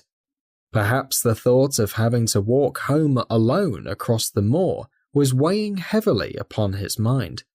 As I watched them, Stapleton stood and left the room. Sir Henry, meanwhile, filled his glass again and leaned back in his chair, smoking his cigar. I heard the sound of a door and the crunching sound of boots upon a path. The steps passed along the path on the other side of the wall, behind which I was hiding. Looking over it, I saw Stapleton stop at the door of a shed in the corner of the garden. A key turned in a lock, and as he walked inside, I heard a strange noise from inside that sounded like a struggle. He was only in the shed for a minute or so, and then I heard the key turn once more. He passed me as he returned to the house, and I saw him rejoin his guest. I crept quietly back to where my companions were waiting and told them what I had seen. "You say, Watson, that the lady is not there?" Holmes asked when I had finished my report. "No." "Where can she be then, since there is no light in any other room except the kitchen?" "I cannot think where she might be." "I have mentioned that over the great Grimpen Marsh there was a dense white fog. It was drifting slowly in our direction and looked like a wall on that side of us, low but thick and well defined. Holmes's face was turned toward it, and he grumbled impatiently as he watched it drift slowly. "It's moving toward us, Watson. Is that a problem?" "Very much so. It is the one thing that could ruin my plans. He can't stay much longer now. It is already 10 o'clock. Our success and even his life may depend upon whether he comes out before the fog is over the path." Every minute, the fog from the moor drifted closer to the house. It was already starting to cover one of the lighted windows, and the far wall of the garden was already invisible. As we watched, the fog came crawling around both corners of the house, and the upper floors and the roof looked like a strange ship floating upon a shadowy sea. Holmes hit his fist passionately against a rock in front of us and stamped his feet with impatience. "If he doesn't come out in 15 minutes, the path will be covered. In half an hour, we won't be able to see our hands in front of us. Shall we move farther back and up the hill?" "Yes, I think it would be a good idea." So, as the wall of fog flowed toward us, we moved back from it until we were half a mile from the house. In front of us was a dense white sea, with the moon shining through its upper edge as it continued to move toward us. "We are getting too far away," said Holmes. "I do not want to take the risk that he will be caught before he can reach us. We must stay where we are at all costs." He dropped on his knees and pressed his ear to the ground. "Thank God, I think I hear him coming." A sound of quick steps broke the silence of the moor. Kneeling to hide among the stones, we stared intently at the white fog bank in front of us. The steps grew louder, and a man stepped through the fog as if through a curtain. He looked around him in surprise as he came out into the clear, starry night, and we saw that it was Sir Henry. He moved swiftly along the path, passed close to where we were hiding, and went on up the long hill behind us. As he walked, he glanced constantly over either shoulder, like a man who is afraid. "Look out!" cried Holmes, and I heard the sharp click of a cocking revolver. "It's coming." The sound of rapid footsteps came from somewhere in the middle of the fog. The white cloud was about 50 yards from where we were, and all three of us stared at it, uncertain of what horrible thing was about to break through it. I was by Holmes's elbow, and I glanced for an instant at his face. It was pale and full of excitement, and his eyes shone brightly in the moonlight. But suddenly, his eyes opened wider and stared forward, and his lips parted in amazement. At the same instant, Lestrade gave a yell of terror and threw himself face downward on the ground. I leapt to my feet and tried to point my revolver, but my mind was frozen by the dreadful shape which had burst out from the shadows of the fog. It was a hound, an enormous coal-black hound, but a hound such as no human eyes had ever seen before. Fire burst from its open mouth, its eyes glowed red like coals, and its mouth and neck were outlined in sparkling flames. Never, even in a nightmare, has any man seen something more horrifying, more savage, or more filled with evil than the dark form and savage face which burst toward us through the wall of fog. With long leaps, the huge black creature sprinted forward, following close behind the footsteps of our friend. We were so frozen with fear by the ghostly figure that had suddenly appeared before us that, in our confusion, we allowed him to pass us by. Then Holmes and I both drew our revolvers and fired together, and the creature gave a terrifying howl. which showed that at least one bullet had hit him. He did not pause, however, but ran on forward. Far away down the path we saw Sir Henry looking back, his face white in the moonlight, staring helplessly at the frightful thing which was hunting him down. But that cry of pain from the hound had removed all our fear. If it was vulnerable, it was a real living thing, not a ghost. And if we could hurt it, we could kill it. I have never seen a man run like Holmes ran that night. Holmes flew up the path, and we heard scream after scream from Sir Henry and the deep roar of the hound. I reached them in time to see the beast jump at its victim, knock him to the ground, and attack his throat. But the next instant, Holmes had fired all 5 of his remaining bullets into the creature's body. With a last scream of pain, still biting viciously at the empty air, it rolled upon its back and then fell over. I stepped forward and pressed my revolver to the dreadful, glowing head, but it was useless to pull the trigger. The giant hound was dead. Sir Henry lay unconscious where he had fallen. We tore open his shirt, and Holmes whispered a prayer of gratitude when we saw that he had not been injured. Our rescue had been in time. Already our friend was trying to open his eyes, and he made a weak effort to move. 2 frightened eyes looked up at us. "My God!" he whispered. "What was it? What in heaven's name was it?" "It's dead, whatever it is," said Holmes. "We've killed the family ghost once and forever."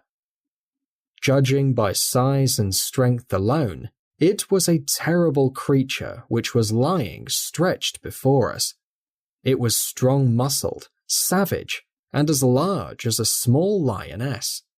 Even now, in the stillness of death, its huge jaws sent out a bluish flame, and its cruel eyes were surrounded with fire. I placed my hand on its glowing mouth, and when I pulled back my hand, my own fingers burned and glowed in the darkness. "Phosphorus," I said. "A clever preparation of it," said Holmes, sniffing at the dead animal. "It has no scent, which might have interfered with the animal's sense of smell. We owe you a deep apology, Sir Henry, for having given you such a fright. I was prepared for a hound, but not for such a creature as this, and the fog did not give us much time to deal with him. You have saved my life. Having first put you in danger, are you strong enough to stand? Give me another mouthful of that brandy, and I will be ready for anything. Would you mind helping me up? So, what do you suggest we do now?" "We will leave you here.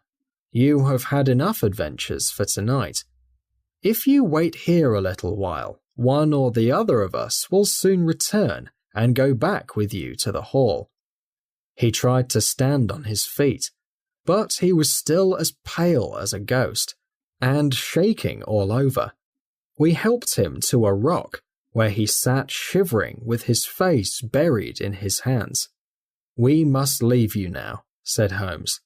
"The rest of our work must be done, and every moment counts. We have our case, and now we only need our man. The chances are 1,000 to 1 against our finding him at the house," he continued saying, as we headed back up the path. "Those gunshots must have told him that he had been discovered. We were some distance away, and he may not have heard them through the fog. He must have followed the hound to take him back home after his work was done. No, he's gone by now. But we'll search the house and make sure." The front door was open, so we rushed in and hurried from room to room. The Stapletons' old servant only stared at us in amazement from the hallway. We searched every corner of the house, but could find no sign of the man whom we were chasing. On the upper floor, however, one of the bedroom doors was locked. "There's someone in here," cried Lestrade. "I can hear movement. Open this door." A faint moaning sound came from within. Holmes kicked the door just over the lock, and it flew open. With our revolvers in our hands, we rushed into the room. But there was no sign inside of the desperate man we had expected to find. Instead, we found something so strange and so unexpected that we stood for a moment staring in amazement.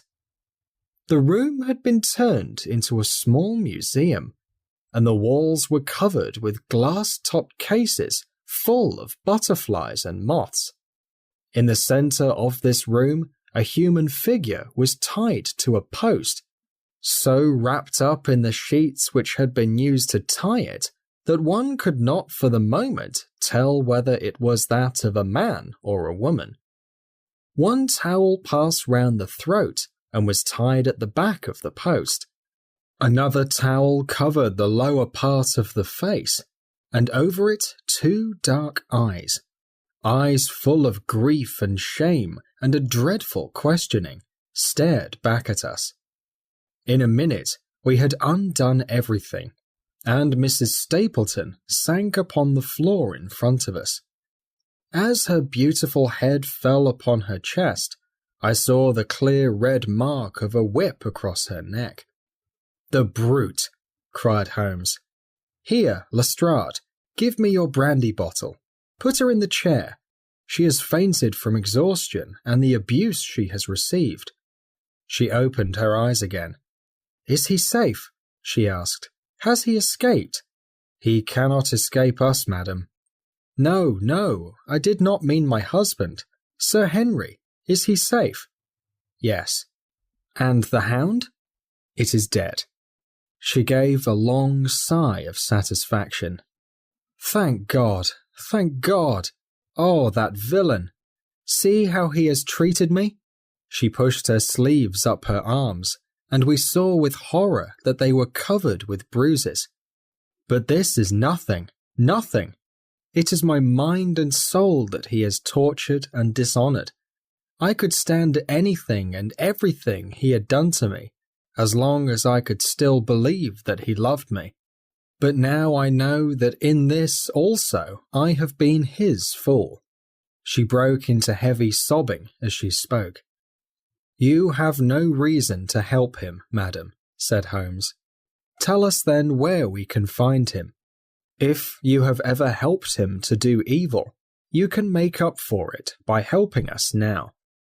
"There is only one place where he could have fled," she answered. "There is an old tin mine on an island in the centre of Grimpen Marsh. It was there that he kept his hound, and there he also made a hiding place. That is where he would flee." The fog bank looked like white wool against the window. Holmes held the lamp toward it. "See," he said, "no one could find his way into the Grimpen Marsh tonight." She laughed and clapped her hands. Her eyes and teeth shined with fierce joy. "He may find his way in, but never out," she cried. "How can he see the path markers tonight? We planted reeds in the marsh, he and I together, to mark the pathway to the centre. Oh, if I could only have torn them out today, then indeed you would have caught him." It was obvious to us that any chase was useless until the fog had lifted. Meanwhile, we left Lestrade at the house, while Holmes and I went back with Sir Henry to Baskerville Hall. We could no longer keep the story of the Stapletons a secret from him, but he reacted bravely when he learned the truth about the woman whom he had loved. But the shock of the night's adventures had put great stress on his mind, and before morning he was delirious with a high fever. Dr. Mortimer came by to watch over and care for him. And now I have come to the conclusion of this strange story. On the morning after the death of the Hound, the fog had lifted, and Mrs. Stapleton led us to the pathway through the Grimpen Marsh. When we saw how eagerly and joyfully she led us to chase after her husband, it helped us to realize the horror this woman's life had become. We left her behind on the edge of the marsh, and from there followed a thin path marked by small sticks. On either side of us were deep pits filled with sinking mud, and more than once a wrong step plunged us thigh-deep into the dark and rippling marsh. Even on the relative safety of the path, the mud sucked at our heels as we walked. Only once did we see any sign that someone had passed along this dangerous path before us. Next to one of the sticks, some dark thing was sticking up out of the mud. Holmes sank down to his waist as he stepped from the path to grab it, and if we had not been there to drag him out, he would never have stepped onto dry ground again. He held an old black boot in the air. Myers, Toronto, was printed on the leather inside. "It is worth a mud bath," he said. "It is our friend Sir Henry's missing boot. Thrown there by Stapleton as he fled." Exactly. He had given it to the Hound to smell. He wanted the Hound to recognize Sir Henry's scent in order to chase him later. He fled when he knew he had been caught, still holding it, and he threw it away as he passed here. We know at least that he made it this far safely. But we would never know more than that, although we could guess.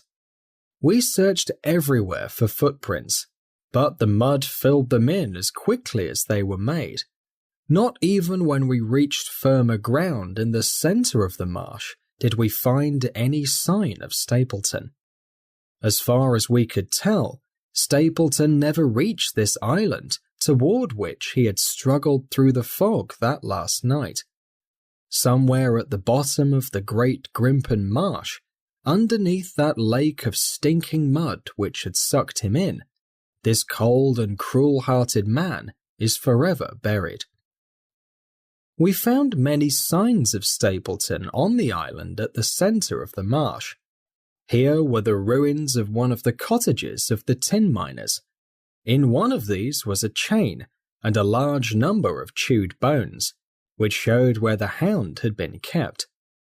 A skeleton with a lump of brown hair stuck to it lay among the other bones. "A dog," said Holmes. "It is the curly-haired spaniel. Poor Mortimer will never see his pet again. Well, I do not know that this place contains any new secrets which we have not already discovered. He could hide his Hound, but he could not quiet his voice, and those were the cries which were so unpleasant to hear.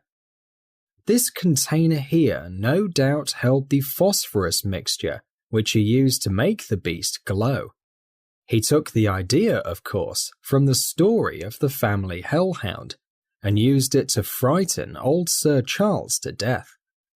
No wonder poor Selden ran and screamed, even as we ourselves might have done, when he saw such a creature chasing him through the darkness of the moor.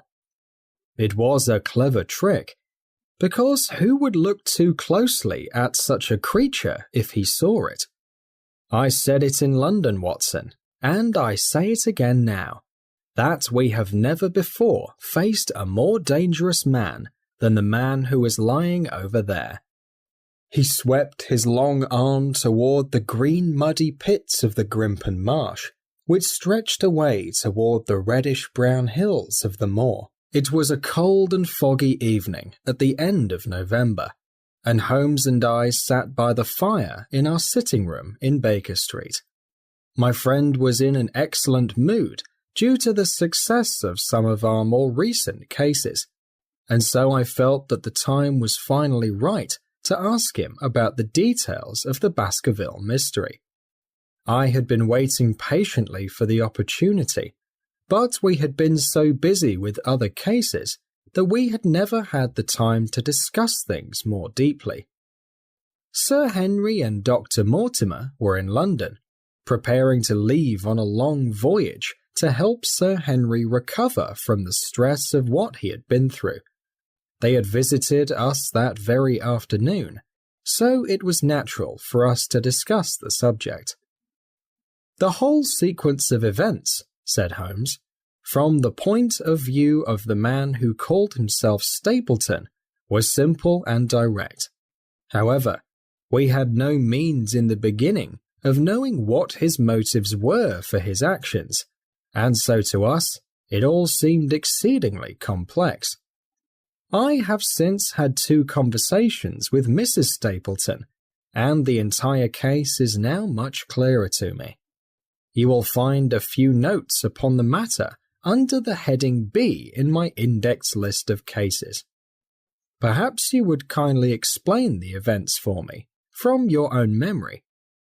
"Certainly, although our most recent cases have driven them somewhat out my mind. I will explain to you the sequence of events as well as I can, and you can suggest anything which I may have forgotten. My research shows that the family portrait did not deceive us, and that this Stapleton fellow was indeed a Baskerville. He was the son of Roger Baskerville, the younger brother of Sir Charles, who fled with an evil reputation to South America. He was said to have died there unmarried, but in fact he did marry and had 1 child. That was this Stapleton fellow, whose real name is the same as his father's. He married Beryl Garcia, one of the beauties of Costa Rica. Then, after stealing a considerable amount of public money, he changed his name to Vandeleur and fled to England, where he built a school in the east of Yorkshire. His reason for attempting this line of business was that he had met a teacher on the voyage to England, and used this man's talent for teaching to build a successful school. The teacher died of an illness, however, and without him, the school's reputation went from bad to worse. The Vandeleurs now felt it was a good idea to change their name to Stapleton. He brought the rest of his money, his schemes for the future, and his love for catching butterflies all to the south of England. We now come to that time of his life which interests us most. The fellow had evidently done some research into Baskerville Hall, and found that only 2 heirs stood between him and a very valuable property. His plans in moving to the area were clearly evil from the start, and this was obvious from the way in which he convinced his wife to pretend to be his sister. He saw that she would be much more useful to him as an unmarried woman. He meant to have the property, and he was ready to do anything to make sure he got it. The first thing to do was to move as close to the hall as he could, and the second was to form a friendship with Sir Charles Baskerville and with the neighbours. Sir Charles himself told Stapleton about the family hound, and so prepared the way for his own death. Stapleton had learned from Dr. Mortimer that the old man's heart was weak and that a shock would kill him. He had heard also that Sir Charles was superstitious, and that he very seriously believed in this grim legend. His brilliant mind instantly thought of a way in which he could murder Sir Charles with very little risk of getting caught. He found a way to buy a large and truly savage dog and bring it onto the moor without being noticed. His truly brilliant idea was the way in which to use a mixture of the phosphorus to make it even more terrifying, by having it look just like the flaming devil hound from the legend. But his most difficult task was getting Sir Charles to leave the hall at night. Several times Stapleton had waited out on the moor with his hound, and it was during these times that local farmers saw the hound, thus confirming and strengthening the legend of the demon dog. Stapleton had hoped that his wife might be used to lure Sir Charles to his death, but here she proved unexpectedly independent. She would not agree to flirt with the old gentleman and so cause him harm. Stapleton tried to threaten, and I am sorry to say, even beat her, but she refused to have anything to do with it. For a while, Stapleton could see no way forward. He found a way to solve this difficulty, as we know well already, using Mrs. Laura Lyons. When he heard that Sir Charles, on the advice of Dr. Mortimer, was about to leave the hall, he knew he must act quickly. He therefore put pressure upon Mrs. Lyons to write the letter, begging the old man to meet her on the evening before he left for London. He then tricked her to prevent her from going, and so had the chance for which he had waited so long. Driving back in the evening from Mrs. Lyons' house, he had time to get his hound, to cover it with the glowing paint, and to bring it to the gate where Sir Charles was waiting. He then released the dog over the gate, and it must have been a terrible sight to see that huge black creature, with its flaming jaws and burning eyes, running down that alley. Sir Charles fell dead at the end of the alley from heart disease and terror. The hound probably then approached to sniff at him, but finding him dead, it had turned away again. It was then that the dog left the footprint which was observed by Dr. Mortimer. So, that is how Sir Charles Baskerville met his death. As you can see, it really would have been almost impossible to catch the real murderer. The only one who really knew what he had done could never tell anyone about it. And even if people knew the truth, they would have found it hard to believe. Both Mrs. Stapleton and Mrs. Laura Lyons, however, strongly suspected Stapleton. Mrs. Stapleton knew that he had wanted to kill the old man, and also of the existence of the hound. Mrs. Lyons knew neither of these things, but found it strange that her cancelled meeting had been at the same time as the death, and that Stapleton was the only other person who knew about it. However, he had ways to control both of them, and did not fear either of them. Half of his task was successfully accomplished, but the more difficult half still remained. Stapleton learned of the existence of an heir in Canada from his friend Dr. Mortimer, and the doctor also told him all the details of Sir Henry's arrival. Stapleton's first idea was to murder this young stranger before he even reached the hall. He no longer trusted his wife, ever since she had refused to help him to kill Sir Charles, and so he took her to London with him. They stayed, I discovered, at the Mexborough Private Hotel in Craven Street. Here he kept his wife imprisoned in her room, while he, disguised with a false beard, followed Dr. Mortimer to Baker Street, and afterward to the station and to the Northumberland Hotel. His wife had some idea of what his plans were, and this is why she found a way to deliver a letter to Sir Henry, to warn him of the danger waiting for him on the moor. What Stapleton most needed was to get some piece of Sir Henry's clothing, so that if he needed to use the dog, it would know by the scent whom it should chase. Most likely, he bribed one of the attendants at the hotel to help him steal a boot, but he met with some bad luck when the boot he was given was a new one, and therefore useless for his purpose. He then had it returned and obtained another, which was lucky for us, since it proved without a doubt to my mind that we were dealing with a real hound. Otherwise, there would have been no reason to steal an old boot rather than a new one. The Stapletons then went down to Devonshire, where they were soon followed by Sir Henry and you.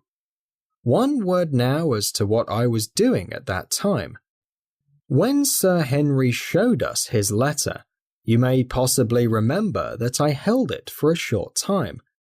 I was able during this time to smell a faint perfume, which suggested to me the presence of a lady. Already my thoughts began to turn toward the Stapletons. Thus, I had already determined that there was a hound, and had guessed who the criminal was before we even went to the moor. It was my plan to watch Stapleton. It was obvious to me, however, that I could not do this if I were with you, since that would make Stapleton act more carefully. I deceived everybody, therefore including you, and came down secretly when I was supposed to be in London. We have already discussed how I was able to hide out on the moor through the help of my messenger boy Cartwright, and how he delivered your reports and also acted as my spy. By the time that you discovered me upon the moor, I had already almost solved the case, but still did not have enough evidence to arrest Stapleton. There seemed to be no alternative but to catch him red-handed, and to do that, we had to use Sir Henry to trap him. At the cost of a severe shock to our client, we succeeded in solving our case and pushing Stapleton to his own destruction. Perhaps if I had managed the case better, Sir Henry might not have had to go through this, but we could not have predicted how frightening and terrible the Hound actually looked, and we could not have predicted the fog which hid it either. Hopefully, a long journey may enable our friend to recover, not only from his mental strain, but also from his wounded feelings. His love for the lady was deep and sincere, and to him the saddest part of this entire affair was that he was deceived by her. The only remaining question is what part Mrs. Stapleton played throughout the course of these events. Stapleton influenced her through love or fear, or very possibly both, since they are by no means incompatible emotions. At his command, she agreed to pretend to be his sister, although she would not go so far as to help him to commit murder. She tried to warn Sir Henry, but did not seem willing to tell him everything, perhaps from fear of revealing her and her husband's secret. Stapleton himself seems to have been capable of jealousy, which is why he was not able to control himself when Sir Henry began showing interest in his wife. But he saw that he could use Sir Henry's attraction to make sure that he would frequently come to their house, and thus Stapleton would have plenty of opportunities to put his plan into action.